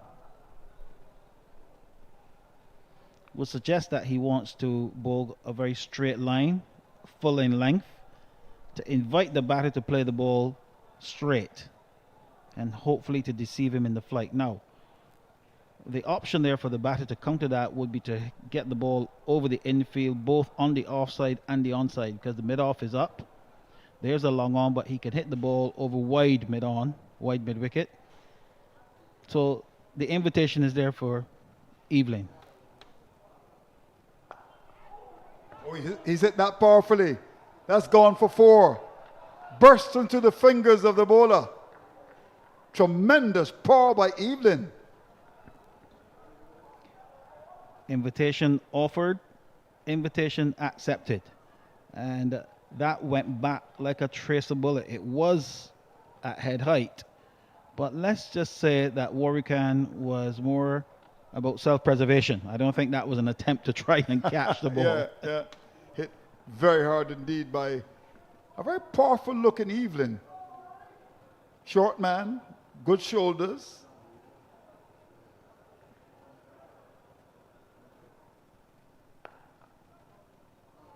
Keen to come down the pitch to the spinner. Not often that you see the West Indian batsmen dancing down like the old time players like Basil Butcher and company.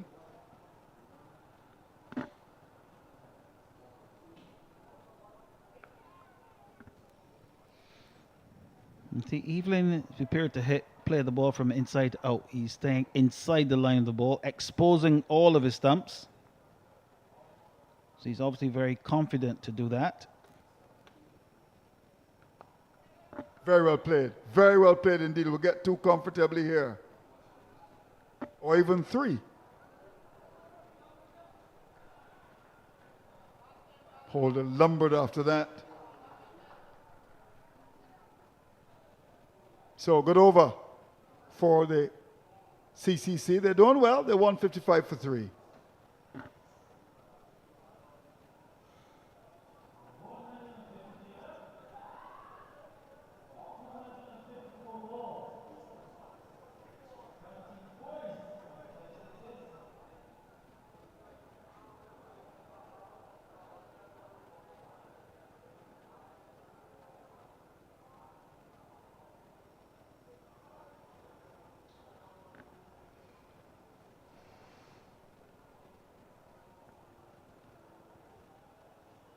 It is interesting that as Chase decides to bowl, that Jason Holder is now at slip.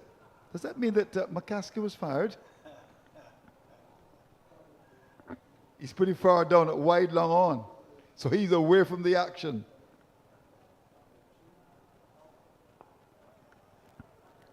What I will say is that there's no disgrace in being replaced by Jason Holder at slip. He is one of the finest slip fielders that we've produced.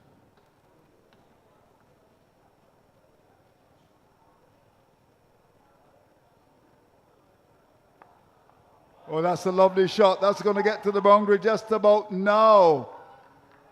Beautifully played through the offside. Evelyn continued to bat well at Kensington.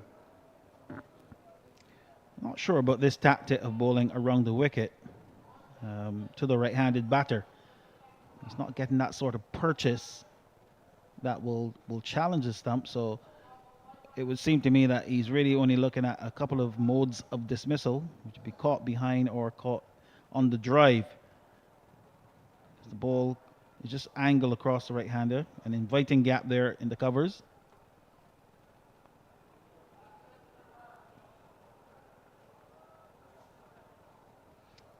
And given the success he had just before the break, and just before the lunch break, I thought he may have been encouraged to continue in that mode.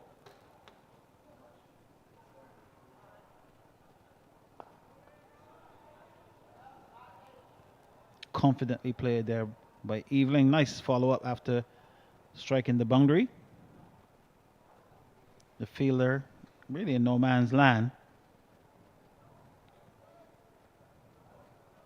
Just stroking the ball down for an easy single.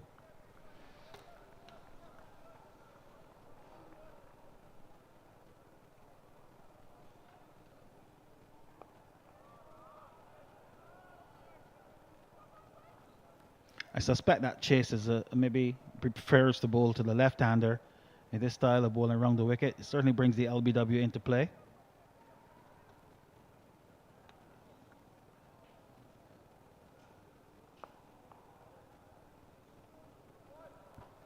No worries there. 44 overs gone, 160 for 3.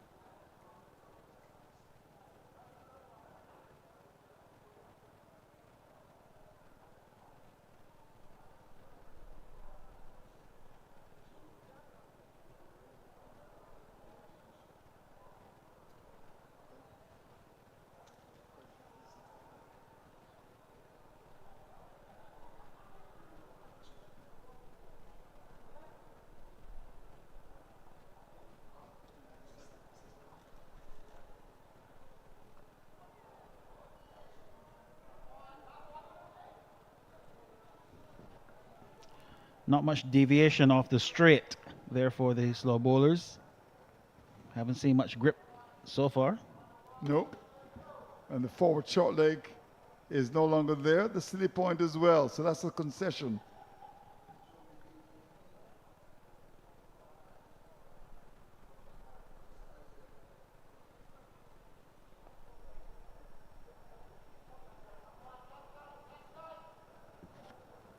Bit of a leading edge on that occasion.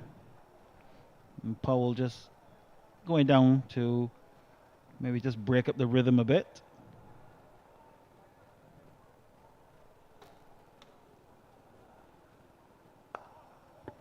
That's gone. 4 more. Down to the long off boundary.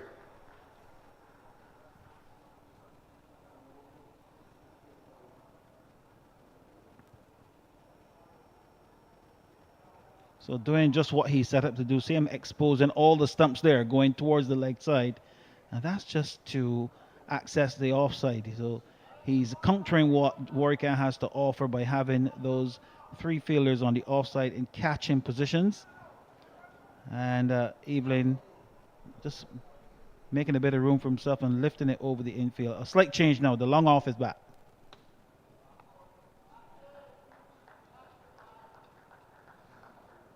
And that's the thing about when batsmen occupy the crease for a long time, you just don't get the captain going on ultra defense. I still think that you should still have someone round the bat. I mean, Evelyn is batted generally well, but, you know, even if it's just psychological, I mean, this is a major concession when you consider what happened in the last 2 games played at Kensington Oval. Right defensive field here.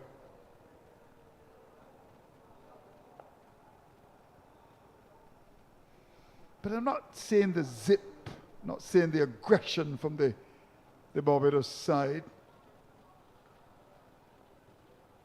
It's almost as if they're just waiting for something to happen.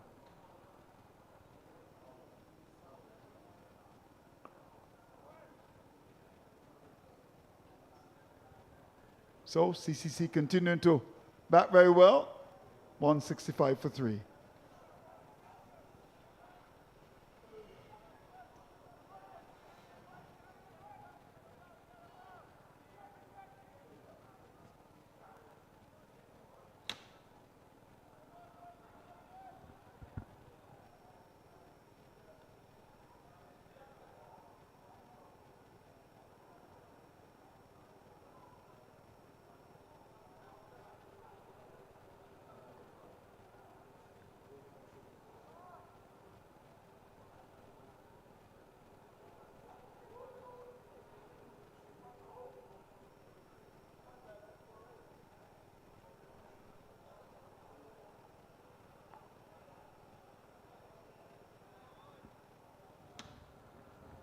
Chase decides to go back over the wicket.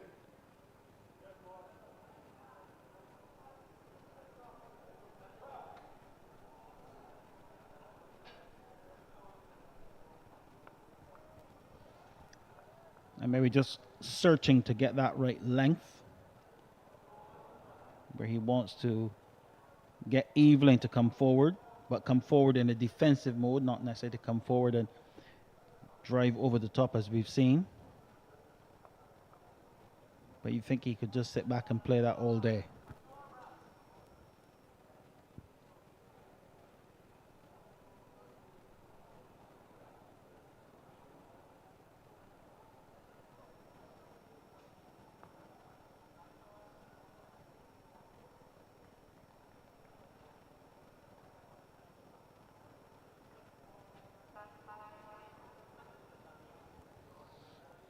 And this is where Barbados really want to look to someone that would add a bit of spark. Too short and punched off the back foot.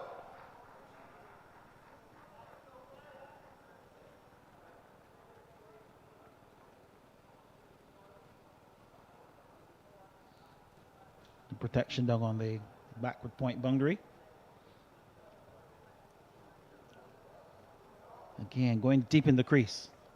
Just forcing the ball down to backward point.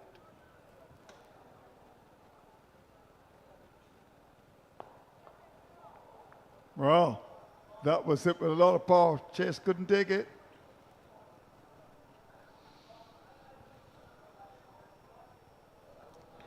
Going to hand, but I wouldn't exactly call that a chance. A very difficult one, if you're going to call it a chance. 166 for 3.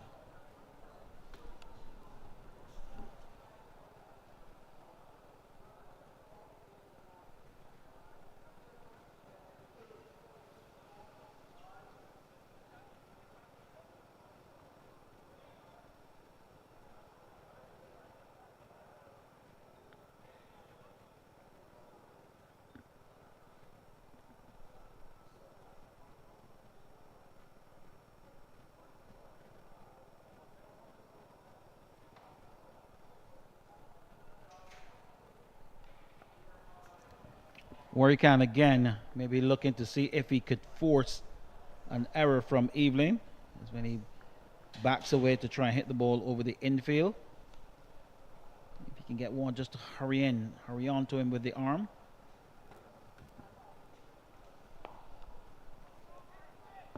Well, that's sloppy, very sloppy indeed. Communication went all wrong. Barbados team looking very flat. And of course, there's a lot of talk about when the big boys come into the side. And at this level out short, sometimes it really makes a big difference, really. Sometimes the effort is not what you would like.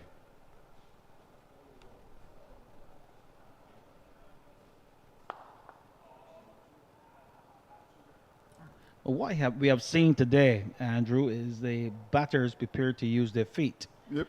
We haven't seen that as often in previous matches or in regional cricket generally.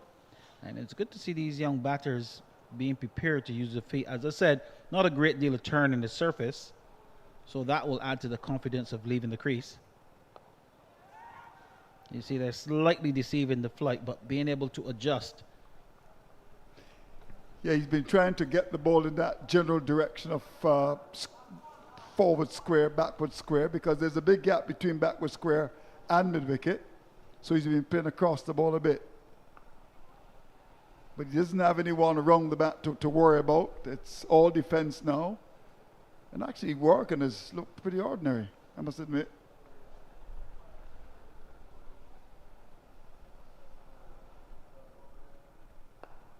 It's not going to get many people out. Lots of around the leg stump.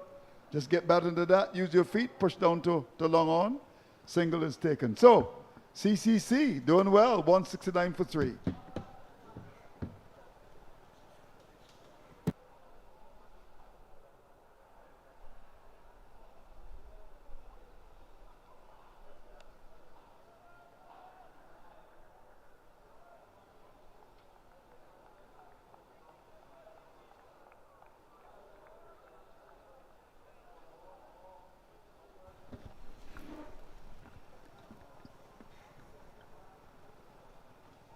So partnership of what, 71 now between these two. Chase looking for another scalp. Philo Wallace is back with me. Hello, Philo. Hello, Andrew. How are you? Nice to see you. How was your afternoon lunch? Well, haven't had pigtails for a long time. Some pigtails and some soup and some good old Bajan dumplings. Bobby didn't seem to be the only one that would put sugar in their dumplings. I enjoyed it with a bit of yam from the country areas in Barbados. Of course, Jamal Evelyn is a countryman from St. Philip like myself. So he's been brought up with the yams and potatoes of that wonderful parish and is batting well. He's on 81 with visions of making 100. Yes, he's been batted wonderfully well, and I must commend him. Actually, we were interviewing his dad just next door, and his dad is saying that what we're seeing is hard work and dedication. He batted in the middle for CCC in the elite. He got just under 140 runs, but through hard work and dedication, he's opening the batting and he's on his third half century. That's going over the top. That's going for big six. Well played, Evelyn. High over the top of long off. Wow. And that is one of the strengths of his batting, is that when he gets the opportunity to free his arms from the spinners, he's hitting them straight down the ground, which is a fantastic area and a way to score. Obviously, he's in control. Everything is flowing for him. He's moved up to 87 with that six, but he's batting wonderfully well, getting the pitch of the ball, and everything is going forward. And he has a gym at home. That's why he's studying sports science at the University of West East Capefield. And if that doesn't work out, he's going to become a physiotherapist. Oh, really? So that's why you see the muscles, the physique. So he has his future plan, and the cricket obviously will be the icing on top of the ice cream. When he's saying the ball as big as a breadfruit that you get in St. Philip. Actually got some on the weekend from my sister. She gave me 4. I have one for you, Philo. Is it yellow meat? It's yellow meat. Okay, you're wearing a beautiful yellow shirt.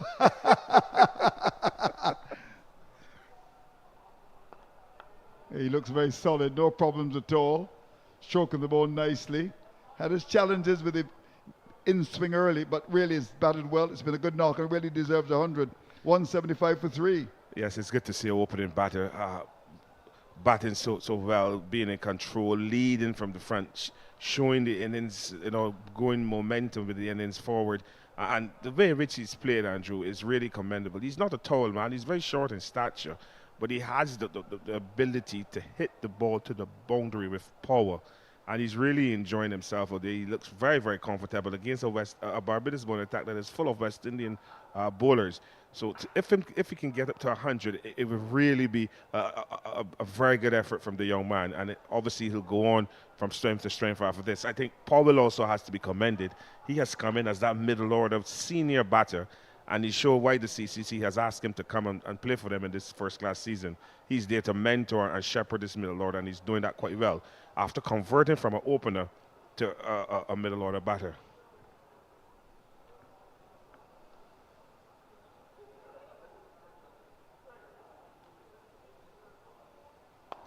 He's down the pitch when he gets there. Puts bat onto that. That's gone for 6.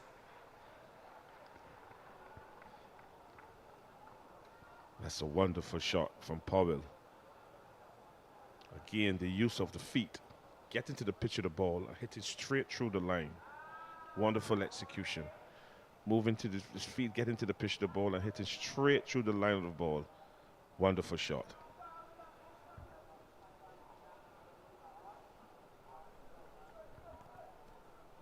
Jason Holders at the wide long off.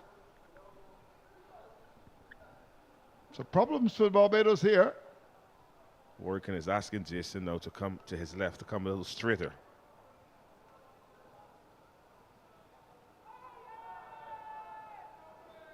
Well, what was that all about? You played a wonderful shot before, and now you're going to come around the next ball and play a shot that is not appropriate. Continue to support the young man, Powell.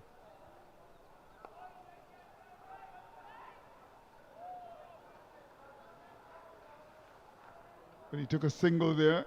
Don't think Eden was all that ready for it, but Wickham didn't pick it up at mid-wicket. Yeah, maybe a clean pickup by Wickham would have caused some problems to Evelyn. He would not be happy if he get run out in this innings, but he made it home, and he's yet to face another delivery from Warwickon. That's very well played. Use to the feet, beautiful. We'll get a second here. So it's been all CCC since the break. No challenges at all. And even looking to get to his 100. He's Barbadian and would love to make 100 to brag when he talks to people like Jason Holder and company. They're all friends.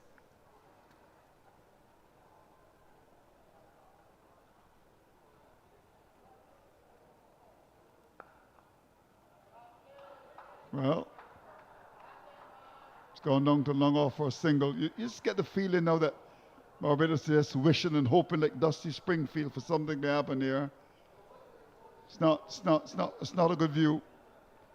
Big boys in the side, but seems not to make made a significant difference here. Down the pitch. Just wondering if Paul is getting tired. I think that could be it, you know, because he doesn't look as fit as before. And sometimes when you're batting long, you haven't played for a little bit, you can lose concentration. But he went down the pitch, they got away with it. 186 for 3. Yeah, obviously Paul has not been playing a lot of cricket at this level, and he resides in England, and cricket is a summer game. And in the winter, obviously, there isn't a lot of physical fitness going on. And to be called into the CCC squad, he would have gotten late notice. But he has to make the effort. He's prepared himself to play. He's accepted the invitation to play. And it's about applying yourself. He was beaten in flight in that delivery, and he just managed to drag it through the leg side. But he has to dig deep, and he has the experience, Andrew, which is always important, that he can obviously sit back and allow Evelyn to take the lead role while he gathers his composure. But Evelyn is going to allow it quite nicely. We see Craig Braffett now. He's going to pick up the attack for the back of Marshall End. But he tends to steal wickets, Craig Braffett, as he did against the Scorpions. Yes. The man with the golden arm, Craig Brathwaite. He has the knack of picking up wickets. Yes. Yeah. Well, he's got long off and long on waiting.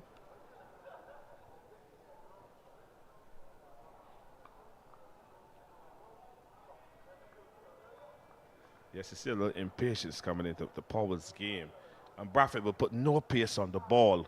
So he's going to force Powell to make all the pace. And that is something that a batter doesn't like to do. Brathwaite is very slow through the air. Here we go. You can go in your crease and wait a day and a half and then play Brathwaite off the back for down to backward point, as was the case there. He's very slow indeed. Does he remind you of anyone when you played Philo, bowling so slow, those loopy deliveries? Anyone? No one? No, when I played, we had quality bowlers. Oh, quality. The only time Braffett would have touched the ball in my ear is if he was fielding, not to bowl. No. But is he bowling though, Andrew? Oh my God! Have a look at this. This action is not not clean, but he's going to continue. He bowled in the last game, so yep, he got away with it. Got wickets as well. Yes. It's going to bowl to Evelyn. Let's hope he doesn't drown on the honey here. There we go. This looks as if, he's just hoping to buy a wicket, really. This doesn't look like a side, really, that is looking to win the game and challenge for the championship. It's almost as if they're hoping that something will happen for them. Well, clearly, Braffett is showing that he has the intention of looking to a batter to give his hand away. Wow, that was quick. That was flat and actually deceived Powell, who almost chopped the ball into his stumps. But this kind of bowling sometimes can get you out. You can just lose concentration. Yes, because it looks like, as we would say, sweet water. There we go. This is funny. Very funny indeed. And there's so much energy in his action. Let's have a look at Brathwaite. grips the ball. Here's this lovely run, like Underwood. There we go. Well, doesn't get a wicket and really shouldn't get one with this kind of bowling. Very ordinary indeed. CCC teaching Barbados a lesson at the region's Mecca. They won 88 for 3. But you could even go into Kevin Wickham if you want to try a bowler to break this partnership. Because Kevin Wickham, you know, I saw him this morning bowling seam up. He can also bowl some leg spin. It's just to try to utilize what you have on the field. I know they've gone heavy with the seamers. And as you rightly said at the beginning, the Barbados attack is samey. So the only difference is that you have Warwick and the left-arm spinner, and a lot of, obviously, responsibility is trusted on his shoulders. But he continues to bowl from this northern end, which surprises me. Yeah, indeed. You're right. One would have thought it would have been from the southern end. Talking about Kevin Wickham, I mean, he's bowled for Barbados before, and he can be nippy, nippy medium pacer. Can also bowl leg spin. He can also bowl off spin as well, and hasn't been used. Here's Warkan. Lovely drive down the ground for one, down at long on. So he's just 8 away now. Demal Evelyn. And it's important that Powell stays there with him. He only requires 8 more runs to record his first class 100. And Powell, being the senior batter, has to try to stay there and see him to that 100 if possible. We'll get away with that. And we'll look for the second here. No, he won't. Just get the feeling that, what if he's fit enough, really? Because, I mean, that was a tired shot from Powell. Very tired indeed. But, of course, fitness is so important, because if you're not fit, you can lose concentration and get out.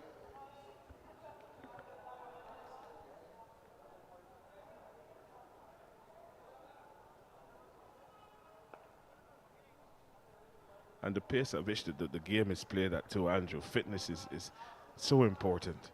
And it's very hot. So your energy levels are sapped from this heat. And the rate is 3.76, which is not bad at all.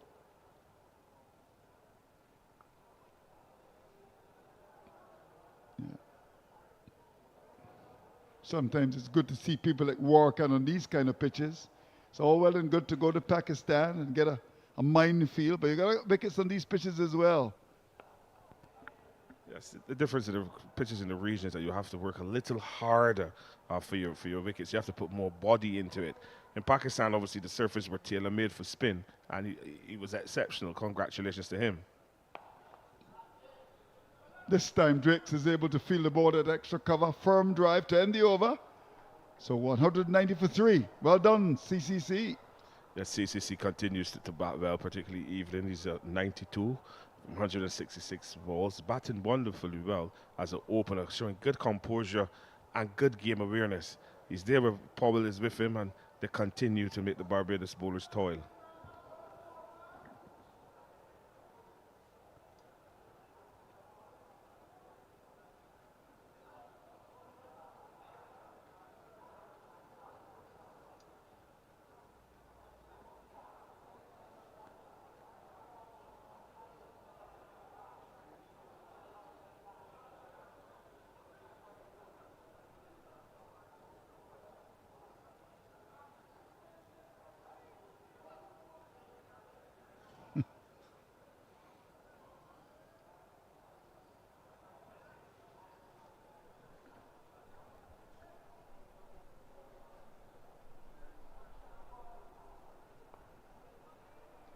I don't know if you can remember the Red Effusion.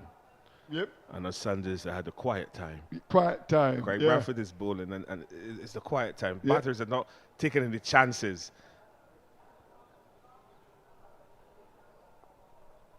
Yeah.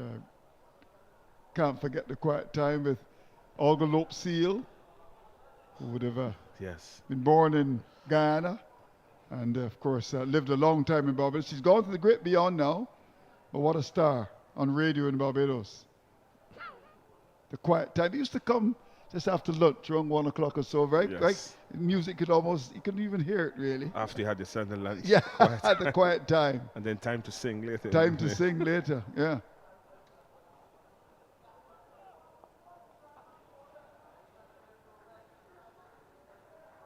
this looks as if you don't know where Barbados will get the next wicket. Cricket's a funny game. Yes, it is. But Evelyn really shouldn't give his hand away here. I mean, you got 100 on a platter, really. Let's see if he will be able to convert and get his 100. He deserves it. Yes, he's batted well after CCC winning the toss and deciding to bat this morning. For your opener to be on 92 against a good bowling attack on a placid surface, it's a good effort.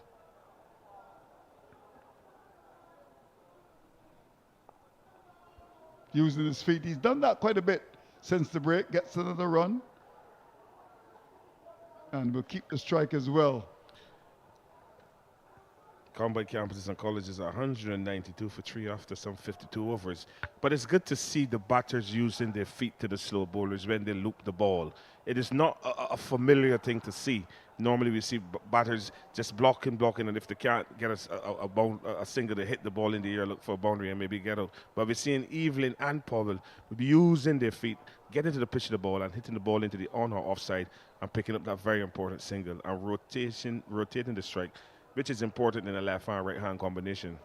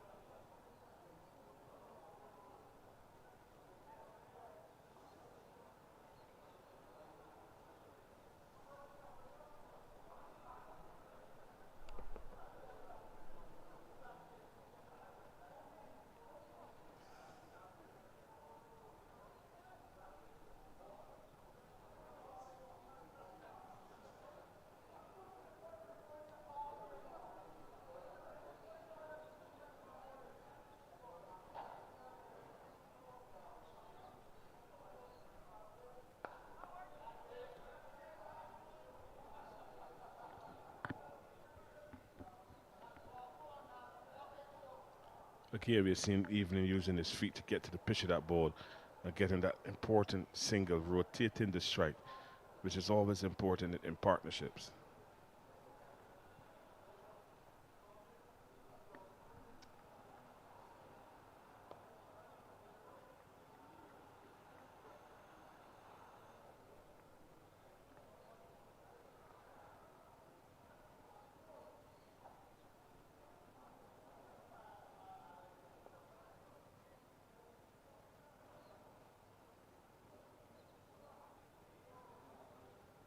At the end of that, Jamal Warwick comes over. Combined campuses and colleges are 193 for 3. Evelyn is down 94.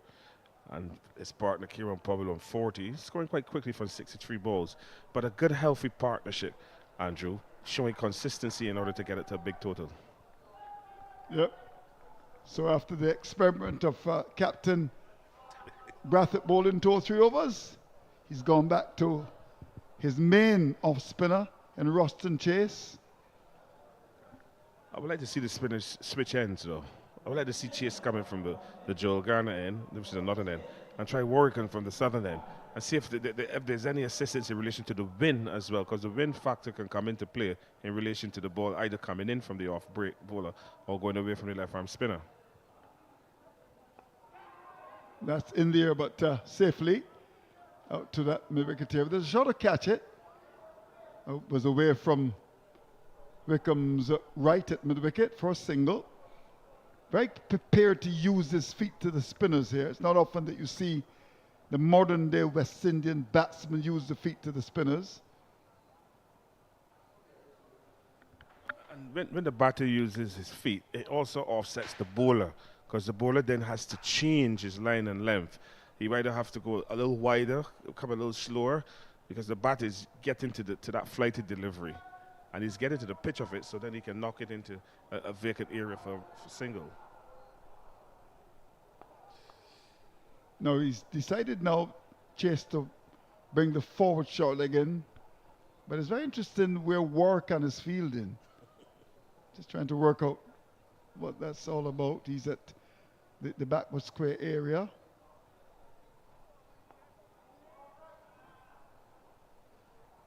I must remind you to Andrew that they changed now to the juke ball. Right. But I think it's the surface. Right. It's not the ball. It's the surface. Yeah, the surface is very docile. Mm-hmm.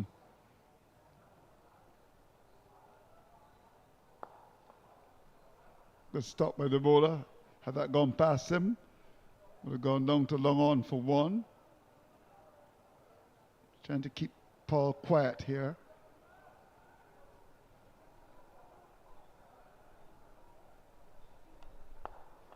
This time he uses his feet, gets to the pitch and a lovely firm drive down to long on for one. Good intelligent batting from Powell and Evelyn, just pushing the ball into the outfield. The field is spread wide and far, and the invitation to get singles is quite open.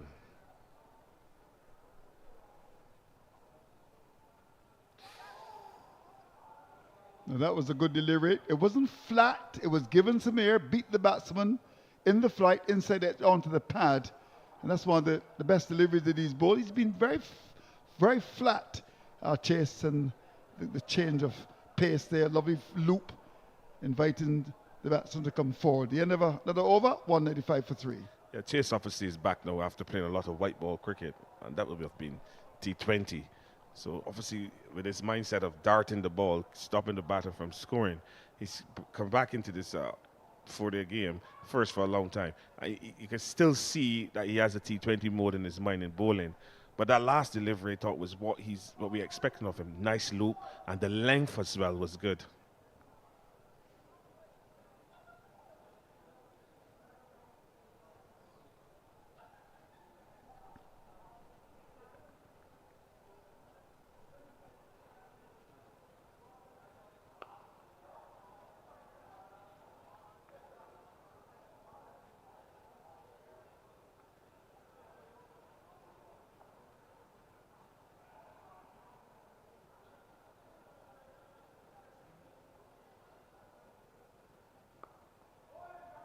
And as you rightly said, Andrew, how are Barbados looking to get a wicket here?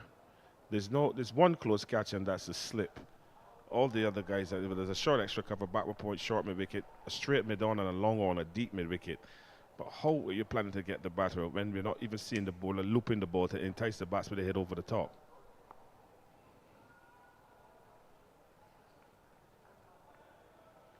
So clearly it shows that Barbados are just looking to stop the batters from scoring.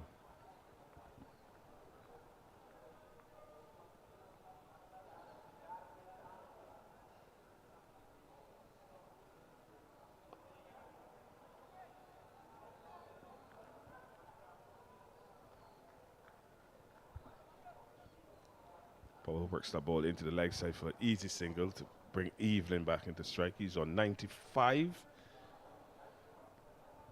And you must commend him, Andrew, because Keith was reading his stats. He only got just over 140 runs in elite cricket. But Floyd Reefer and Pedro Collins saw something in him, and they've asked him to come to trials to the CCC.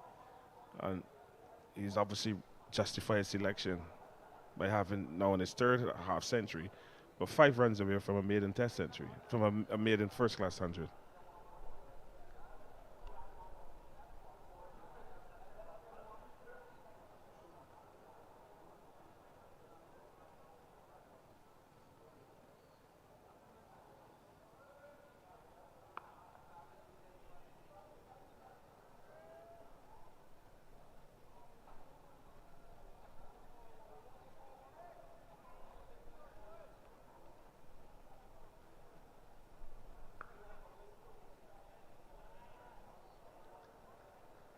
No threat to the batsman, too short the last delivery.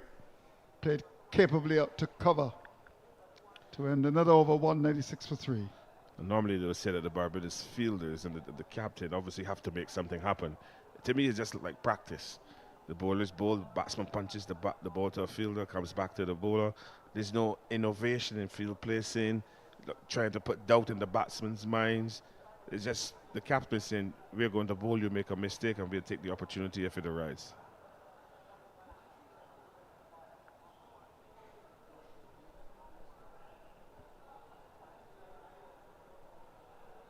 So Chase to continue looking for his second wicket. Got the wicket of Paris just before the break at lunch. Now that's the one-day length there, almost a medium pace delivery. No loop from Chase.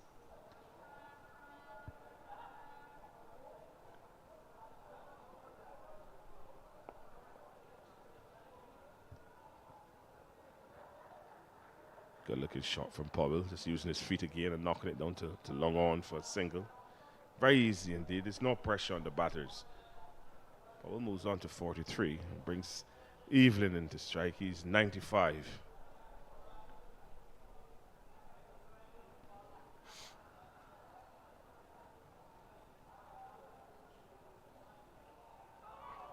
Well, he's lucky. He gets away with it, and we get runs.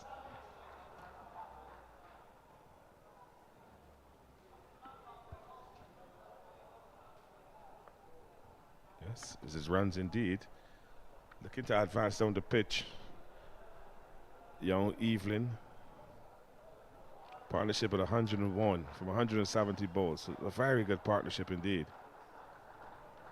And Evelyn is almost there now. Almost there. And no change in the field. The cover, extra cover, mid-off.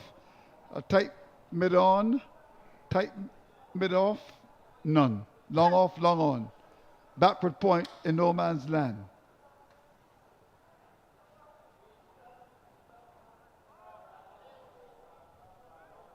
Well, the only way Evelyn doesn't score this 100 is if he gets his wicket away. Yeah, you would have thought that Captain Brathwaite would, just try to make him work for it. It's all part of the psychology, you get closer and closer to the 100. He's got a single down to long off, down to long on.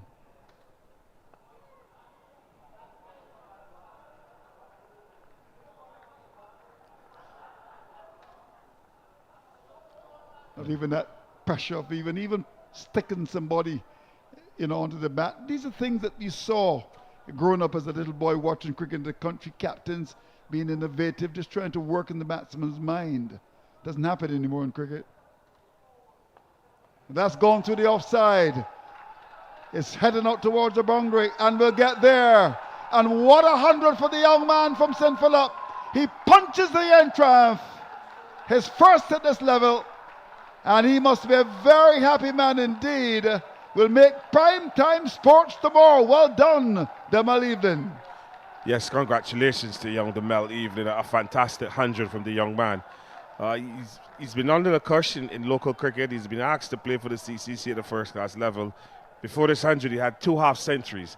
And he's come to Barbados, he's come home, and he's greeted his supporters, his father and mother, who are here at Kensington Oval, with a wonderful 100. Being congratulated from the senior batter in the side, Powell, and Jason Holder, as the gentleman that he is, has gone over and congratulated him. Well done to the young man, and you hope that it's the first, Andrew, of many more 100s. Yeah, still celebrating as if he'd won gold at the Olympics. Good now, no problems at all. As I said, when Forde bowled to him, the in-swinger with a short mid-wicket and that square leg. But he was able to ride the storm and just patient, very vigilant, very studious, and inspired by the thought that patience is bitter, but its fruits are very sweet. And he's got the coup de grace. Congratulations to the young man. Barbadian bowling looking as flat as a Bajan pancake. CCC should capitalize on this and try to make a million. Make that 1,000,001. Is that the table you sit at, Andrew?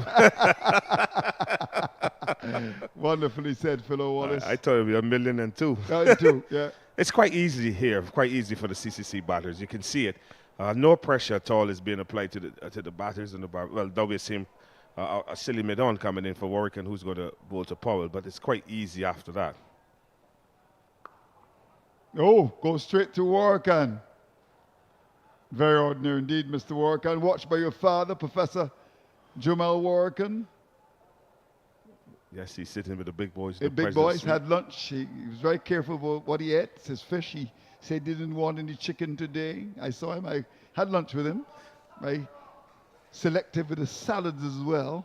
Had a piece of sweet potato. Of course, he's from St. Vincent, the home of the five-star general and the president of Cricket West Indies, who was returned unopposed. Yes, congratulations to Dr. Shallow and Vice President Azim Bazarat. Both have been reappointed or re-elected unopposed. Yeah, I suppose that Dr. Shallow is maybe busy in North Leeward campaigning. Or in Peru. Yeah, he was in Peru recently. Yeah. Sure he's watching the stream. Good man.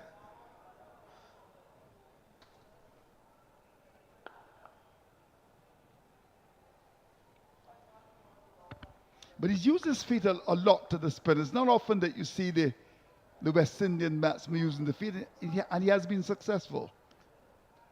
Yes, he has been, Evelyn. Well, that's a loose shot, but we'll get runs. We'll get too comfortably here. Might have been deceived in the air there. Squaring the offside, down to backward point for 2. Yes, a good delivery from Warwick, and just slightly fuller but slower. And obviously giving the ball time to spin as it pitches an off stump and taking an outside edge. But again, because there's no backward point, Bradford had to move from slip to backward point and to collect 2 runs. Now we're seeing Warwick and asking Bradford to make an adjustment to the field by putting McCaskey now at that backward point where the ball just went through. So he's tightening up the offside and bringing the man from deep mid-wicket, deep forward screen to short mid-wicket catching.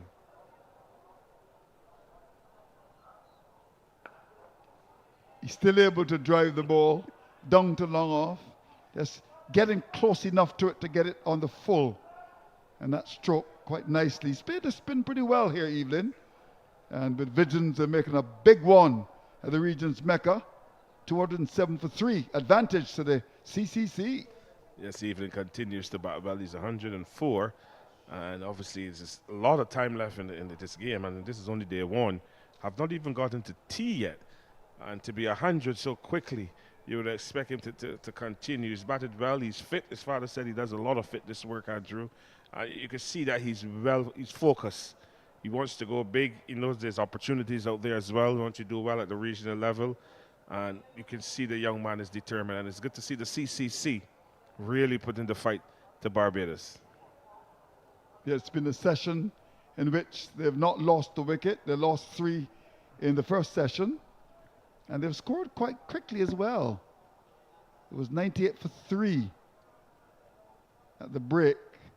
And we're just a couple of minutes away, 2 or 3 minutes away from the break. And they've gone up to 207 for the same 3. So these two have done a good job.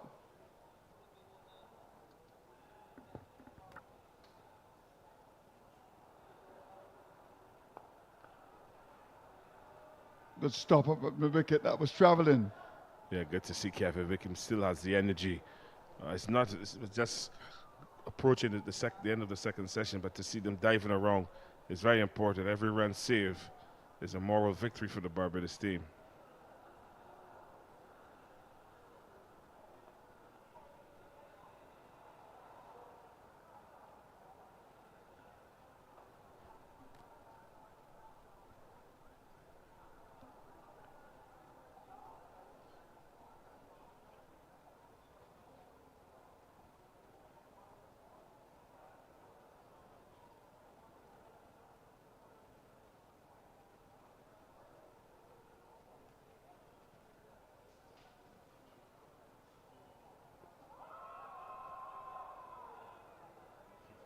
Well, looking to be cheeky there. Might have been struck outside the off stump, but there's no need to do that. No, there's no need to play that shot at all. There's so much real estate at long off and long on. Keep knocking the ball around and picking up those 1s and 2s. But as you said, Joe, maybe the fitness is telling now on Powell.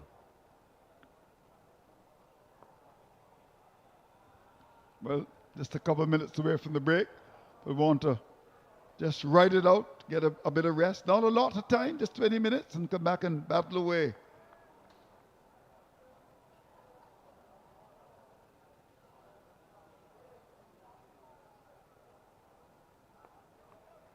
Very well bowled by Chase. He thought he had him. On delivering the ball, he pushed his head up in the air. And you know what exclamation came up there is, gee. He thought he had it with a bounce, but Powell, again with the extra reach, managed to keep the ball down. Silly point is in now. Your favorite field. Yep. The length has got to be good. Too short. You bring the silly point in and you bowl almost a medium pace delivery. So the over comes to an end. Just give it some air, bring the batsman to the front foot, and let him play with that field at silly point. So, 208 for 3. Yes, the CCC continues to rub the salt into the wounds of the Barbados bowlers and the team. But in the toss, the good decision to bat first, surface tailor-made for batting, quite easy. There isn't a lot on offer. There's no sideways movement. Obviously, it's a beautiful day. Not a lot of wind is blowing. It's hard work for the bowlers. Warwick continues to toil away from the northern end.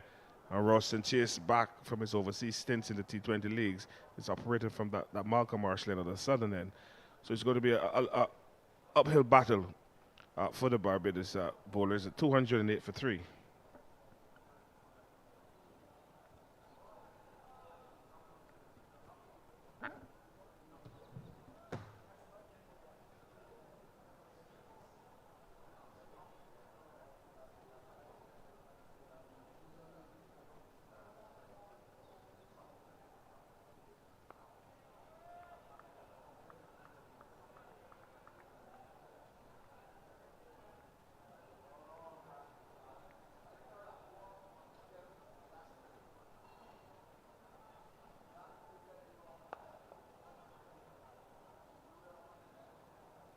So refreshing, as I said earlier, to see a West Indian batsman using the feet. He actually played very well using his feet.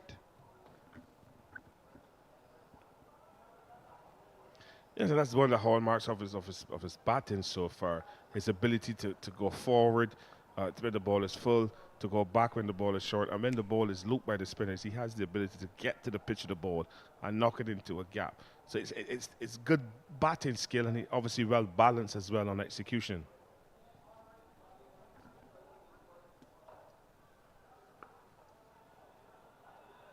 Again, he's down the pitch. And again, he plays with a great deal of assurance.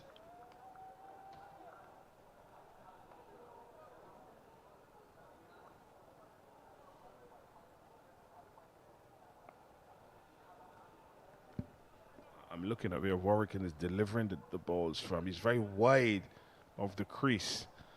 I was looking to see if his foot is cutting that line. He's very, very wide on the crease, looking to get the ball to slant in and then maybe straighten as well on pitching. Well, he's down the pitch, plays it very capably, and in frustration, Ward throws the ball to the keeper. So, tea has come, and CCC, Combined Campuses and Colleges, teaching a couple of lessons here. Barbados, a session where the side was as flat as a Bajan pancake. 208 for 3 represents a position of comfort, if not one of command. Yes, a very good position here by the CCC. 208 for 3 at T. Young opening batted them out. Evelyn, he's on 105, batting really well, very positive in stroke play. And he's very ably supported by Kieran Powell, the senior batter in the middle order for the CCC. He is on 44. So a good batting display thus far by the CCC. And Barbados will have a break. They think tanks will come together and try to see if they can break this partnership after tea. But well played to the young Evelyn, his first 100 at this level. And let's hope it won't be his last.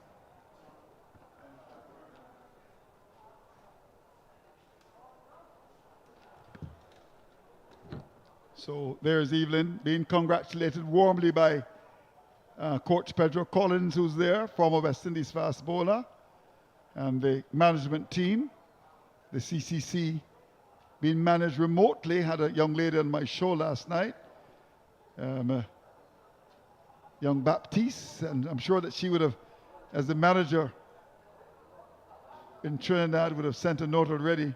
I hope he got the note. Brilliant performance from him, and we want to come back and continue to rub salt into the wounds of the Barbados team, looking really very flat, and it represents a pretty good show by them.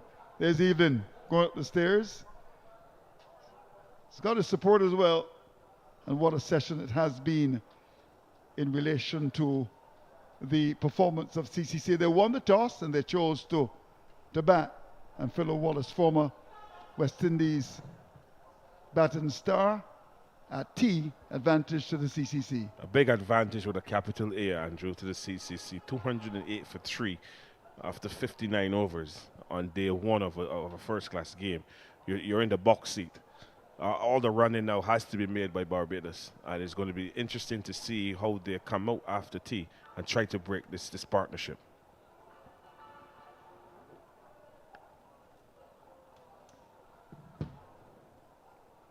Well, the continuation of a tremendous performance from them. There's Evelyn getting to his 50. Lovely turn away for 4. Lovely flowing drive with Roach coming back in it after the break. Roston Chase was too short, and that should have been taken for Roach's drive. Big, strong man he is, through cover, and too wide, and stroke through cover. Evelyn was on fire. Down the pitch and hit that over the top. Chase was hit from outside of the off stump. Down the pitch, and that's a big hit by Paul. Lovely drive through cover by Evelyn. And there's it, the moment when he got to a 200, a drive through cover, and an extremely happy man. Some support for him from his friends, his mother, father watching the game, I'm told. And I'm sure they're going to take him out to dinner this evening at one of the finest restaurants in Barbados. What a session it has been for the CCC. 208 for 3. And of course, we're going to continue to keep you in tune with what's happening. Of course, at the lunchtime break, we brought you some cricket from Barbados. Now, we're going to hear from a star, Amir Django.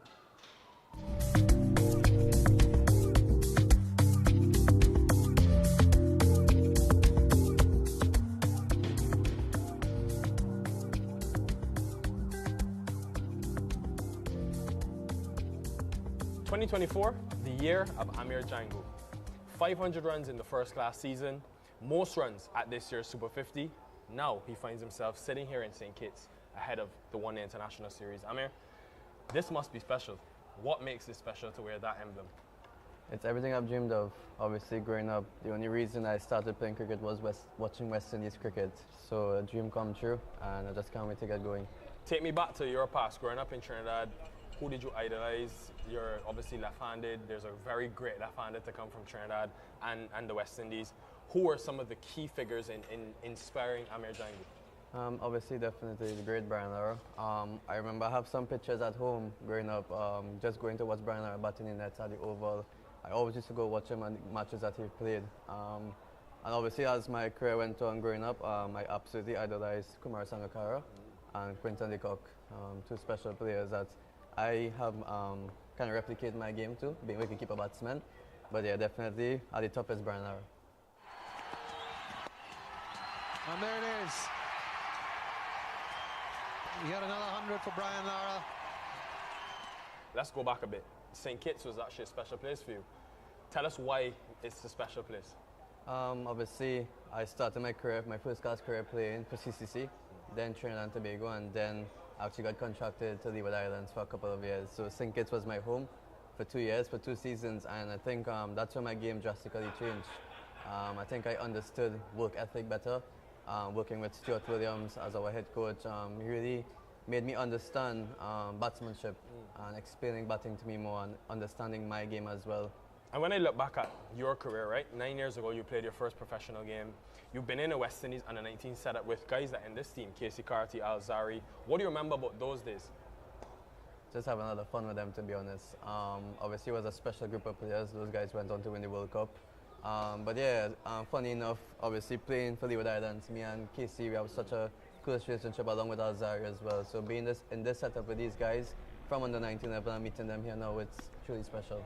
Did the disappointment of not being in that final squad for that 2016 World Cup help drive you when you reflect? Definitely. Obviously, there's always disappointments along the path of being a professional sportsman.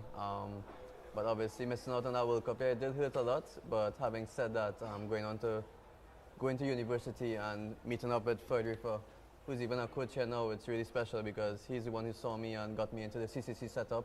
And that carried on my district career and actually took my cricket to another level as well. And let's talk now about this year, 2024, because life's changed for you. First of all, start of the year, as we said, maiden first class 100. Not only was it 100, a double 100. There it is. That's his double 100. Amir Django pulling this one in front of square, past that man at mid-wicket. Celebrates out there in the middle, takes his helmet off. Proud moment for the young man from Fatima College. And then, of course, maiden list day 100 in this year's Super 50. What changed? To be honest, there was just a big hunger for me. That really clicked in my mind. I was reaching a stage in my career now, 27 years old. I want to take my career to another level. And obviously, I didn't want to just be a first-class player, just a regional player. I want to be an international player. I want to represent West Indies. And the only way I could have done that was putting numbers on the board. I think before that first double century that I scored, I had like 490s in first-class cricket.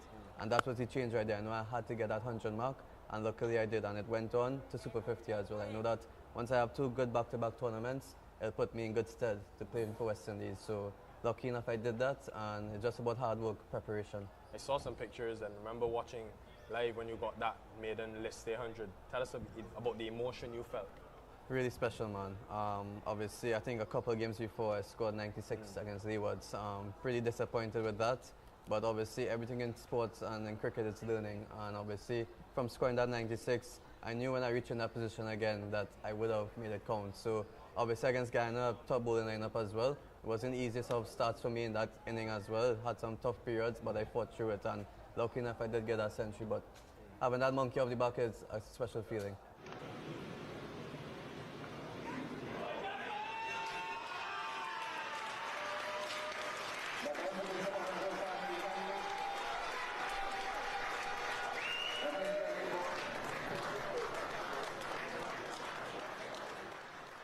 Talk about that crest.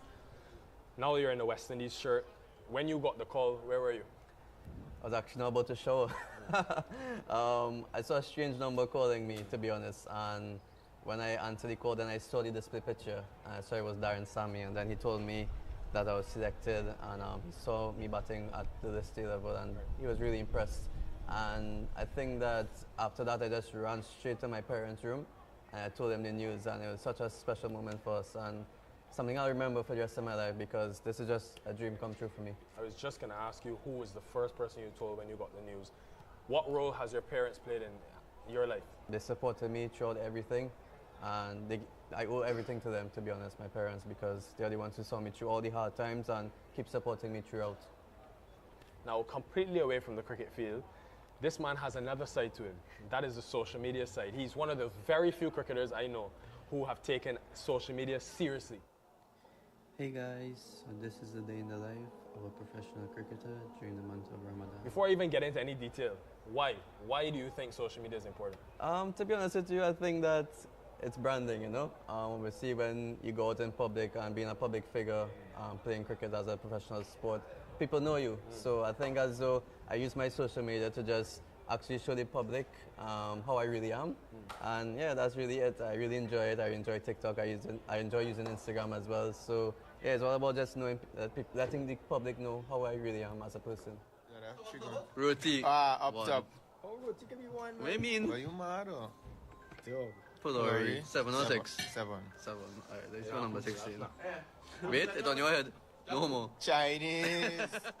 Is that sort of a good release to have fun off the cricket field and also help the bonding of the team? Yeah, definitely. Obviously, I think that's my role as well, not only just being a wicketkeeper batsman on the team, but always bringing that positivity, bringing that vibe to the team.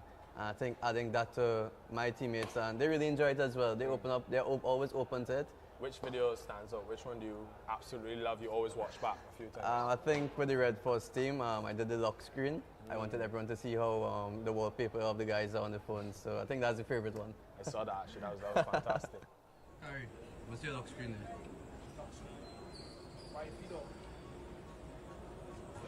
You're done. What's your lock screen? Oh wow.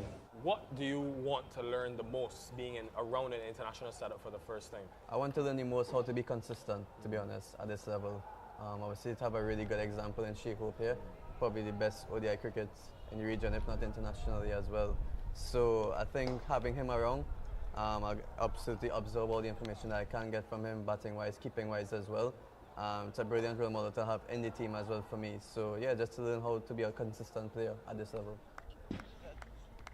Saw you batting, I think with KC as well, in the net on the first day of the tour. What was the intensity like? It was crazy, to be honest. Looking up Jaden Seals as Harry Joseph running down at you at full speed.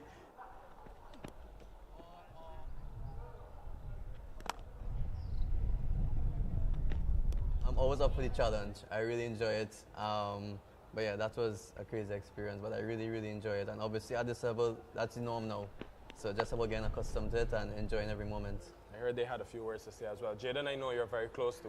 So how does that friendship evolve in the net and then almost go back to being friends outside of it? It's crazy, man, because me and Jaden, we're really close off the field. But as soon as we step on the field with each other, we're always at it. It's always a battle.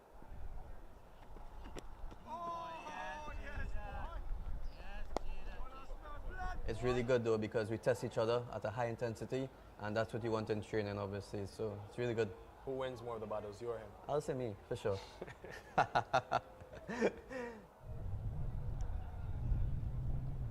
When you look back on your career, maybe 10, 15 years, how would you like it to be remembered?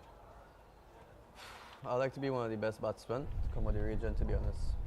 Obviously, it's a dream come true being at this level, but at the same time, I just want to keep taking my legacy more and more. This is just the beginning for me. Why do you believe you can do it? Because I feel as though I have that self-belief now. I think looking back, as you said, 10 years ago, the self-belief probably wasn't there as well. But as I said, like, something just clicked to me, and I just have that hunger now to go to the highest level, which I am now, but it's about dominating as well. So I firmly believe that I can do that. All about preparation, all about putting in the hard work, and as well as being a humble person as well. The journey began in Trinidad, it stopped here in St. Kitts, went back to Trinidad, and looked at life. Full circle, we're right back here at Warner Park. Amir, all the best. We're excited to see what you can produce and enjoy it. Thank you very much, man. Appreciate it. Cheers.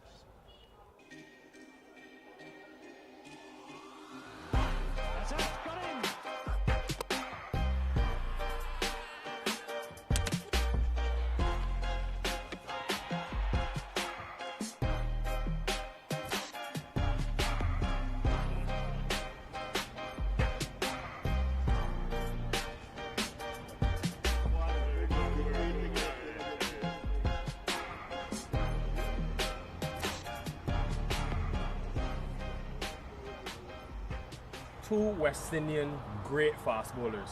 Two men that sit in the top 5 West Indian leading test match wicket takers. Courtney Walsh, we sit in his end here at Savannah Park. Kemar Roach, a man that's working his way up and closing in on 300 test wickets. Gentlemen, it is a great privilege to sit here alongside the two of you guys. 17 years in test match cricket, 15 years in test match cricket and counting. I want to know, first of all, what trait is needed to be able to perform and sustain excellence for such a long period of time? We'll start with the superiority. The big strong words. No, obviously for me I think the key is being able to be fit, have good health, work out what you want to do, and be prepared to put some hard yards in before, so that can help you to sustain what's going on after. So once you look after your body and do the right requirements, and also knowing your body after a certain period of time to know when you're match fit and what you need to do to get match fit, was one of my motto, and I think Kemar has done that extremely well. What worked for you? Yeah, same thing you said. Just being match ready. Put the work in at the beginning, train hard, take care of your body, eat well, get some rest, and then on the field, you just express yourself, you exploit your skills, and that has worked for me from my whole career. And obviously watching the great man before me, he laid a foundation, and he was a very hard worker. You can see that he bowled long spells, and he was very consistent, and that's what I emulate my game off. Roach has the last laugh. Roach has the last wicket. Both of your journeys in fast bowling, your skill sets actually changed over time. How did your, Courtney, starting with you, how did your skill set evolve over your 17 years of test match bowling? With experience, I mean, any young fast bowler, when you started, you want to bowl fast because that was the name of the game. So you always try to hit the deck as hard as you can and try to bowl as quick as you can. And for me, I could only get the ball to knife back in or swing in a good pace, consistent pace. But over the years, as the game started to evolve and my own career started to develop, you realize that you need certain skill sets. So practicing the nets was what I went to do, and then you try it out in matches. Obviously, being able to play a couple of seasons in England did help, and then playing our regular Forde cricket here and club cricket, where you can experiment in those. And then I would call myself an all-round fast bowler afterwards when I was able to swing the ball away from the bat. And those skill sets is something that you have to work on. It's something that I've admired with Kumar. His skill sets, when he started, he was raw pace. But then when he sort of lost a little bit of that pace, his skill sets got better in terms of how he swung the ball and using different angles, going around the wicket and creating what I call, I think, to me, and I say it in front of him or behind him, one of the best around the wicket bowler to left arm spin batters, using up that angle, getting the ball to come in and then leave the bat. It's not something that happens overnight. It's something you have to practice. And that's how you get your game to evolve in terms of trying to be a complete fast bowler, which at the end of my career, I think I was closer to that than when I started. Second hit, magnificent from Kemar Roach. Third time lucky. When do you remember that time where it all sort of came together for you? Obviously, injuries help. Obviously, I lost some pace, so obviously I had to work on my skills more to become still an impact bowler in Test cricket. So I did a lot of work leading into 2015, 2016 after my injury on my shoulder, and some deep discussions and some reinvention of myself and my action helped me to do a lot more of the ball, and then I think I became a better bowler after that, in terms of working up batsmen, challenging batsmen, front foot, back foot, whatever, but getting the ball to go both ways. I think I enjoy bowling like that more than bowling quick. It might sound funny, but pace put fear in batsmen's heart, but I like the fact of exploiting skills and exploiting weaknesses in batsmen, and I just think that's where I enjoy most. Edged and taken. Make that 51 before Kemar Roach is probed, and he finally gets the reward. What role did Courtney Walsh play in Kemar Roach's development and role in the West Indies? Yeah, obviously watching on TV, obviously we all know of him and the Curtly Ambrose partnership. I think those guys, they set such a high barrier for fast bowling in the Caribbean that you just wanted to emulate them. Watching it in Barbados on CCC, I think seeing him and Curtly Ambrose run together, it was just heartwarming, and you just go outside right after the game is finished and you try to bowl like them, and it was really good times, and it just is a good foundation for my cricket going forward, and that's why I'm here, playing so long as I can. And Legend, there's a picture of you around 2011 having a chat with the three West Indian fast bowlers. I think it was Kemar, it was Fida, Darren Sammy was in it as well. What do you remember about Kemar Roach when he first burst on the scene that you really liked? Some of the questions he had asked, I liked his action from day one, but his attitude, being down to earth, some of the questions he asked. And then after that meeting, we kept in touch. I mean, we were always in touch, but we kept in touch more. And just to watch, you start to watch and follow the career. And I remember the one that stands out to me most distinct was a conversation I had with him in India when I was down there doing commentary, and he wasn't playing. And I was a little bit disappointed because I wanted to see him play, but they were just remodeling his action and stuff. And I said to him, it's only a pity you have to be doing the modeling of the action on tour. This should have been done before, and it should have enabled you to be playing. And he agreed, and we had good discussions about it to make sure that he didn't get downhearted, because when you expect to play, you're not playing, and he took it well. We kept in touch, we did a little bit of chatting after, and I just started to follow his career because of what I saw, his humbleness, but he wanted to succeed to be sort of at the top level. And after that tour, he came back playing, and he hit the ground running. And whenever he see me, he would say, Legend, what do you think about this, and what we think? And if I see something, I'd say to him. And the way how he accepts it, and he would try, and we would have a chat after the game, this didn't work or that worked, that sort of helped us. And it helped me to be able to know that he's not afraid of asking to advise, and I was always happy to pass on whatever I saw to him, and he would take it on board. You remember that conversation? Yeah, I do remember that conversation. You know, speaking to him is always is just an upliftment. And I was down, wasn't playing as much, but he uplifted me, and I just wanted to push on, man. I just want to be among those great fast bowlers of before, and he was one of them. So it's just a good feeling to have him around sometimes. Another question in terms of looking back on y'all's careers, you've obviously played against so many formidable oppositions, but which opposition, if you have to pick one team, always brings the best out of Kemar Roach, always brings the best out of Courtney Walsh? Starting with you. I wasn't playing against England.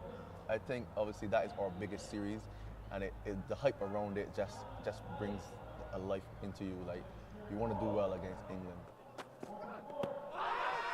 Could be close, could be close. Finger goes up. So, interesting interview with some wonderful fast bowlers of West Indies cricket. Young Lakeel making some waves across the world. Talking to Ambassador Courtney Andrew Walsh and a man who's actually playing in this match, Kemar Roach. So, final session on the first day is just about to begin. The CCC doing a good job, not losing the wicket between lunch and tea after being 98 for 3 at lunch. And these two batting well. Evelyn, 105. Paul, the veteran, the exemplar, the one who is the mentor. He's got 44. And as Roland Butcher, the former England batsman, joins me, no doubt CCC looking to press on. Yes, Andrew, good afternoon to you. And yes, CCC have done really well. A good partnership between Powell, the experienced player, and Demel Evelyn, the newcomer. It's been an excellent partnership. So the first ball after the break, bowled by Matthew Forde, the medium pacer.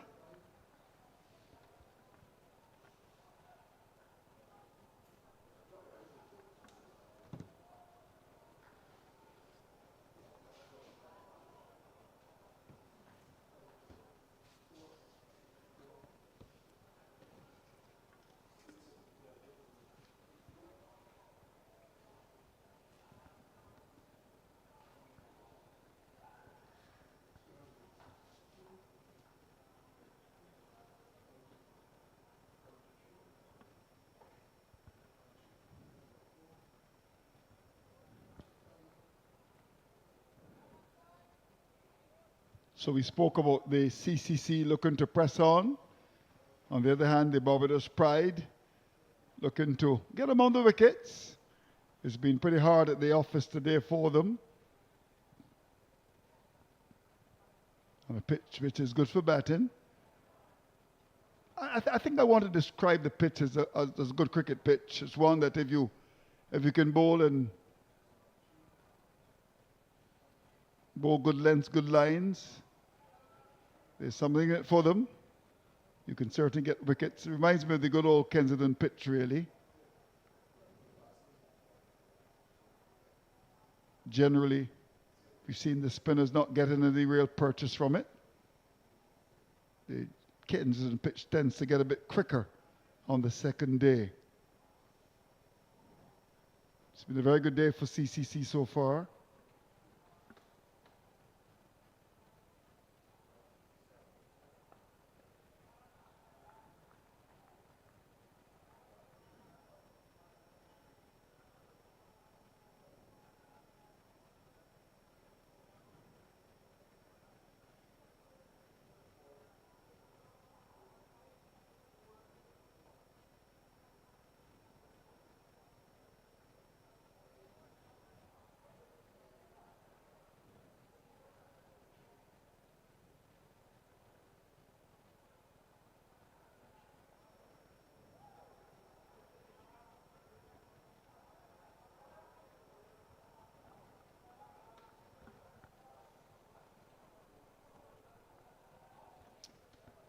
Roland, what do you make of Matthew Forde as a cricketer? Let's start with his bowling. Well, as I said before, he's nothing more than medium pace.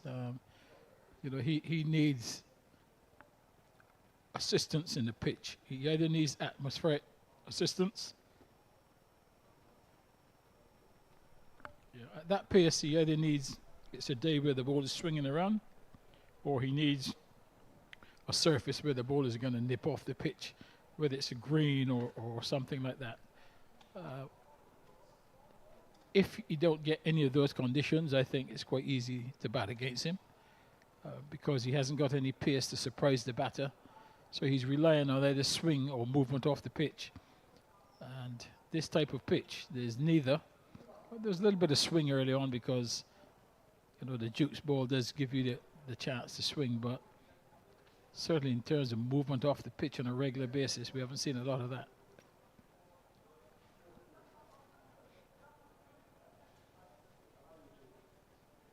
You know, he's comfortably going at 6 and over.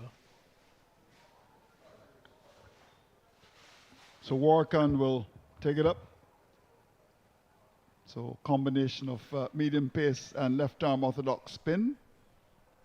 Jamal Warkan, who was born in St. Vincent, came to Barbados, I'm told, when he was around 12, has a Bajan accent.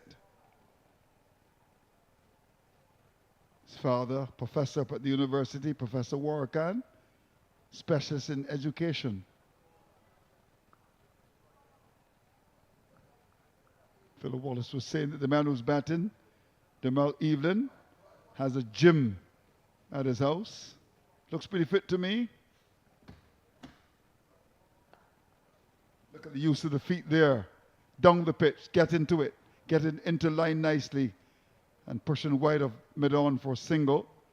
As I said earlier, it's not often that you see the modern-day West Indian batsman use the feet to the spin. But this has been a good exhibition from the young man. He's grown in confidence, had his challenges at the start with the in-swinger, but has battled away.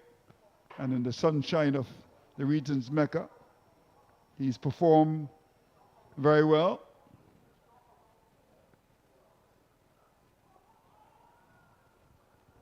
Yeah, he's played very well. Deserved 100. And this is probably the first time he's played at Kensington Oval, I would imagine. 100 against Barbados. Yep, can it get any better? No, he batted well, as you said. They're comfortable against the spin.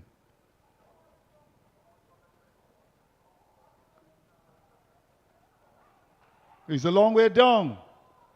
The return is not strong.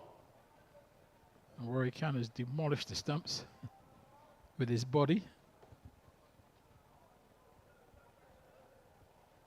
I think there was a single there, Andrew. Yeah, there was. I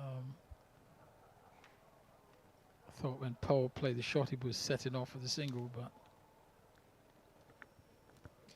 what a way to lose your wicket if you run out.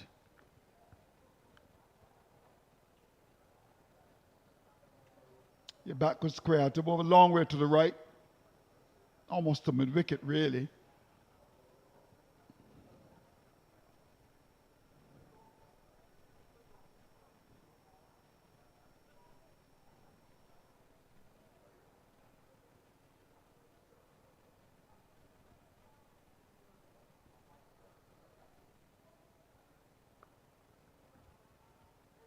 That ball was given some air, and he even went on the back foot to trust in his judgment, trust in the pitch, and even had enough time to go deep in his crease and push that into the onside.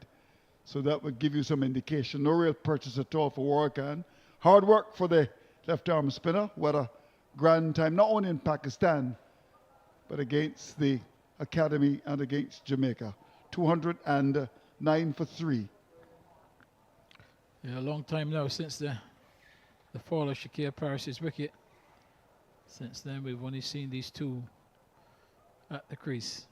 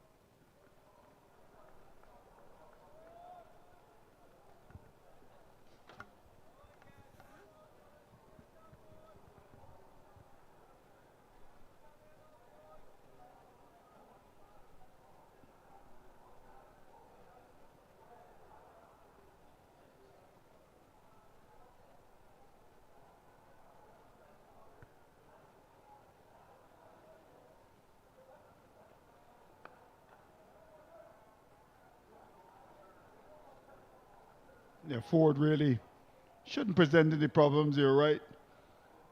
Would only really give you trouble, you know, in terms of the ball moving around, overcast conditions, the pitch that would help him. But on this kind of a pitch, really shouldn't present any serious threat to you at all. And when Barbados can't produce fast bowlers, then you're in trouble.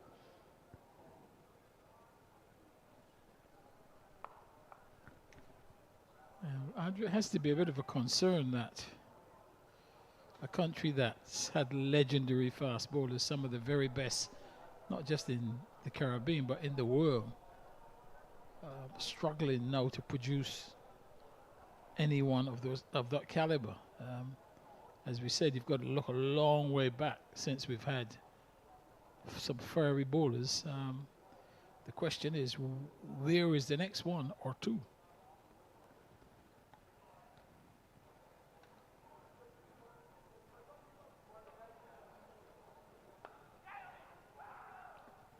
Didn't quite carry. The trap was set. That short point area. Wickham was diving, but the ball dropped just in front of him. The plan almost worked. Yes, just put in the deep square leg out, put in the batsman's mind. Short pitch ball was coming and double bluff and just pitched it up, Evelyn threw his bat. Yeah, it's probably just a bit of a problem with his hand, maybe a bit of cramp.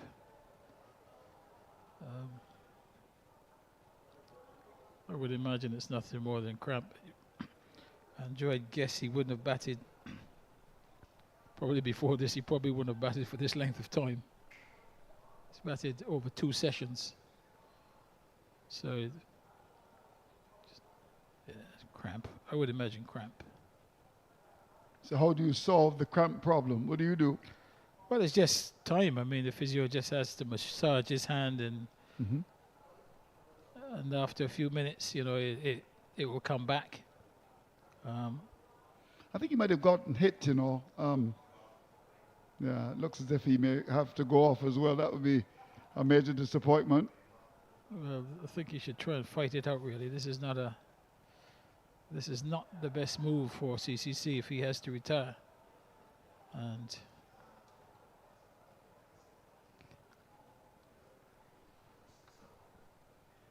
if he has to retire, that's an opportunity for Barbados to strike with a new man at the crease. It would be a shame. But as you know, CCC have had a few problems with injuries. I mean, Cal Corbin, who's... Yeah, he got to the 100 and had to go off as well. And hasn't played since. Yeah, this is not good news at all for young Evelyn. Physio is with him. And he's got to retire. So, I think he might have been struck earlier in the over from one that lifted. But let's hope that the problem will be solved. So Evelyn retiring at 106. And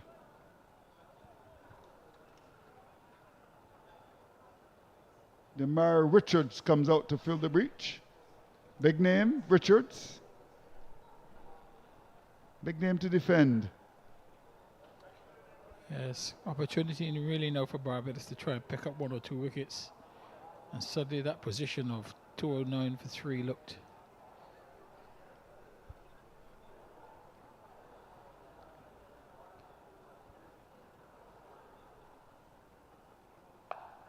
Well, the first ball is a baby bouncer, really. If one case to describe it like that, banged into the pitch. No problems at all. Had a day and a half to just pull that to a wicket. Gets a run. Yeah, very short of pace, that delivery. I think if that had been bowled to Paul, I don't think they'd been running 1, Andrew, for sure. Yeah, I think he would have enjoyed that. Would have been his dessert, really. Forde has got to get his length right here.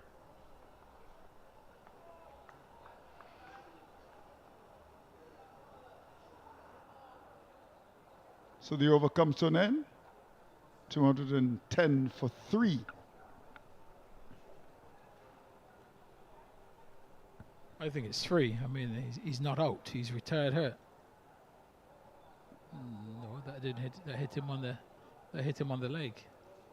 Yeah, on the leg. But there we go.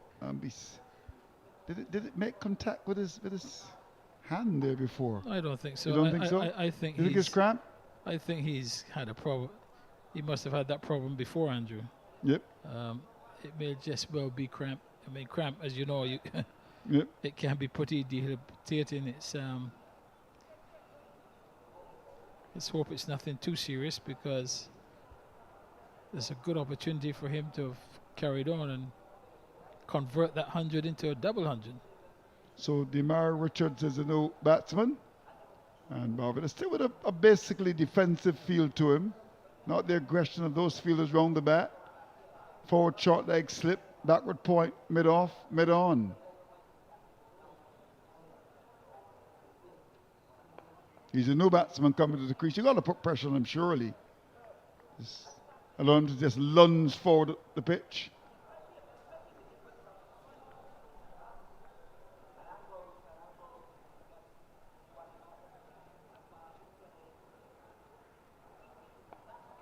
He's able to get a single in the offside. Just reach in for it. No, that's captaincy. That's not good at all. Really, you got to get the field tight in there in the offside. Keep him on strike. Put the men round the bat. Silly point, forward, short leg, and just try to build pressure. He's just come to the crease. He's just faced 3 balls, and is able to push a ball and a gap in the offside for 1.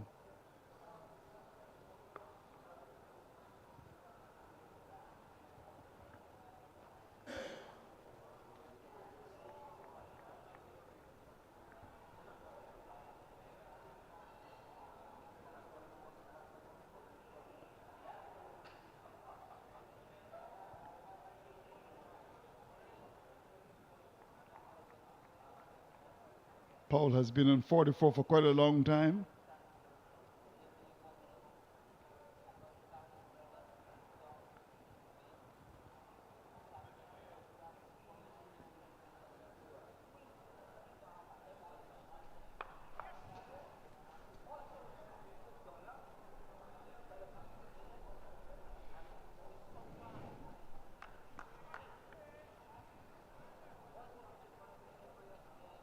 So here we go again with Richards.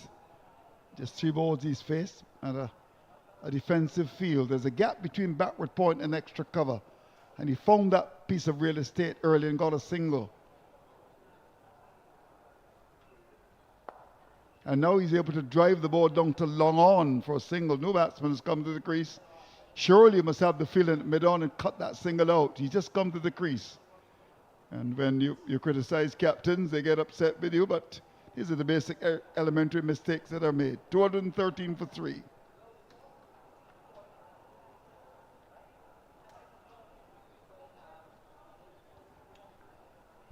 So Kieran Powell now, the senior partner, has to shepherd young Richards along. Between the two of them, they've got to develop another partnership.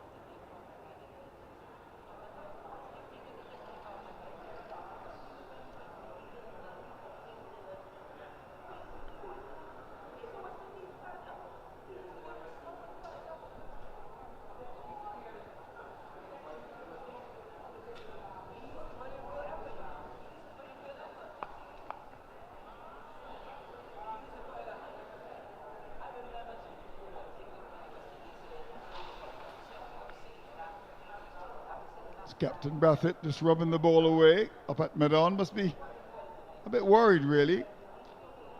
98 for 3. Advantage Barbados now at 213 for 3. Play advantage of this CCC. Forde yet to get a wicket in his 8th over.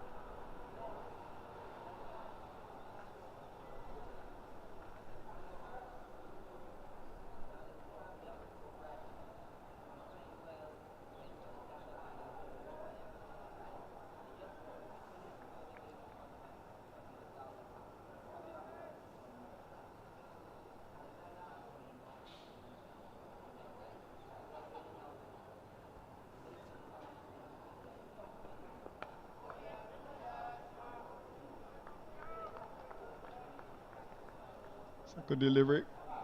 Leaving the left-hander. Outswing and find the outer portion of the bat. So Forde able to get the ball to go across the left-handed batsman. It's been a pretty quiet over so far. Not a run scored.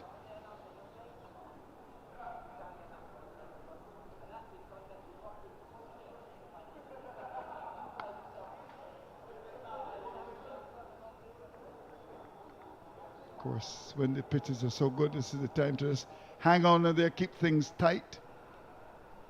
And sometimes not scoring can invite danger, invite indiscretion. We've seen it so often, the batsmen being impatient, and I've seen captains in placid pitches actually do well because there's some good tight ball and a clear plan of action and good tight field setting as well. Just frustrate the batsman. We've seen it so many times in cricket.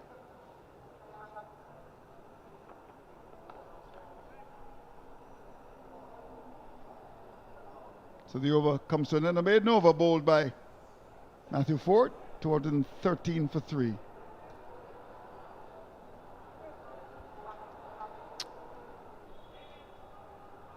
Matthew Forde not posing too many problems for the batter. Seem to be having maybe a bit of problem with the foothold. They've called the groundsman on, and whatever it was, the ground staff didn't get off the the trolley. They just drove up and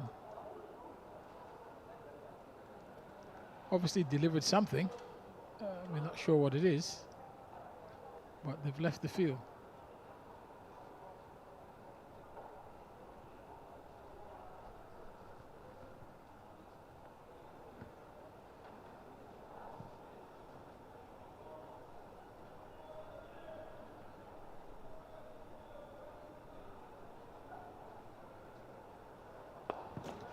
He's down the pitch when he gets there. Catch taken. Finally, a wicket for Barbados. Losing concentration. Paul. And there is work on getting the wicket. An important wicket as well. Yeah, very important. Just that window has been opened with the retirement of Evelyn having to retire. That's usually what happens. It suddenly gives a team who's out of the game an opportunity to get back in it, and that's exactly what happened. And the set batter in Powell, he'll be disappointed with the way he's got out. Really, no need to have played that shot. There was a man back, and just losing a bit of patience. Warwickans, yep, really is nothing delivering. He's just hitting it, and it's a good diving catch coming around there from long on, but he'd be very disappointed with that dismissal.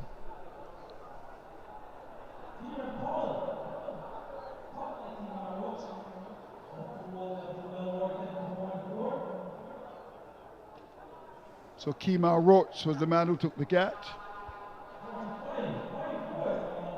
And a very good catch too. And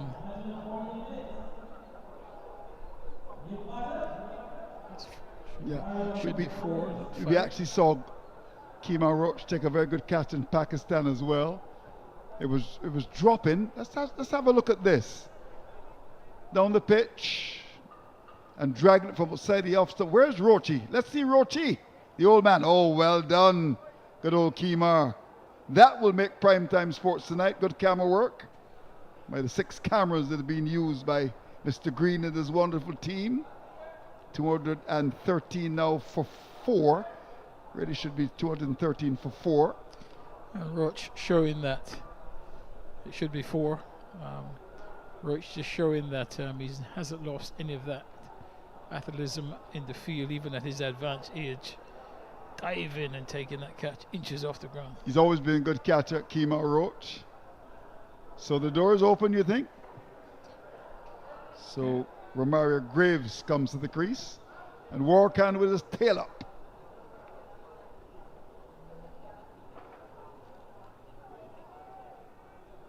Yeah, we'll have to see what's in the belly of the CCC now.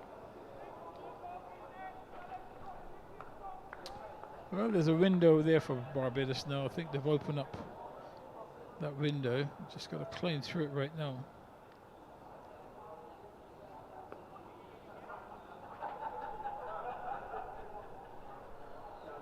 Yeah, I think it was a bit of a tired shot too from Paul. Maybe not as fit, hasn't played a lot. And you saw it just before the break, playing a couple of loose, tired shots. Work on again to Graves.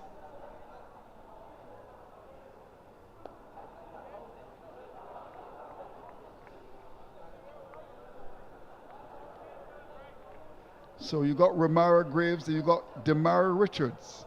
Interesting.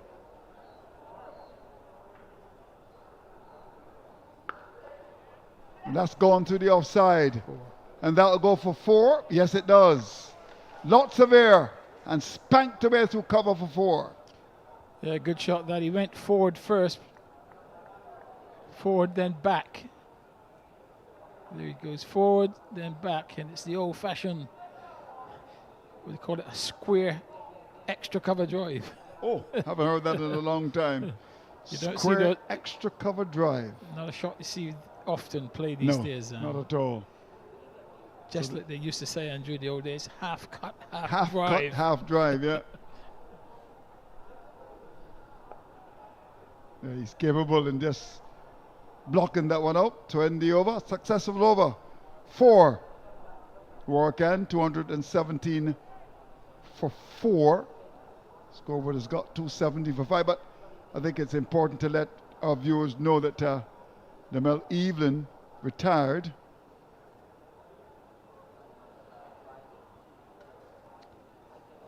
Yes, you're absolutely right, Andrew. The correction should come at some point.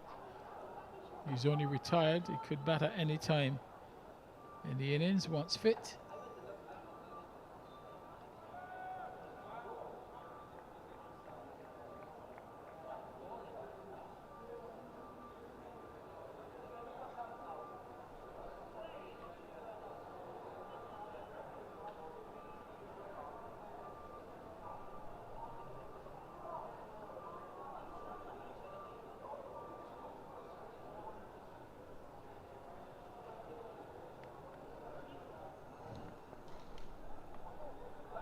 So Forde decides to go around the wicket now, just targeted that off stump, maybe just outside, with 2 steps on the gully. Roach has had a long rest. And Simmons, good to see him back in the field. Just before the break he went off, but he's all right.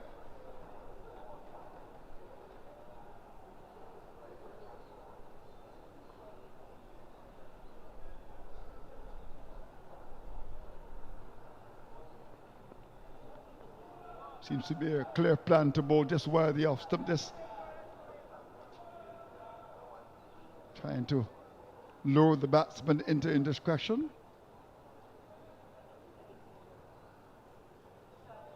You had a chance to see the pitch this morning, any grass in it? Not really, Andrew. It's just a very small area. You know, if you don't look carefully, you wouldn't see it. So not much grass. That's a little bit closer, but still to where the off stump to be taken by the keeper. Trying to get it closer and closer all the time.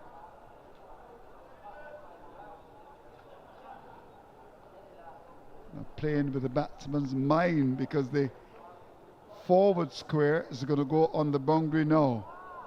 So will we get the short ball coming along?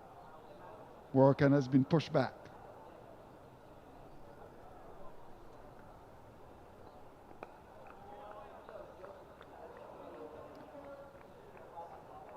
So Forde just doing a good job here, just keeping things quiet. And that's what you need to do sometimes when you're not getting wickets.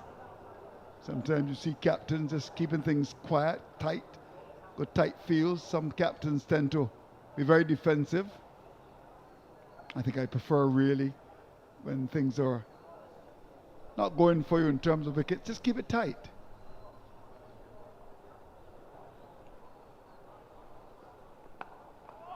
There we go again, bang on target, getting closer and closer. The first couple of deliveries were outside the off stump, and now he's brought the ball back into the left-hander on the off stump.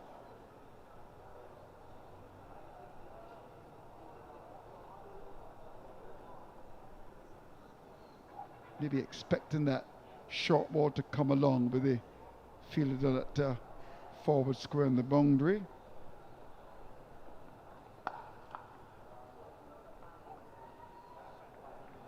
But Richards is solid, very resolute, 217 for 4.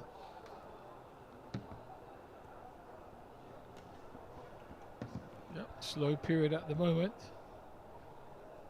That's really been brought about 2 successive maidens there by Matthew Forde.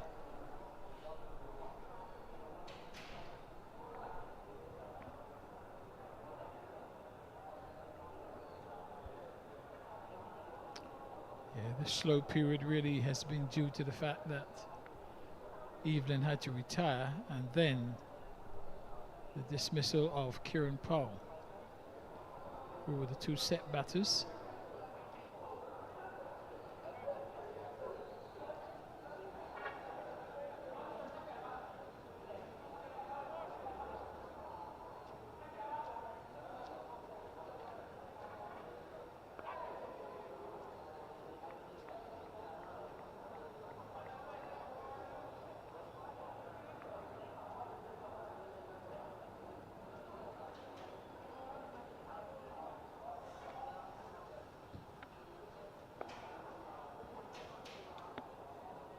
Warwick trying to just maintain control.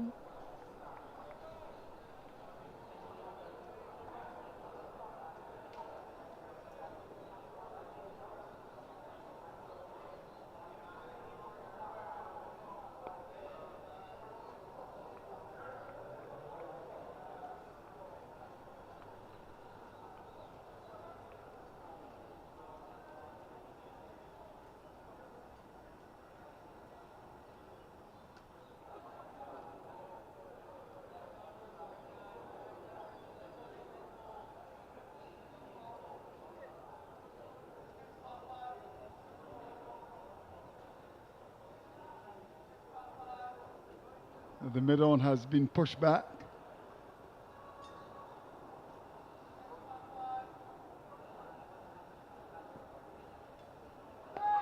He kept a bit low, elected to go back to that and had to hurry the shot.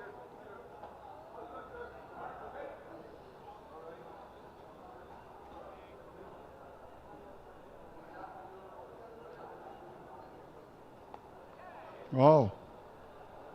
Not a good shot at all. That could have gone anywhere. The over comes to an end. Attempted slog sweep just came off the bottom of the bat. And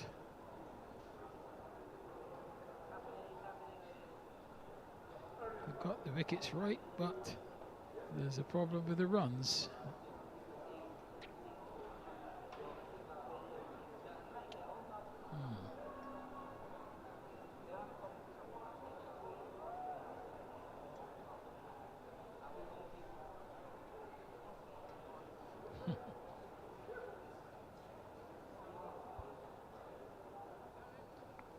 What we can tell you for sure is that the score is 217 for 4.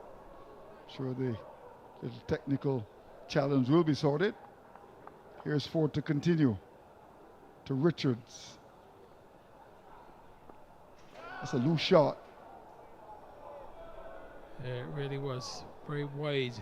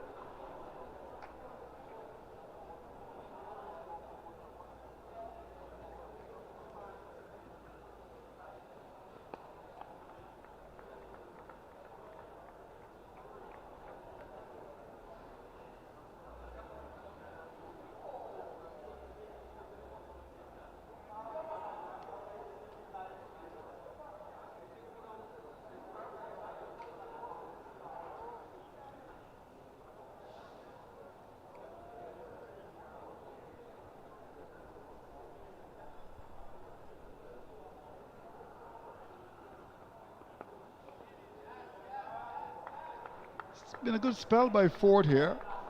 I think he recognizes that the pitch is good for batting.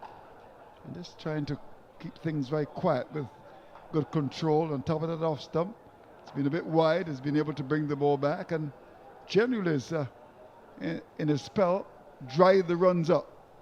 Trying to exert the pressure on the batsman by not giving singles away.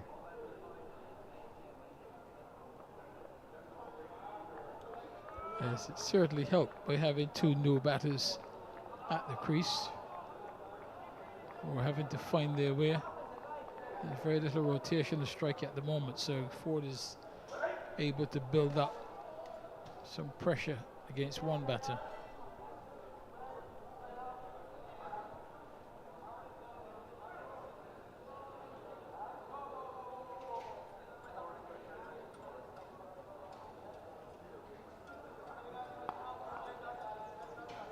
Yes, he's been good, very good indeed, very good control. Top of that off stump.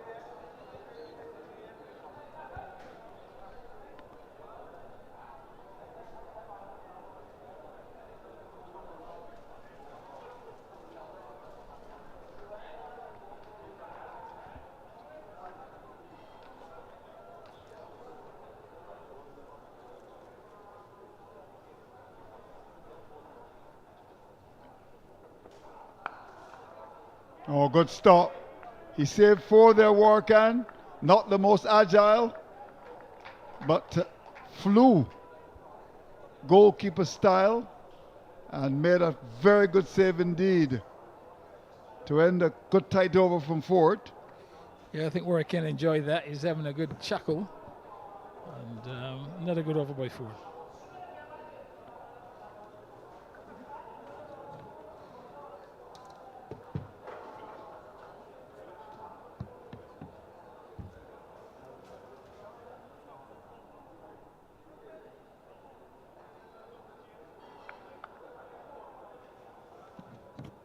Yeah, 217 for 4. Hard work at the office for the Barbados side, but Evelyn retired, and they got rid of Paul, a rather tired shot. Fellow Wallace joins me, not tired by any stretch of the imagination. Hello, fellow, nice to see you. How do you read it now, 217 for 4 with the work and to continue? Good afternoon, Andrew. Nice to see you as well. It's still tight. The CCC batters continue to dig in, despite losing 2 wickets. Well, 1 through retirement. Yeah, that's a bad delivery. We'll get too comfortably here. Yeah, Evelyn was batting really well. For him to retire at that stage brought the downfall of Powell. I just said, looking tired, but I think that he took the opportunity, looked to score, but didn't get a lot of bat on it.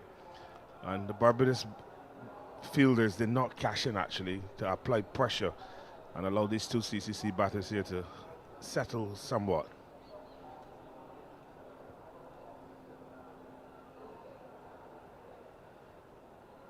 Oh, that beat everyone. Runs for CCC. Brath at the 100-meter man is after it. They get 2. Has he pulled up? Hope not. He seems to have injured himself. Captain Braffy gets up. Yeah, he's all right. No damage done. He's young and strong. I understand he was the 100-meter man at Combermere. Years ago. Years ago.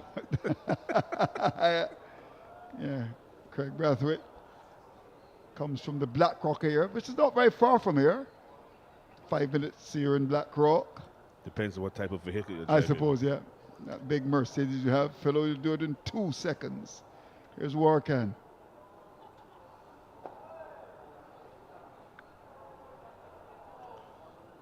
Warkan has had to work very hard. See here the replay of Braffett chasing that ball Mm. and sliding his Yeah. left knee going into the Ooh. surface.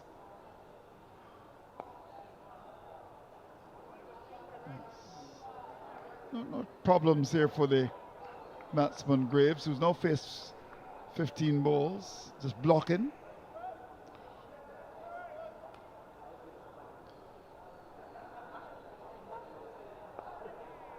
And that was a little bit slower. Hint of turn as well. Just a little bit, yeah. But he was capable in just pushing it in front of him.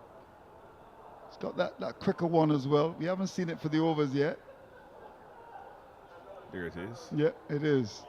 But it's badly lined. Just a day and a half in this crease, just working it down behind square for one. So Andrew, they've changed the ball. Cricket West Indies, they're using the juke ball this round. And we're seeing from the results here, obviously thus far, I don't think it has anything to do with the ball. I think it's the surfaces that the games are playing on. They're so flat and non-responsive to fast bowling that the make of the ball doesn't make a difference. The only exception to it, Andrew, is that yet another 100 has been scored, this time by a young opening batter, which is good to see. But the fast bowlers continue to go wicketless. Yep, you're right. And obviously with the Australians come a call in and the inclusion of the white ball players into the red ball setup to try and get them accustomed to playing red ball cricket. On surfaces like these, when they go to the next level, which is test match cricket, I think the surfaces will be a lot better. So then it's going to call for another type of adjustment. I think batters and cricketers like to play on pitches where there is something on offer to test their skills. Did you try bouncer there? Yeah, that's the fourth bouncer for the day. Roach tried 3. Forde now tried 1. So we just have to get one from Craig Brathwaite now. And Ramon Simmons. Yeah, that loop through to the keeper. Took a day and a half to get there as well. So Champions Trophy, fellow, New Zealand and India. I think New Zealand looking for revenge, but the Indians are looking to win again.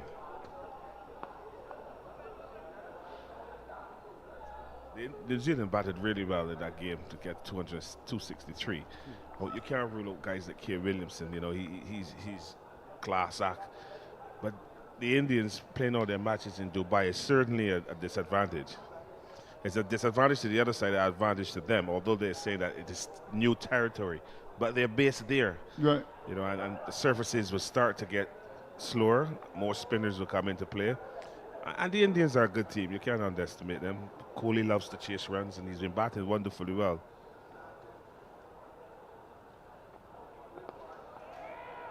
Kohli and Williamson are from the same ilk. They played on the 19 cricket against each other. And this is going to be, you know, this final is going to be a good showdown of the two great or two stand-up middle order batters. So it's going to be a good game. Should be a good game.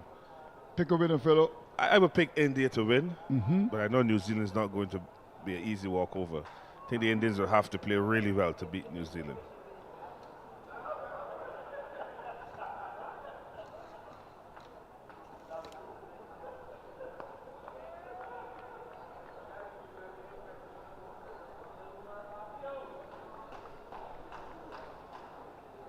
Pakistan playing at home, not doing well at all. Pakistan's cricket is just below par. I think Pakistan bickers at too many things, and no, they're going away for a white ball series, and they're not even taking Barber Azam or Rizwan.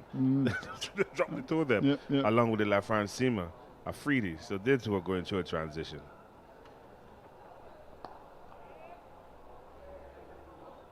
And clearly, from the scores in the Champions Trophy, the pitches are good. Which shows that Pakistan have the ability, the curators have the ability to prepare good cricket pitches. But when we saw against West Indies, they certainly went too far left to just prepare spin-friendly pitches, and it backfired on them because they were expecting to beat West Indies 2-0. West Indies came at trumps in the last one and beat them to draw the series. So they need to do a reflection of the whole cricket and try to get things going better for cricket rather than trying to be too biased to one thing.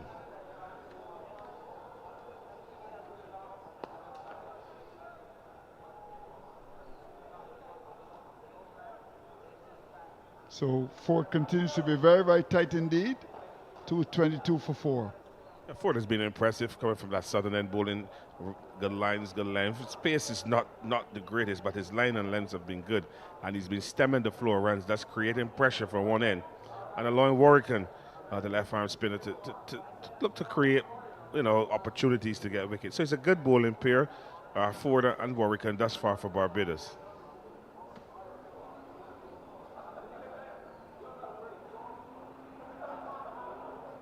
Barbados haven't turned to the medium pace of Wicken. He can also bowl leg spin as well. And let me shock you, fellow, with this. I think he's the quickest bowler on the side. I've seen him. I've seen him in local cricket. And don't be surprised, he's sharp. But he hasn't had a chance to bowl at all today. I'm a bit surprised by that. Oh, that's a loose shot by Richards. Well, I was on the pitch this morning to have a look at it and also do the pitch report. He bowls and delivers that zoom pass. And I thought it was somebody else, but look, it was Wickham. No, he's quick. I mean, I've seen him in local cricket. We do a lot of local cricket in Barbados, and I've seen him, and he gets the ball to really fizz through. He's got a good bounce as well. Yeah, he skids the ball through. He does, yeah. I saw him play against Wanderers last year, and he got 9 wickets in the match and got 100. And I was talking to Jonathan Drix. He said he didn't know he was that sharp. But in order for him to bowl, it comes down to the captain's decision. Yeah. And how he gets him to into the bowling unit. And this is a good opportunity for him. Yeah.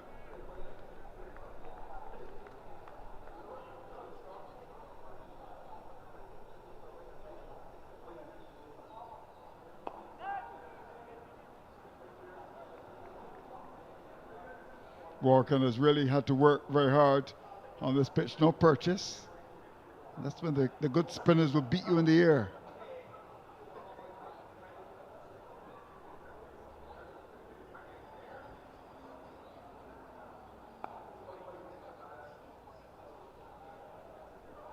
Richards has been pretty solid. He's just got 3 from 27 balls.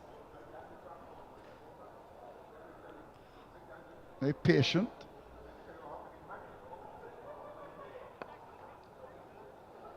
And that's the quicker one that we've been talking about. It was more lined at the leg stump. So no challenges for the left-handed batsman to 22 for 4. The CCC continues to put the grind on the Barbados bowlers. Warwick continuing from the northern end, toiling away. He's only picked up 1 wicket. And he'll be hoping that he can get more wickets before the close of play. Captain Craig Brafford he's gone 19 overs with 60 runs. So he's not bad, but the wickets are the problem. Only 1 wicket. You would expect Warden to pick up maybe 2 or 3 wickets by now. But at 222 for 4, CCC are in the box seat.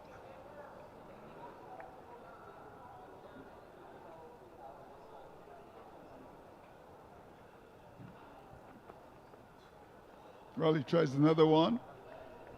And that ballooned over the off stump. Took 2 days and a half to get to the keeper. But I'll tell you this, he bowled a short ball. There's no one behind square on the boundary. There's only a fine leg. So even if the batter top edges the ball and goes in that backward square area, it's going to be safe because the field is up at forward square leg.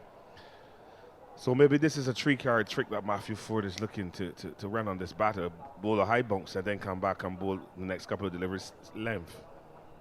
Yeah, he's length delivery there. To maybe try and bowl the Yorker as well. But yeah, you're right. He started with a short ball and then bang on target of the off stump.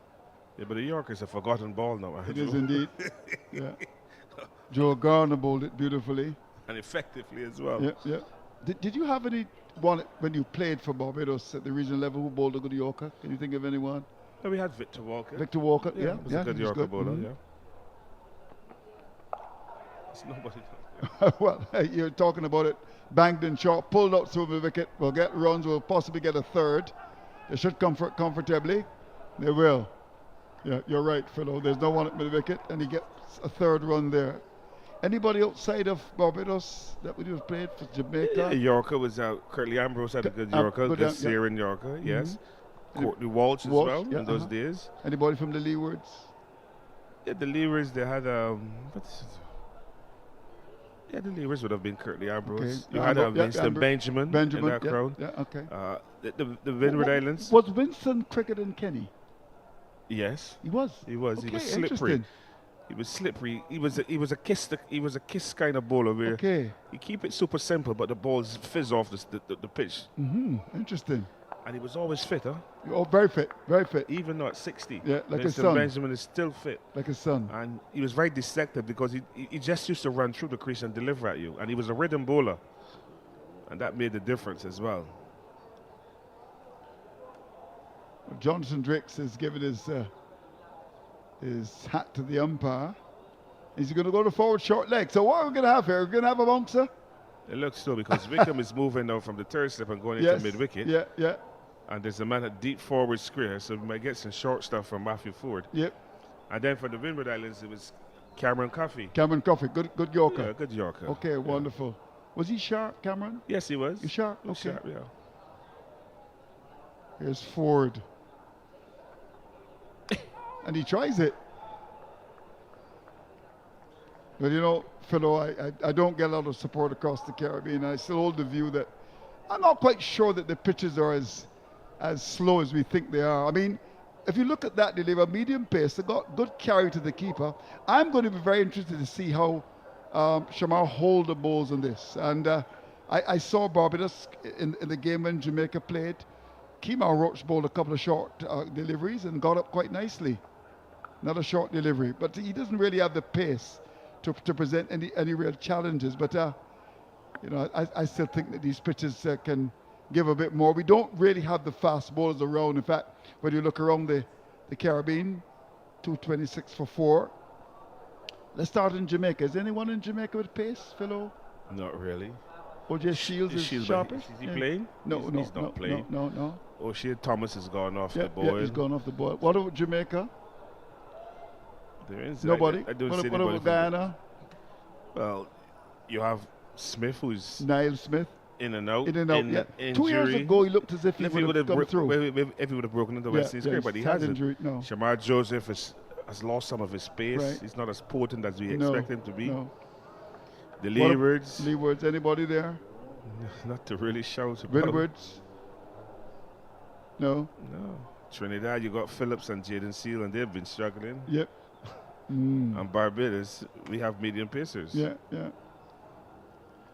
And I saw a young man from the academy, Peters, in the nets. He looked sharp, but he didn't play against Barbados. You were talking about someone from the academy that you saw. What was his name? Oh, Peters. Yeah, Looks good. He's from. Is it St. Martin? St. Martin. Okay. You know, and again, how much cricket is played in St. Martin, Right, but that's he's true. a good find.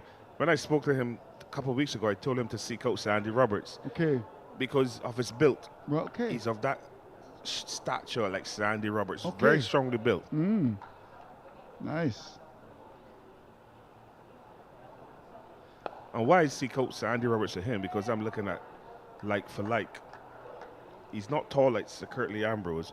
So if he goes to Sir Curtly Ambrose, the length that Sir Curtly Ambrose might ask him to hit, he cannot hit it because of his height. So you look at Sir Andy Roberts, who's of similar build, and look to get him to have a discussion with him and not taking away the responsibilities of who you have working in the academy, just adding to the other dimension to it. I saw Wayne Daniel last week at a funeral as well. Our CEO, Gillian Keane, her father died. We went to Coral Ridge for the funeral. I saw Wayne Daniel. Edge was found there, dropping in front of slip. But Sandy Roberts keeps reminding me daily that he's a forgotten man in Barbados and West Indies cricket. Because Sandy told me that Wayne Daniel used to go faster than him. Really? Yeah, Wayne Daniel was quick. He went to Pakistan and wake up dead wickets and said, no pitch is dead. Oh. It's the effort you put in. Yeah, I agree with that, Philo. I agree with that. I saw Tino Best bowl very quickly at the board. I don't know if you played then, but I remember the game ended in 2.5 days, and Guyana had the big guns, Hooper and Chandapal and Sawan. Yeah, and he bowled very quickly. He was then young and raw, but it could have been about 2021. You know, Tino. Yes. No fear. And he really woke up the old border pitch. But you have to be strong to be a fast bowler. Yeah. And he was. Yeah, he was very fit as well, yeah, Tino Best. That's his even forte. now. He's fit.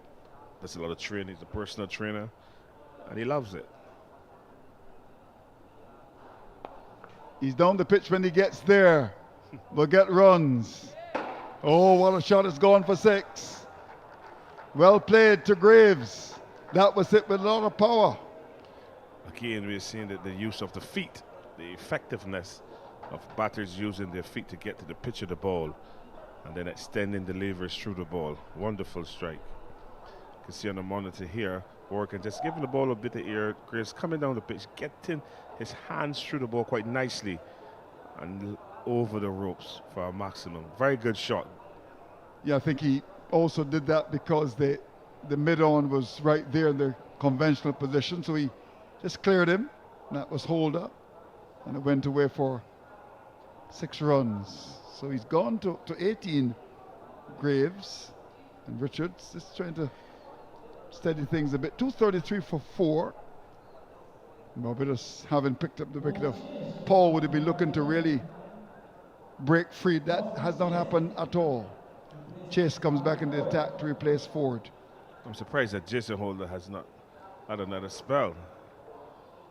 You know, because the thing is that these guys have been clamoring to play. But you want to see the effort. Yeah, you're right. Here's Chase, the ball to Richards. He's solid in the defenses, Richards. Very well built. Well, his brother played for Barbados as a keeper. I think there's a third brother as well. I think all the names begin with D. Yep. His brother's Demetrius. Yes. He's Dario. He can bat as well. His brother's also left-handed. Yes, he looks competent. Yep. His defense is solid. You know, he plays to his strengths.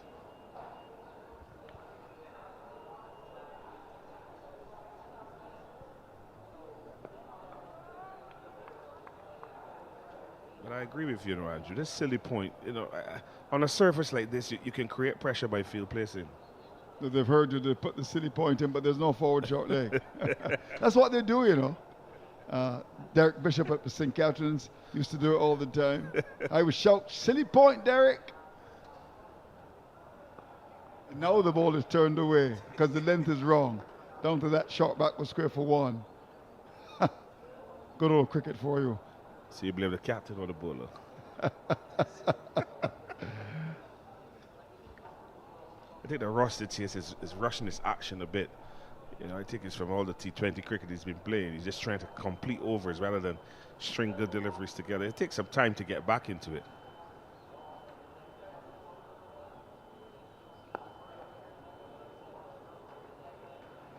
Graves is able to drive down to that long on there for 1. He's batted pretty well too.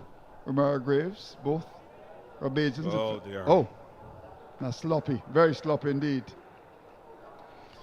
Yes, Matthew Forde just throwing the ball back to Ross and Chase, who didn't collect cleanly, and the batters were aware of the opportunity to get the second run. Good awareness from the 2 CCC batters.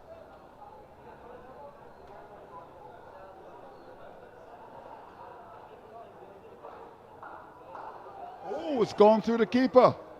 And the off stump was shaved and will go all the way to the boundary. Luck for the batsman. As it runs. Bye signal by the umpire. Very well bowled by Ross and Chase. A moral victory for the off spinner. Ball pitching and bouncing and turning. Going between bat and pad. And the off stump and the keeper's left glove. And down to the boundary for 4 byes. Giving some ear. Ball just bouncing. Quite concerning. Young keeper Boucher can get it wrong in time. But a good, you see that once you produce the balls with the right speed, you will get the purchase out of the surface, but they're too far and too few in between, so you're not getting the consistency of good deliveries stringing together. You're right, Philo. That ball was given lots of air, given enough time to just turn and bounce a little bit. Well, 240 for 4. The CCC will go to drinks. Pretty happy with their performance today.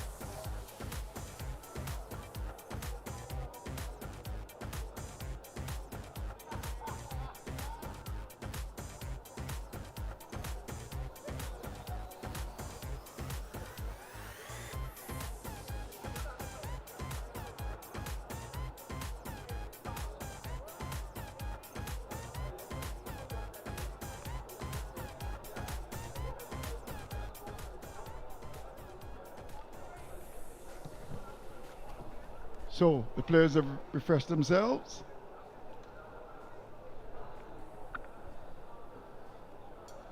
And just past 4 o'clock Eastern Caribbean time.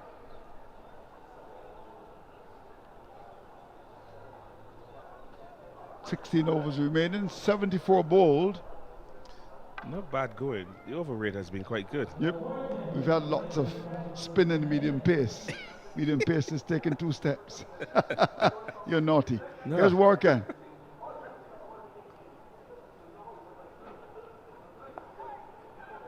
Richards has been solid, huh? I mean, not seen a lot of him, but he's been solid. He looks good. Good compact defensive batter. Typical wicket keeper.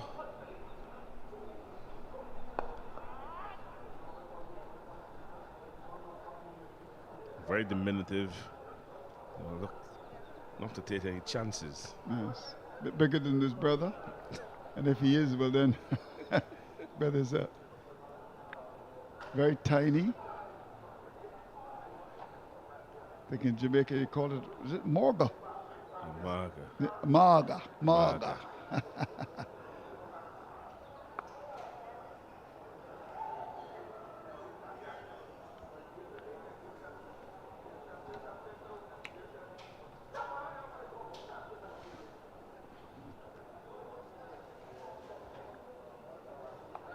Too short and cut away. Runs for CCC. They should get a second? No. Good work by backward point. That's very good work there by Zach McCaskey. The effort is still needed in the field. The pitch might not be as responsive as you expect it to be. And you have to support your bowlers in the field, and that is very good work from him.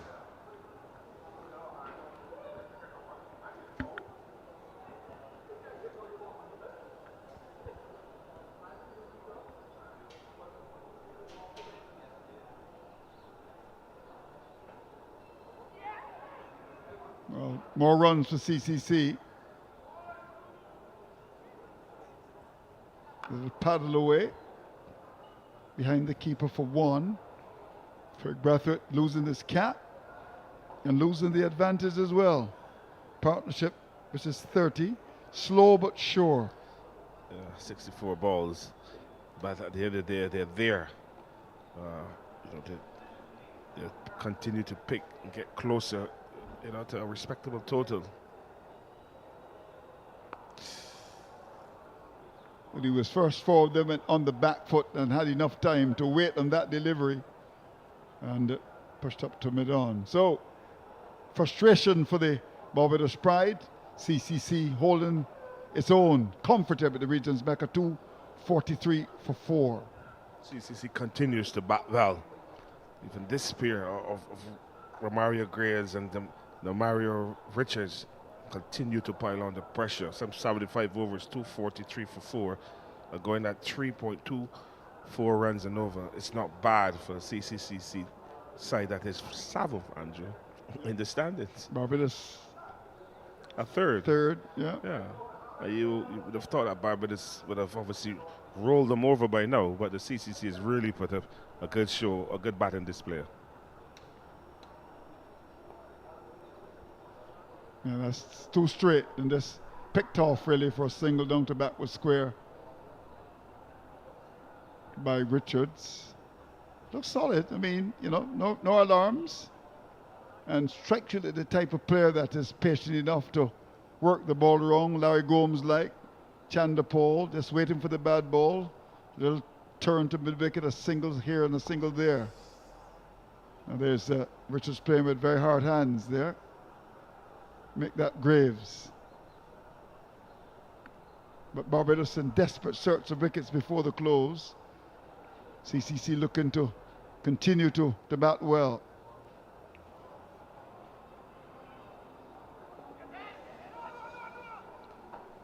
Barbados can pick up 2 wickets before the close of play. You will call it even Stevens. Because having 6 wickets down at the end of day 1, maybe 260, 270, it's not a bad day's play. But if they close at 270, 280 for the same 4, clearly advantage at CCC. They will really have to come tomorrow, Barbados, and try to make early inroads to restrict them from under 350. But as it stands, it's good batting. And again, a single down to long on. Some captains will challenge you and have that long on in at mid on and say, look, go over the top. And very early in the innings, we saw that with the Barbados team allowing the new batsman to get the single down to long on.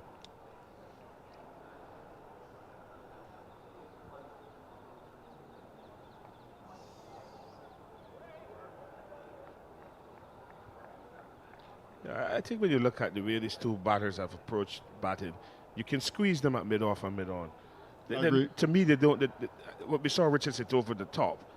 Sorry, Graves hit over the top for Warwick, but we haven't seen it off of chasers yet. So you can squeeze them at mid-off and mid-on and force them to hit the ball over the top. But by relaxing that long-on position and having a man on the boundary, it gives them easy pickings to just work the ball as Craig Bradford now comes and stands at a very short catch in mid-wicket. Straight up there. Oh, beautifully bowled indeed. Fantastic delivery. Well, I saw a holder running, and I was just beginning to wonder if the ball actually had come from the outside edge, but actually had gone onto his stumps. So beautifully bowled by Chase, and Barbados get another wicket there. 246 for 5.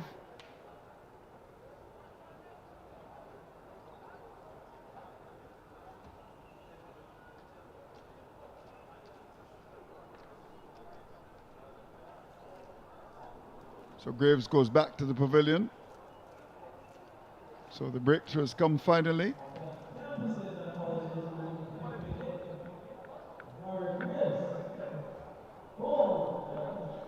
You have to give credit there to Roston Chase. The ball just pitching between middle and off stump.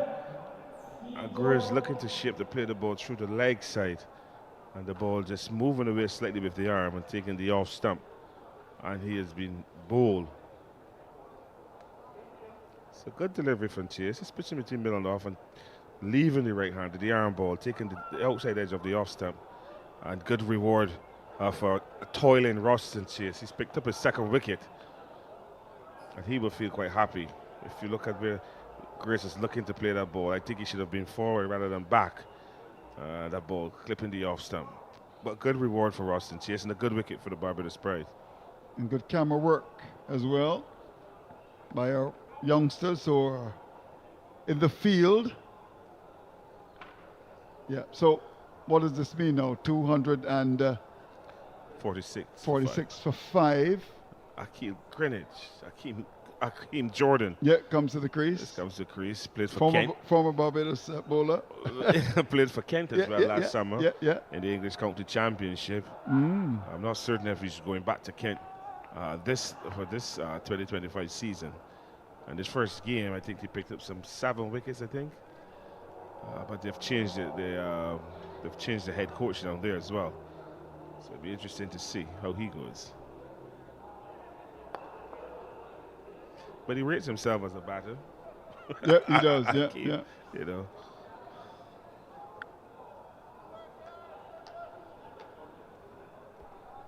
He says he's a bowling all-rounder.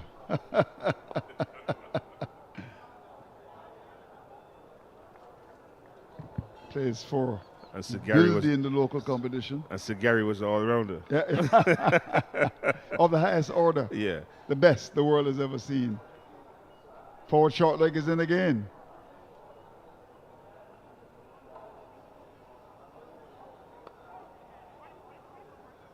He's gone for the first one quickly. We'll look for the second, and we'll get it too. Now, what was wrong with that delivery? It was badly lined. It was a bit too short, and no problems in clipping the ball through the wicket for 2. Yeah, Warwick just guilty of bowling that ball a little too short, just to the pin the pitch, and the batter eased it to forward square. That's a much better delivery. Batsman stretching out, beautifully flighted. That could have easily taken the inside edge onto the pad and gone to forward short leg in the air.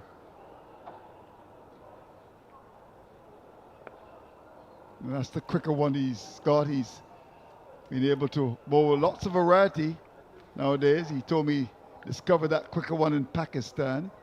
And he also said he bowls slow as well. And that was a quick delivery, hurrying the batsman onto the front foot there.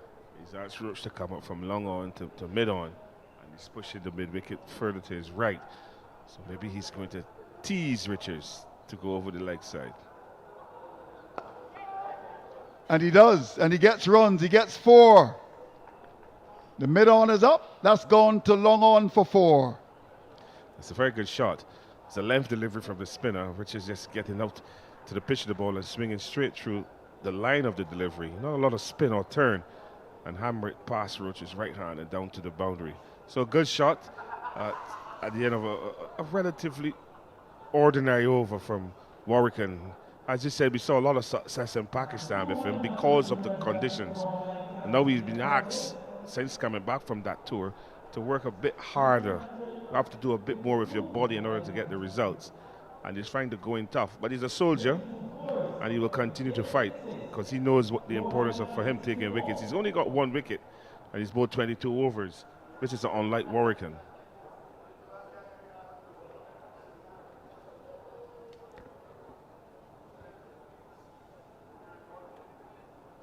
So Akeem Jordan gets his first delivery, chases the bowler.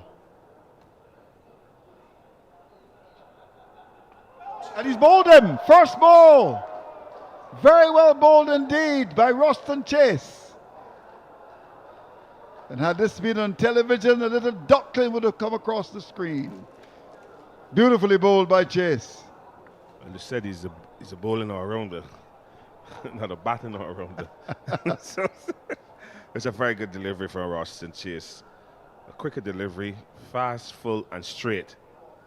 And Jordan was quite late, and the ball has castled him, and he has to go back. CCC has lost his 6th wicket at 252.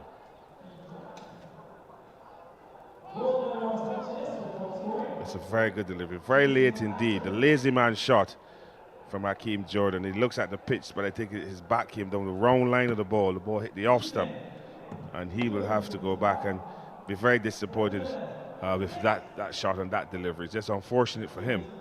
But again, well bowled to Roston Chase as Barbados have picked up their 6th wicket. So it looks a little better now for the Barbados Pride. CCC 252 for 6.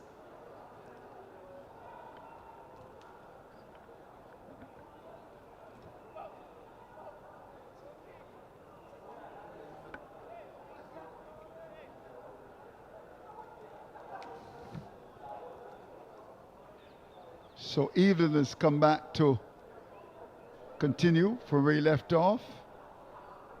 106. Had 1 or 2 problems. We weren't quite sure what happened to him. But he's back. The old warrior is back.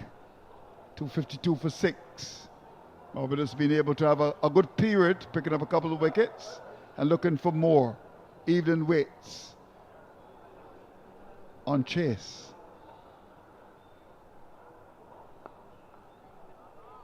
Deep in his crease. He's batted the spin well. Richards has looked pretty good.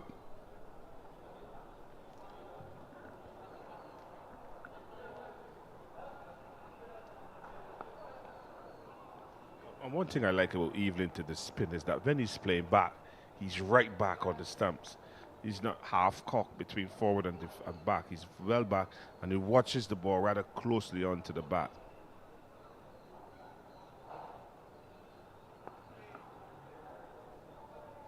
But I would still like to see Roston Chase tease him by looping the ball in the air, because he has a long on and a deep mid wicket, and those were the areas that Evelyn would have scored. Although he has the ability to hit straight, but if Roston comes down between middle and leg stump, the only area he can score is into that leg side.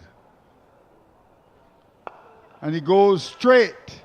That's going to go for 4. Hit with lots of power. Andrew, he's a strong guy. Very strong indeed, Philo. Look at those arms. Yeah, he has a gym at home, and he really works out. He's disciplined as well. A flighted delivery from Roston Chase on middle stump. And Evelyn just swinging the bat straight through the ball down to the boundary, and pushed that long off into place now from Craig Braffett, giving more protection. Oh, he's in trouble. He's gone. Beautifully stumped by Boucher. And Chase is on a roll at the region's Mecca. The century maker departs. Well done, Barbados Pride. It's a very good delivery. Again, Andrew, you always talk about flight. Just a flighty delivery between middle and leg stump.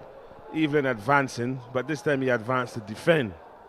And the ball just bouncing past the outside edge, and Lanico Boucher said, "Thank you very much. I'm going to take one bail off, and you have to on your bike and go." So after resuming his innings, Evelyn has not lasted too much longer than that, and he has to depart for a well-played 100, his first at this level, and we would expect to see more from this talented young batter. Yeah, Barbados having to work very hard, but at the moment, 256 for 7. Have a look at this. I mean, down the pitch, yes. Look at Boucher. It's a good take. It's bouncing. He's a short man, Boucher. And the ball bouncing a bit. Evelyn coming down the pitch, looking to defend the ball, flighted between middle and off stump. Ball bouncing past the outside edge, and Boucher having to jump to collect, and then they had the presence of mind to whip the bills off. Good wicket keeping from the young man. And good camera work as well. I think after this, Mr. Green should get a contract with CWI for another 10 years. Can we see that again from square, where we can give it out? I'm sure that Mr. Blendman will be able to bring it up with his colleague there. But that's wonderful work indeed by the... Here we go. Have a look at this. Mr. Green, you're on your way to a big contract. Have a look at this. This is very good camera work. Showing the Boucher bouncing, taking the ball, and he took the ball well too. And then to effect the stumping. And if you look at how Evelyn sets up, it's very low, but then he has to come up, go down the pitch, looking to access the ball, misses the ball, bouncing, and Boucher whipping the bills off. Well done. So, sure that Mr. Green, who was there in St. Kitts, would be happy with that. What's happening with the women today? Philo, have you been checking in with the women? I haven't been checking the women. They bowled up the levers for 85, I think. Yep. So they had 86 to win. They were 10 for 1 when I last saw the score. Okay, we'll double check. But I have to ask Keith. In the game before, they rolled up for 76, Barbados. That was against Trinidad. Against Trinidad, yeah. I don't see us getting bowled up for 76 against the levers. No. Because they import players, you know that? Yeah, they do, yeah. The game was played at St. Paul's. Here's Warkan. And now, what is that all about? Can you describe that, fellow? He tried to reverse sweep. He's trying to reverse Sweet Richards. I don't see the reason for doing it. 256 for 7. You still need to bat properly. It's important that CCC tried to bat out the entire day and not having to allow Barbados to bat in this evening session.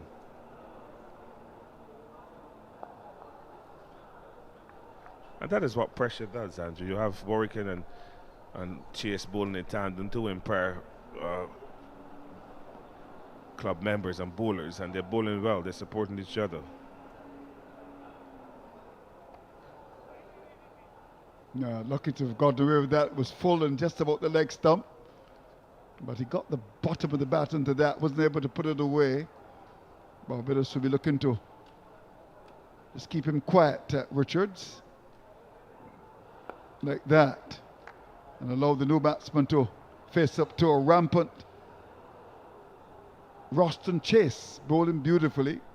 Took some time to get into the action, but has done a good job. Richards has been pretty solid, like the way he's approaching it. Yes, it looks Just good. want to come in the over now, Philo. It's important to see if Richards is going to pinch the strike. Let's see what happens. The mid-off is deep. There's plenty of real estate on the offside. Well, that came from the inside edge onto the pad. No forward short leg. And a little bit surprised that that was the case, really. Just got the wicket. You know, don't play the batsman on reputation, although there can't be much. I mean, he just started. Surely you must have that forward short leg. And that ball spun across him, inside edge onto the pad. No forward short leg. 256 for 7.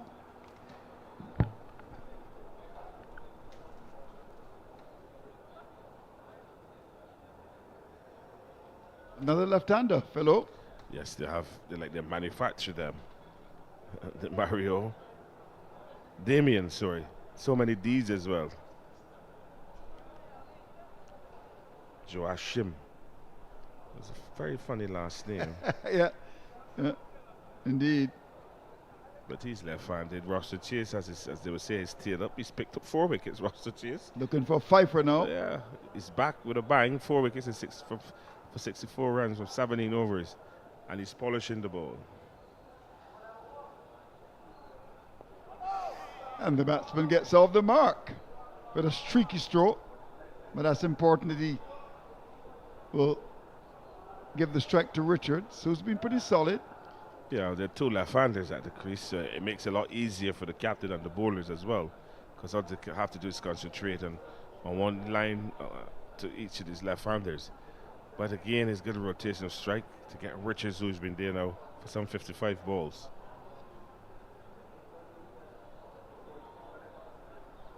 And Chase is asking Drakes to move from silly point to go to silly mid-on, very square the crease. He's looking to get him to take the inside edge. So he accepts the single of the second ball of the over. I think a lot of the Barbadian bowlers don't play poker because they're bluffing a lot. You would expect that you ask a silly point to move to silly mid-on, you bowl a faster full ball.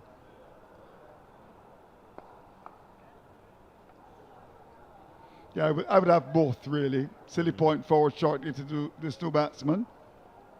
But again, that lack of aggression in field placing.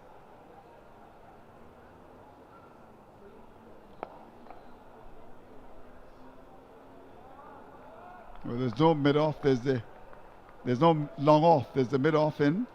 Just stopping that single. Just a bit more pressure with fielders round the bat.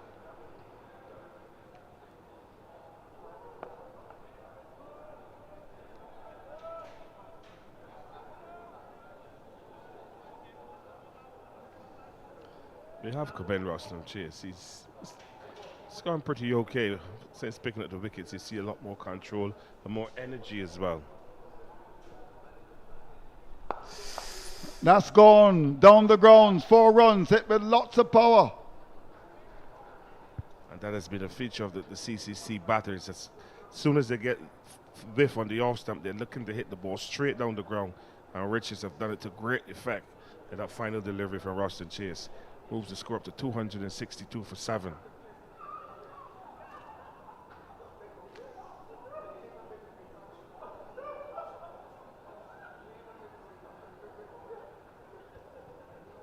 One thing I must commend the CCC batters for, Andrew, is that the opportunity to score, they took it and they hit the balls down the ground. Richards showing that's very good batsmanship indeed, hitting that ball straight and hard.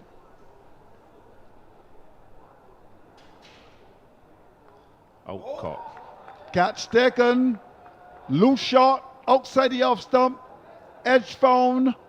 And the captain saying thank you very much indeed. And CCC beginning to implode here at the region's Mecca. They're 262 for the loss of 8.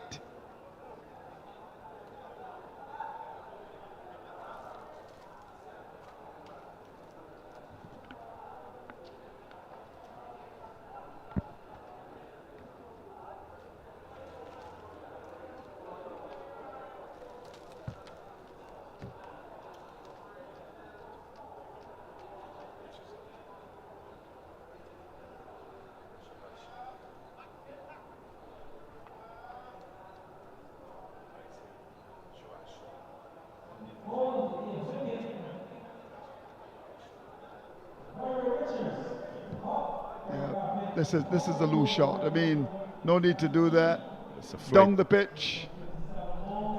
Flighty delivery from the left arm spinner to the left-handed Richards, who's looking to hit him over the top, not holding his shape and taking a tick outside edge, and Craig Bradford taking a relatively easy catch mid-riff at slip. Philo Wallace, Shamar Holder comes to the crease. I'm happy. I'm glad to see him playing cricket at this level. I think he's been given a raw deal by the Barbados senior selectors. No explanation has been given by the panel, by the lead selector, Andy Brooms. But I'm happy to see that this young man who has worked really hard to get back into cricket has been given the opportunity by CCC to continue to improve his skills, give longevity to his career, and give him the opportunity to showcase the talent that we know he has as a fast bowler. And this is a young man who's played Test cricket and who's also played county cricket for Durham. And to be treated in this way, I think, is very sad.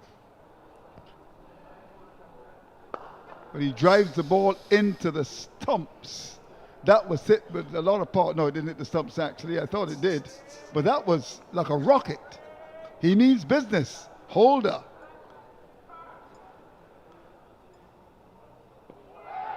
Big appeal. He's been given like before. Gone like before. So, Barbados continuing to do very well after stout resistance from the CCC. They're 262 for a loss of 9.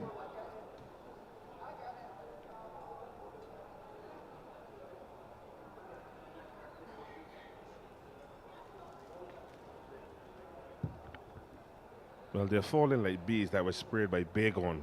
A flighted delivery ball, pitch on middle stump, going straight on. Shamar Forde playing with no bat at all, just pad, being struck in front, and a good decision by the umpire. And as soon as that ball hit the pads, Warwick was away running and saying ouch that, and that dreaded left, that index finger from the umpire's raise, and Holder is on his way. But good bowling from Warwick. Again, seeing the importance of getting the ball slower and in front of the batsman. Yep, right. That looked pretty plumb. And Warwick went up with a raucous appeal, as the old-time commentators used to say.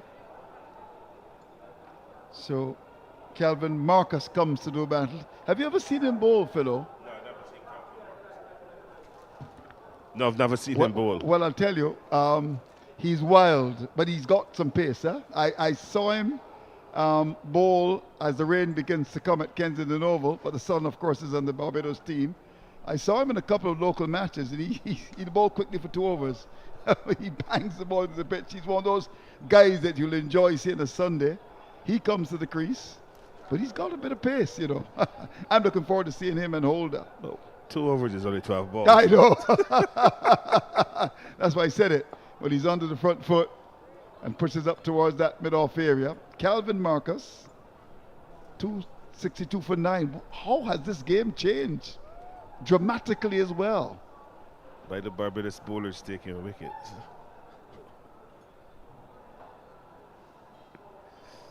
That's going down the leg side. A big heave-ho, looking to hit the ball into port, which is not too far from here, over the Greenwich Lane stand. But Barbados have really been able to do very well in this last hour or so. Well, they've completely dragged the game back into their favor by picking up a bucket of wickets, thanks to Ross and Chase and Warwick. The consistency of bowling. Obviously, you see Matthew Forde at the top getting the wickets, but then it's Chase, Jason Holder in the middle, Ross and Chase, Warwick. So the spinners have come into play in the middle passage of the game, which is very important. And the CCC have shown, I would say, a bit of indiscipline in some of the shot selections, particularly, I think, from Powell's point of view. Yeah. I think from there. They gave his hand away. Yeah, he gifted it away, and the wheels started to come off. 262 for 9. One would expect from the position they were in before, when they only lost 4 wickets, to have closed out the game and come back tomorrow. But they're certainly now looking to be bowled out on day 1. So Chase looking to get a fifer, as they say. Ball goes back to the bowler. And it looks so simple. Out, cut and bowl. We all hesitated because we weren't quite sure. But Ruston Chase with 5 wickets, and in dramatic fashion, CCC were doing so very well. Wickets falling like ripe mangoes at the region's Mecca. Listen to this. All out for 262. Yes, so 213 for 3. To be all out for 262. It was a collapse that one was never expected. But good solid bowling from Ross and Chase, ably supported by Forde and Warwick in particular. And Barbados will feel happy to know that they've bowled up the CCC after the CCC have won the toss this morning and decided to bat.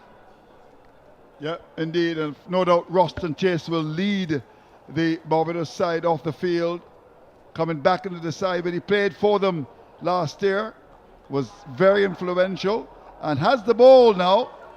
And there we go, Roston Chase just acknowledging the gathering here at the region's Mecca, goes up the steps of the Cigar Soaps Pavilion.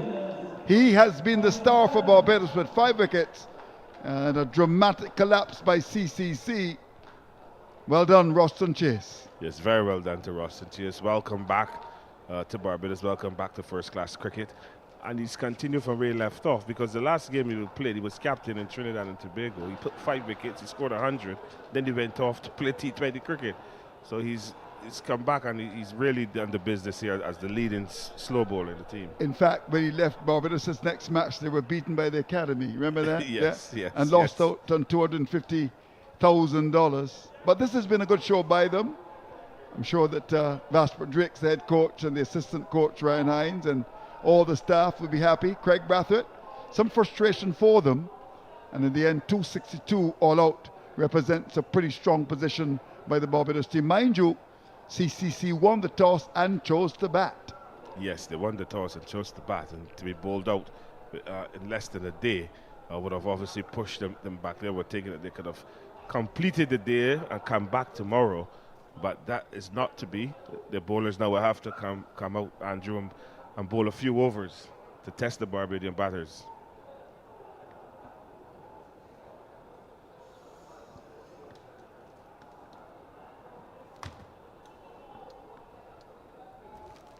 So, Powell going for the big drive down to that long on there. Beautifully caught there by Kemar Roach. Tumbling catch. And that's a way to get to very close to the 100 there. Swung away through that mid-on area. On the pitch. And that was given lots of a hit high over the top. Oh, beautifully bowled there by Roston Chase to start. A dramatic collapse on the back foot, should have been forward. Graves gone bowled. Warrican was outside the off stump. And that's very well bowled. Yorkin himself there, really. And there's a drive. Oh, he's gone. Stumped the man who came back to bat. Of course, talking about Demel Even. And now that's poor cricket by Richards. Giving his hand away, should be very disappointed with that performance. And out leg before. And Cotton Bowl to end the innings. Roston Chase with 5 wickets. And that dramatic collapse, thanks to him, 262 all out. CCC and Philo Wallace with me. Barbados will be quite happy.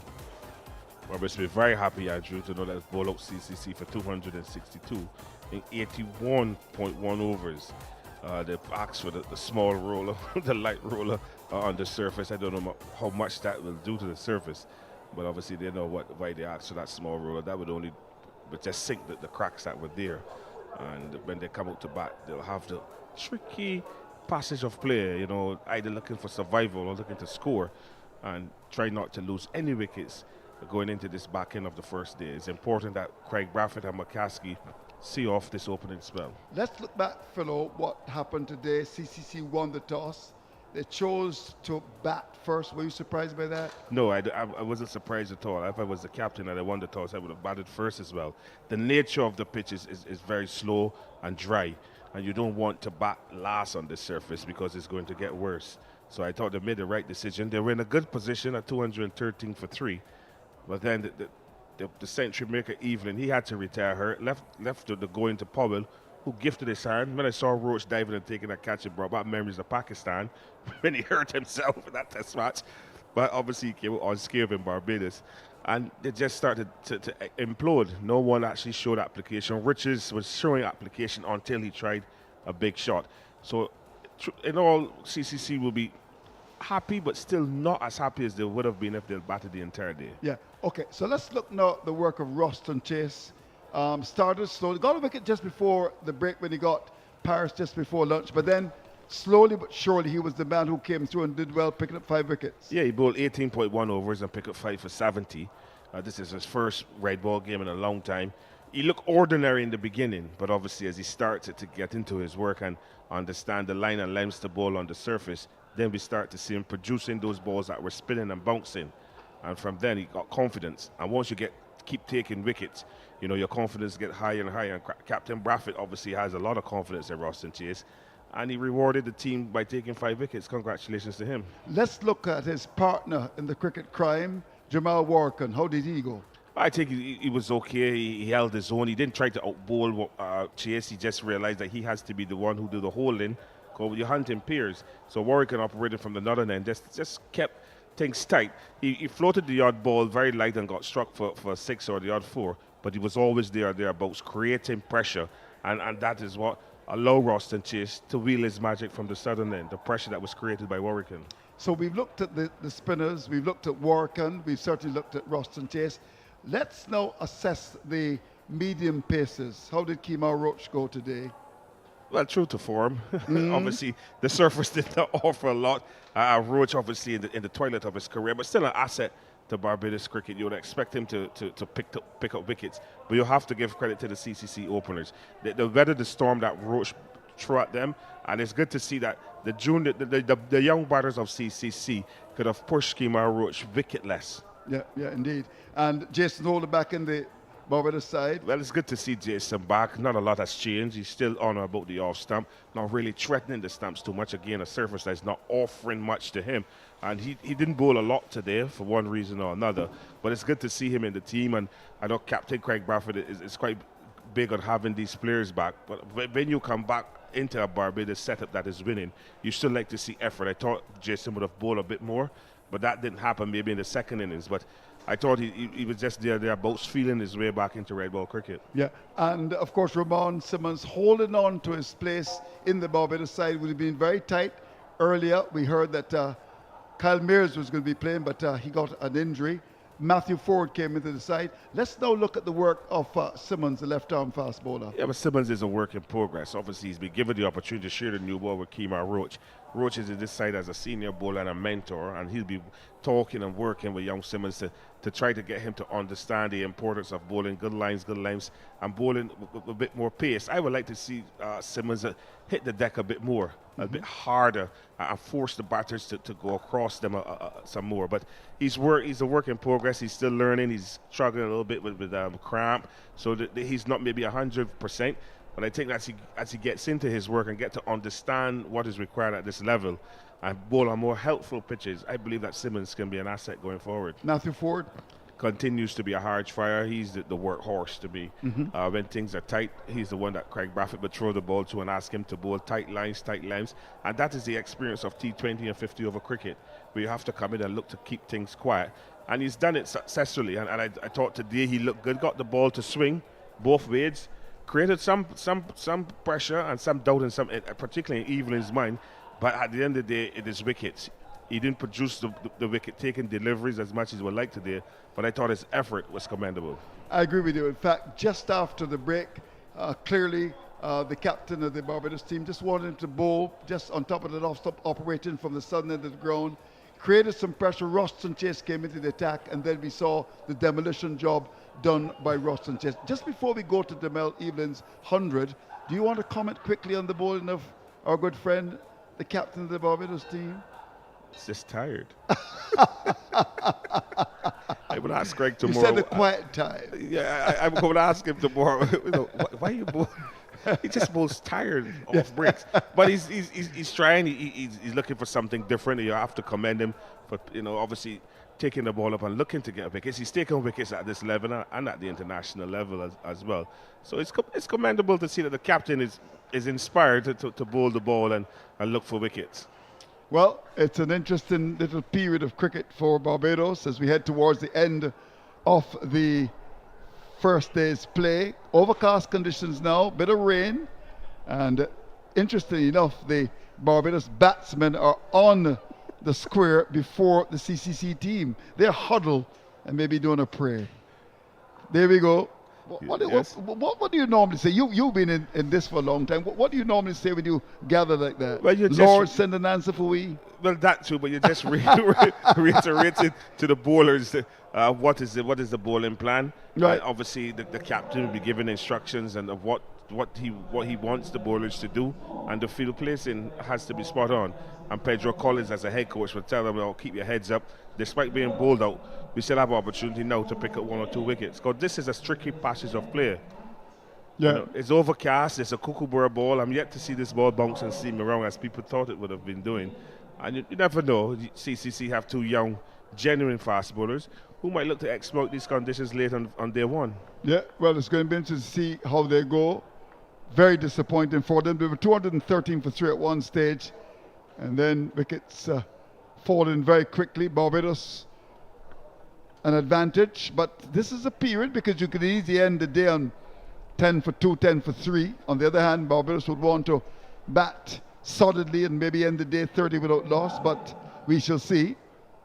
It looks as if it's going to be Shamar Holder to operate from the southern end. I'm looking forward to seeing him bowl. I wonder, we're playing in white clothes, Andrew.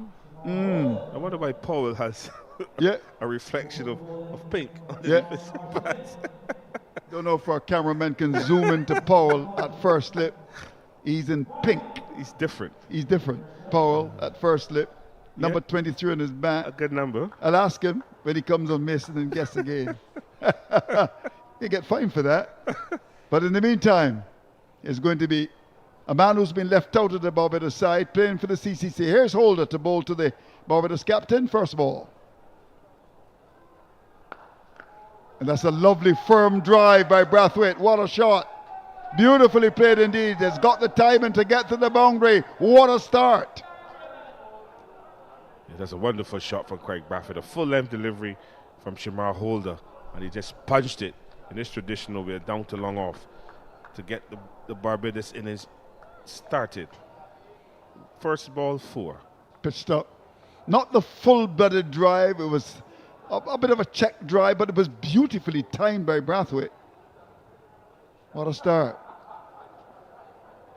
Holder will be keen to impress, I can assure you of that.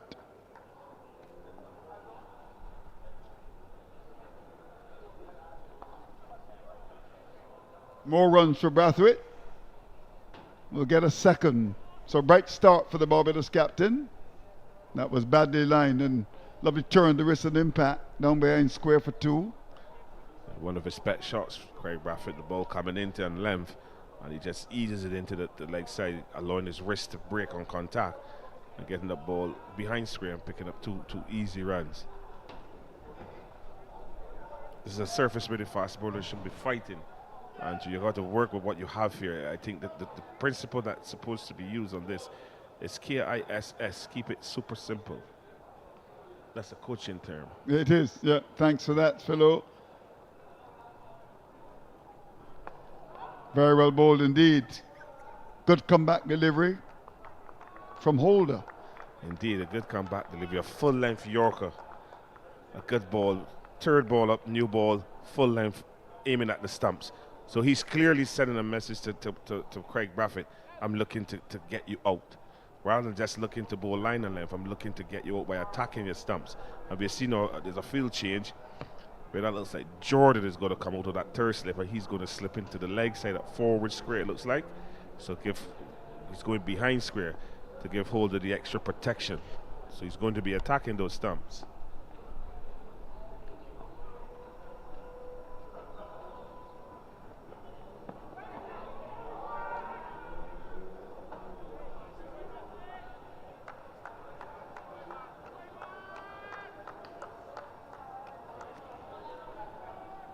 Yeah, it's going to be interesting to see if he generates space. He's had his challenges. I know when he was in England, you had a say in that. He took some of his own money to make sure he was okay after a long time being injured. Yes, he went to a fast bowling consultant called Shabazz Chowdhury, who also works with the Pakistan fast bowlers as well.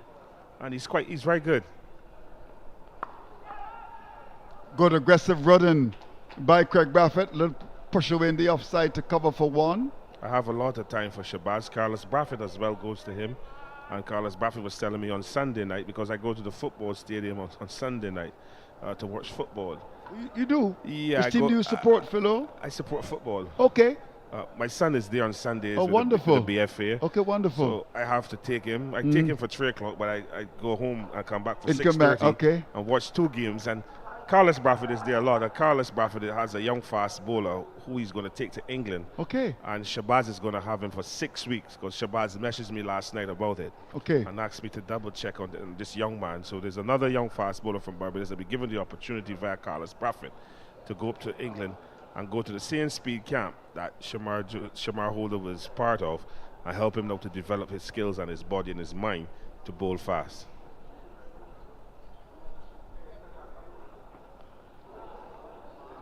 Well, that was banged in short and went over the top of the off stump. The first bouncer, and it goes by to be taken by the keeper. So the first done and dusted.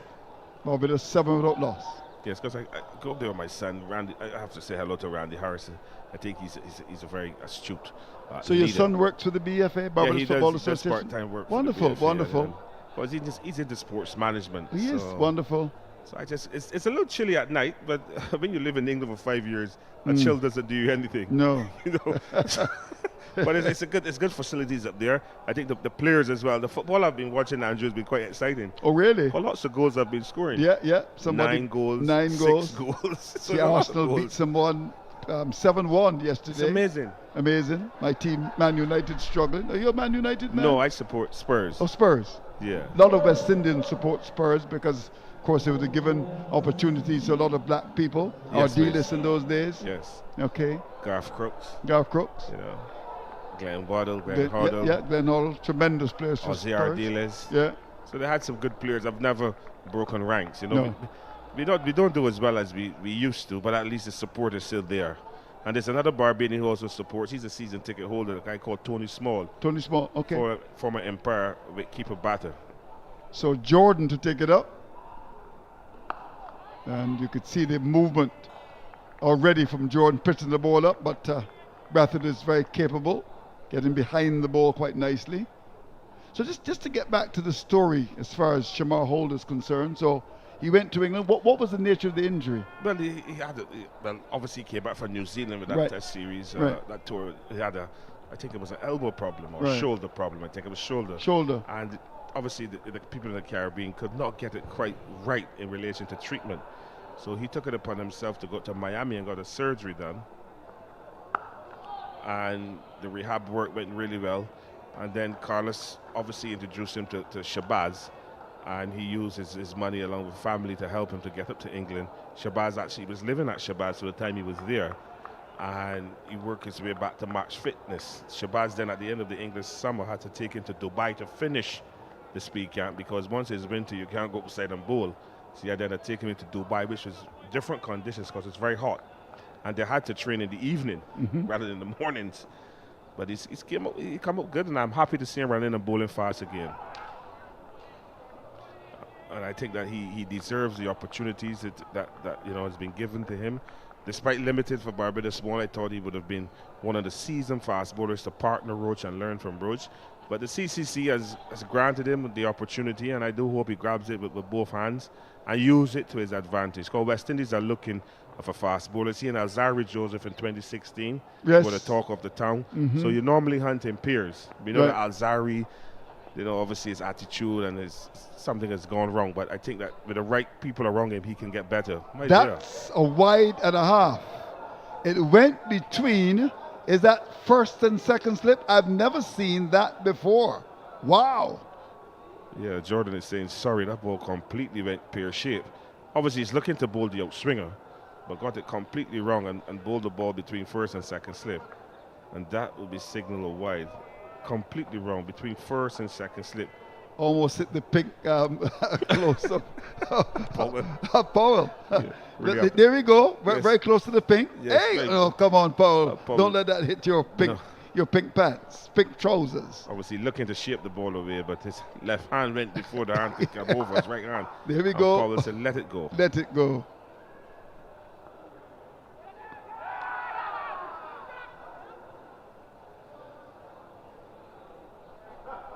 Quite a confident appeal for catching the wicket there.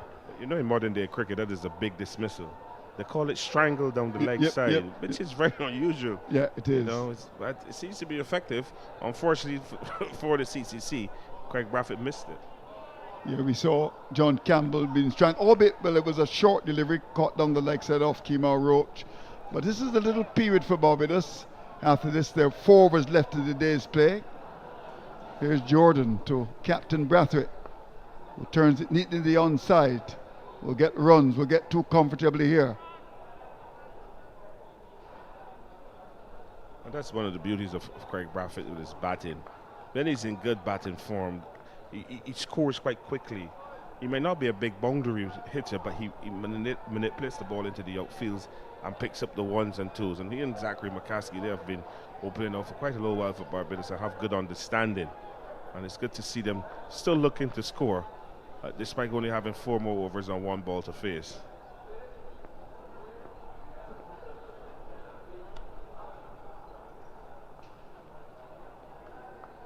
Brathwaite knows where his off stump is, allows the wide ball to go by.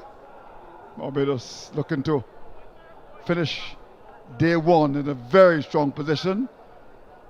14 without loss. Yeah, good force over there from Jordan. I wouldn't mind facing Jordan, Andrew, because he doesn't bowl bouncers. No, he doesn't. He looks to shape the ball away all the time. You know, he's aggressive with that full length delivery rather than mixing it with some short stuff. I don't know why he doesn't employ the short of a length delivery, because if you're getting the outswinger going from full length, sometimes if you back length the ball, it can still get the outside edge, and the batter's been looking to push the ball through the outside edge. You can get that outside edge and go to slip, but he tends to err on the full side.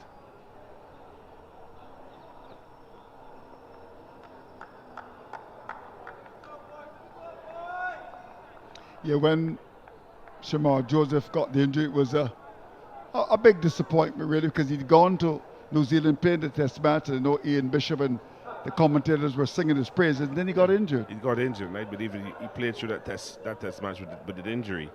And you know, West Indies, sometimes they don't look at these injuries in detail. It needed more than just treatment. There was a surgery required, and you know, your shoulder as a bowler, when you get surgery, you got to remodel your action, you got to get your body fitter, you got to believe in your body. And I think he's gone through all of those things, and he now has the confidence to bowl fast again. Beautifully bowled indeed. Beating the probing bat of McCaskey. And last year he went to England and he played league cricket. And then Durham signed him for the final 4 games of the county season, right, which I thought was a big opportunity for him. And Durham were quite impressed with what he brought to the table. So sometimes you might miss one opportunity here, but you might get another opportunity as you venture further on. And he did wonderfully well for his club side in England, because we were in constant communication, you know, with each other.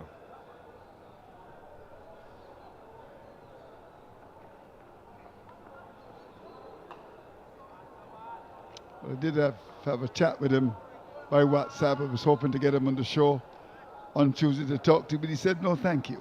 Yeah, he's a reserved. He's a very, very quiet man, I'm told. He doesn't want to ruffle anybody's feathers. Doesn't talk a lot. No, he doesn't ruffle anybody's feathers. He has a nice uncle in Wayne Holder. Yep. You know, and so he has good people behind him to keep him focused, and that is important. So Evelyn's dad is here, his mother is here to give him the support. Evelyn's dad went to Dominica the other day to watch him play. Oh, wonderful. But the flight was delayed, and when he got there, his son was out for 50 hours. So the support, the family support, I think, is very important on the journey of these young men. So McCaskey gets off the mark. Yeah, in fact, when I saw him play in local cricket Barbados last year, he made 100 against Carlton. His father was there. In fact, when he came off, I did, in fact, do the interview with both father and son. The father was so emotional about it. They're very, very close, as should be the case with your father.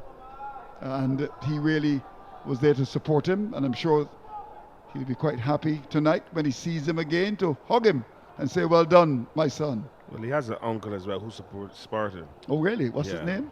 I can't remember his name. He's downstairs, actually. Downstairs. We had a little chat. Okay. Good lift and delivery. Brathwaite rides it. He picked that ball to the chest, Philo.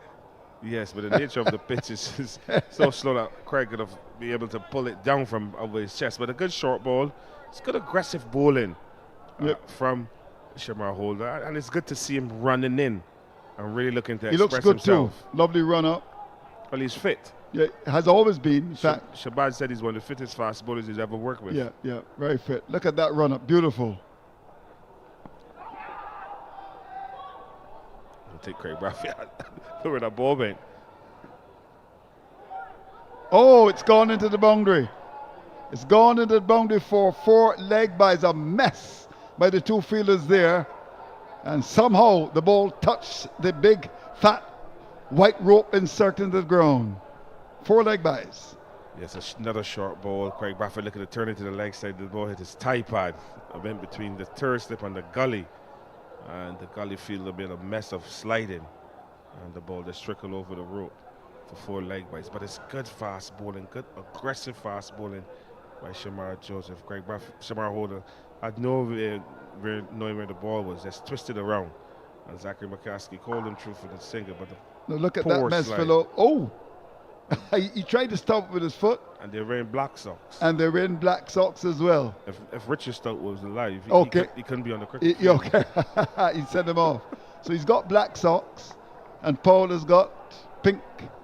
Is that pink trousers? Kind of pinkish or Pinkish. reddish tights underneath the white. Yeah, interesting. There you can see it at first slip, Paul. I'll ask him about that. That wasn't all that far from the off stump. That's a better delivery from Jordan. That's the line of length that we're accustomed with Jordan bowling. Just kissing the surface on about the off stump, and that one actually seemed back into the right hand is McCaskey. So this is a tricky period for Barbados. They've done pretty well so far. 2 overs after this. Suppose Holder will bowl 1. Love to see Marcus this evening. He has that sling in action.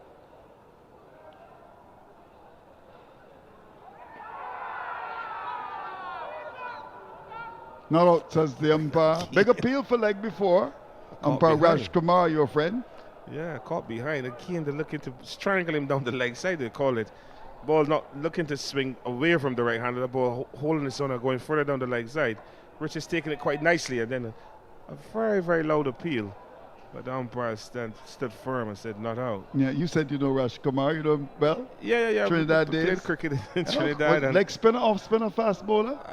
I just saw him as an umpire. Oh, when better. I was there. Just umpire cricket. But, and he used to do a lot of. Used to be the fourth umpire. Okay. A lot. Good to see him at this level. Nice man, I'm told. That's too wide. That's going to be called a wide. Well, Jordan doesn't have his radar right here, and Phil's friend umpire Raj Kumar signals a wide. Yeah, I think Jordan is trying to bowl too many different deliveries. You think so? Yeah, he went for the in swinger. That didn't go well down the leg side. Now he's looking for the out swing and bowling it too wide at the off stump. I think he needs to focus on getting this line and length right on the off stump, getting the ball to seam away from McCaskey. McCaskey doesn't move a lot. He reaches for the new ball as a short batter, so he just needs to hang in on off stump. He's looking for the in swinger to complement the out swinger, and it is not working. So you just need to concentrate on the delivery that is going. And I believe the delivery that he should be concentrating on is the out swing at this time, because you're looking for wickets and try to keep runs down. You don't want to give Barbados too many runs in this latter stages. You're looking for wickets. So for me, the wicket taking delivery for Jordan would be the out swinger. So it's been a pretty good day for Barbados. About 213 for 3. Sure that their supporters will have been a bit concerned, but that man Roston Chase was brilliant. And that's to wire the off stump. He's all over the place. There's a calypsonian in Barbados called Punka who sang that song all over the place. And my word, he's outside the off stump wide, down the leg side. You gotta get it right here, Jordan. Yes, consistency, line and length. That's what you need to do. The basic fundamental principles of fast bowling is to be consistent, line and length on top of off stump. Simple. Let everything happen from line and length on off stump. Even if you swing the ball back from a decent line and length on off stump, you can cause problems. But he's trying too many different deliveries.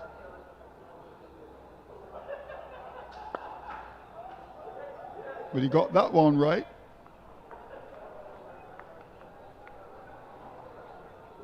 And then when you're so inconsistent in your deliveries, then it's pressure on the captain, because then he cannot set the field the way he wants to. He has to be pulling players and protecting areas that he doesn't want to protect with the new ball. So 1 ball is left in this over. This is Jordan's second.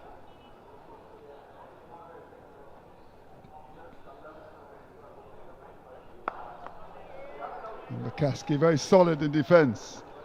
20 without loss.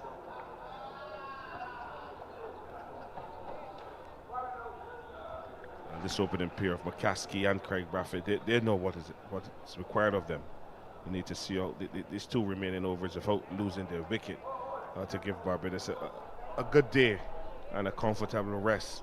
The prize cap for me for the CCC will be Captain Craig Bradford, because you know that everything is built around him in Barbados of batting. But he's been up for the challenge. He showed good batting skills. He showed good awareness, good intent to score as well. And it's good to see him being more positive in his stroke play. So Holder to bowl his 3rd over.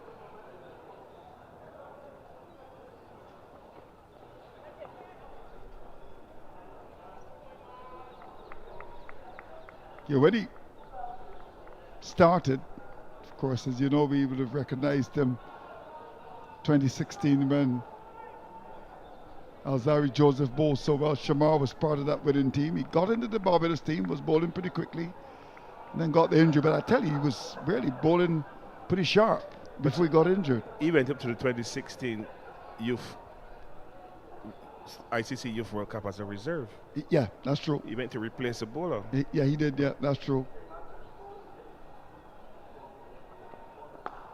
Good bowling. And the coach of that squad was Corey Cullimore, the bowling coach.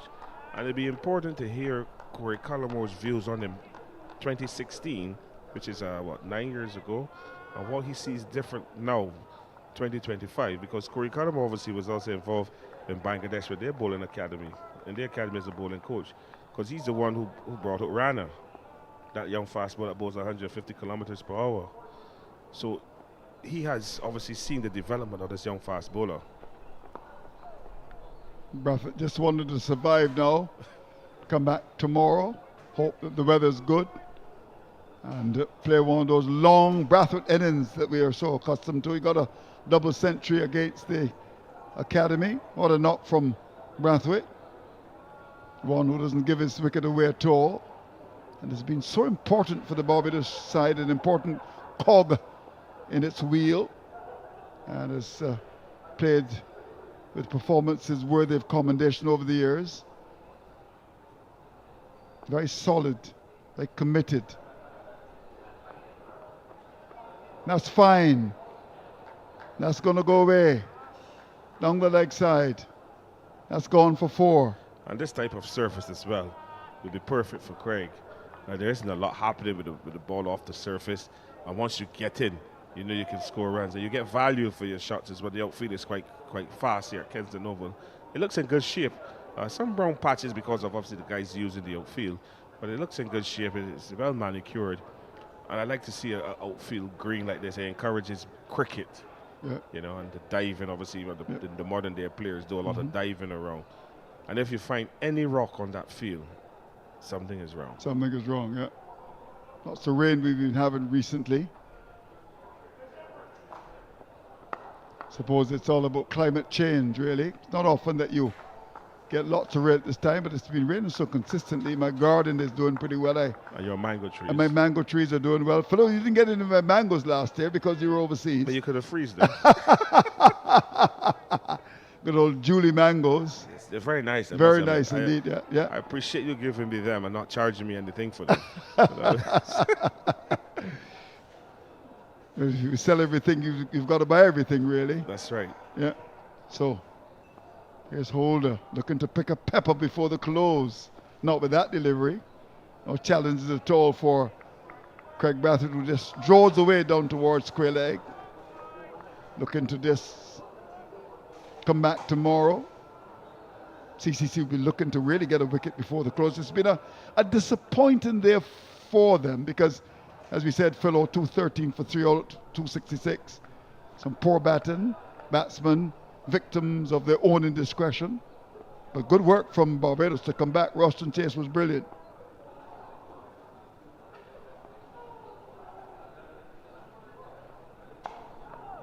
That's very well played by Brathwaite. Gets it into line nicely, and that working the ball away, keeping it down. So, Holder's work is done for the day. 1 over is left in the day's play.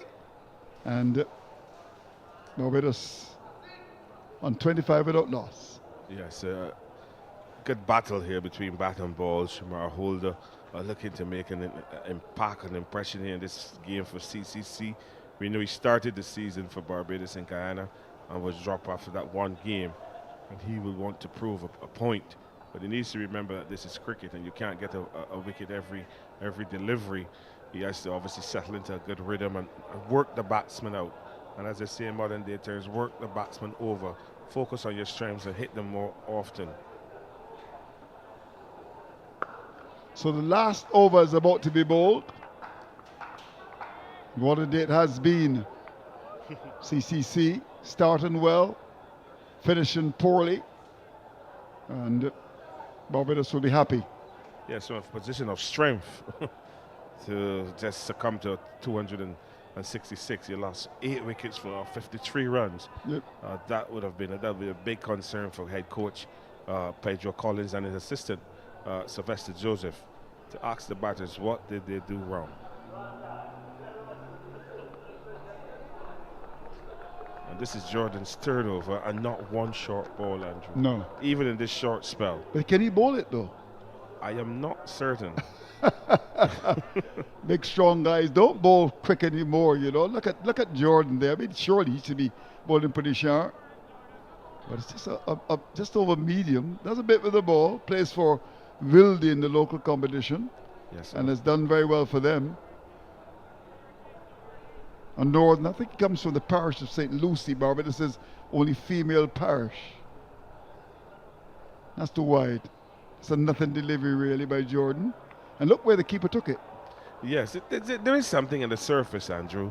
The keeper is pretty far back, but for Jordan's pace, I think he should be attacking the stumps a lot more. When you have that kind of pace and ability to swing the ball, you have to attack the stumps. It reminds me of somebody like Scott Boland, who Australia just the Australia showcase against India. Just come in and hit the top of our stump hard. Just bowl hard lines and get the ball to shift a bit. And I think that Jordan should be looking to attack the stumps rather than bowl it outside of the off stump. So there are now 3 slips and the gully or 4 slips, fellow? 4 slips. 4 slips. The 4 slips. Yeah. The gully is not, the 4 slip is not square enough. So there are 4 slips for Jordan. And look where he bowls. That's gone. Nice. Fine for 4. Badly lined by Jordan.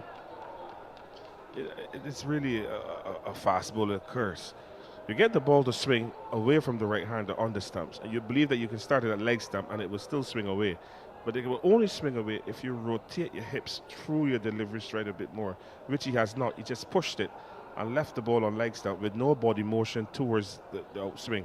And the ball just continued down leg side. Good looking shot there from McCaskey. So he obviously, Jordan, has some work to do. He'll be the leader, the senior bowler in this CCC squad. And you would expect a bit more from him. So the 2 balls left in the day's play. Barbados safely up to 29 without loss. Tricky little period, but they've done pretty well without any real alarms. No problems at all for McCaskey, Zachary McCaskey. What a name to have, Zachary. It's a nice name. It's a modern day name. It's a nice They don't name them anymore like Philo and Andrew and Keith. Benjamin. No. Rommel. They don't have Rommel? those names No, anymore. no. Those are the old time biblical names. Peter, John, Mark. They call them all kinds of things nowadays. They don't have even Matthew. Matthew, Mark, Luke, and John. So the final ball on the first day of the battle between CCC and Barbados Pride. Here we go. Jordan to McCaskey. And he drives it out towards that mid-off area. Umpire comes up.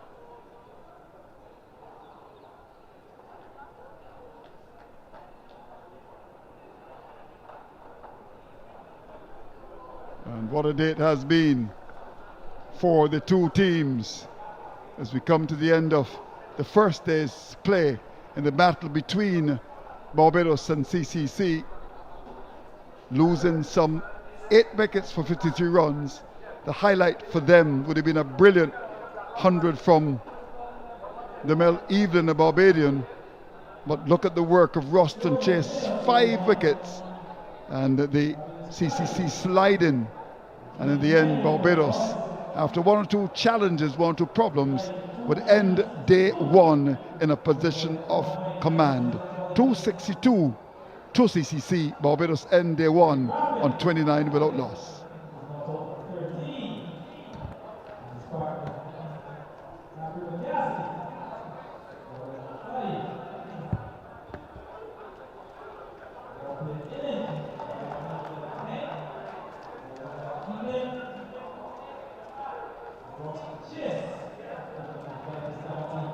What a day it has been for the Barbados side. 29 without loss with the captain. First ball he drove sweetly through the offside, through mid-off for single.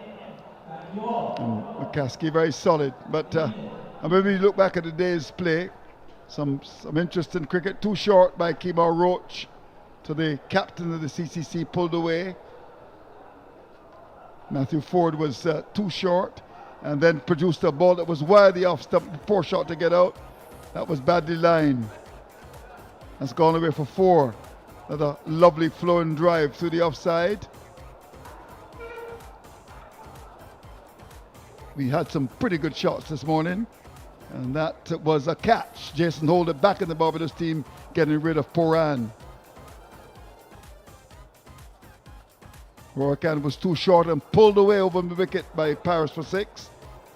And Forde was driven square in the offside, down to backward point. 2 straight, turned away by Evelyn. That's going to go down to that backward square area for 4. Well timed as well. And that's a lovely shot. Square of the wicket in the offside. Roston Chase was certainly looking to flight the ball and was hit over the top of wide long on for 6. Now that's a good way to get to the 15th Debel Evelyn. First time playing at Kensington Oval. Forde was too far down the leg side, just nibbled away. Roach was too full and stroked through cover by Evelyn. Oh, that was very close to the fielder. That slip. And that was hit with tremendous power by Evelyn. And then that drive through cover. Beautifully played. Square the offside. Rorcan not getting the same purchase. Was hit over the top. Roston Chase got the same treatment. And there was Paul down the pitch and driving away. Now this was a fantastic shot out towards the boundary. And look at that. Celebration time for Evelyn. Gets to his 100, watched by his mother and his father. Look at that celebration. Then problems. Good catch taken by Kemar Roach. Diving. Stroked away by Graves through cover for 4.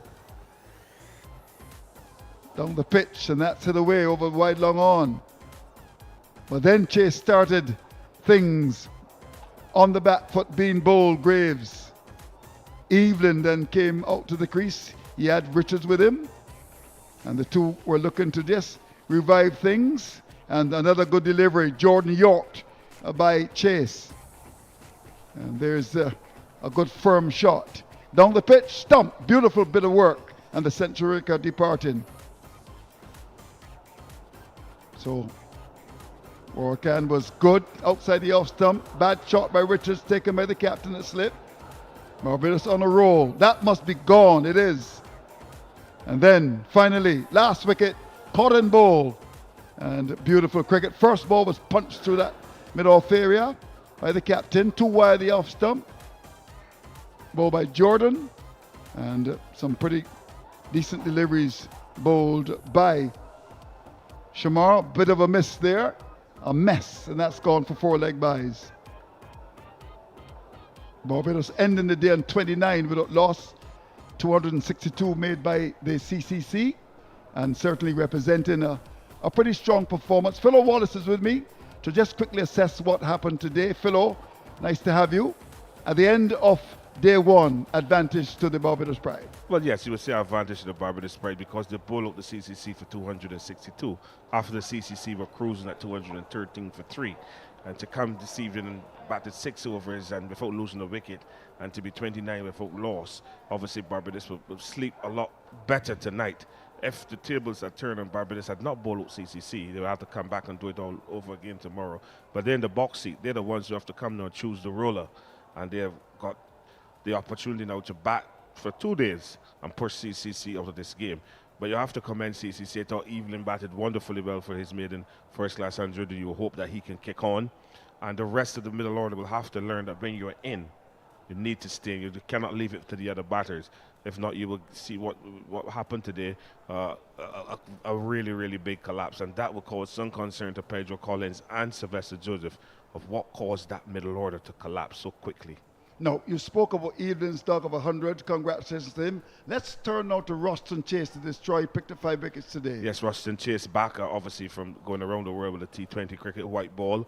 We saw a bit of the white ball bowling early in his bowling spell, but as he started to get into the rhythm and get to understand the surface and the line and lengths to bowl, he started to cause problems. The ball started to spin and bounce, got the arm ball to go, and the length that he bowled, obviously, he controlled the length and controlled the areas in which he wanted the batters to score. Despite getting hit over the top, it did not deter him to come back in and bowl the area and the speed that is required on this surface, and he got five wickets, and well done to him in 18.1 overs. Well, he got good support from Warkan, who certainly bowled very well. 262 to the CCC. Barbados, a strong reply, 29 without loss. There's no doubt that Barbados will enjoy the exchanges on the first day. We hope you enjoyed all of our commentary half as much as we enjoyed presenting to you. Andrew Mason for the final time today, saying goodbye from the region's Mecca.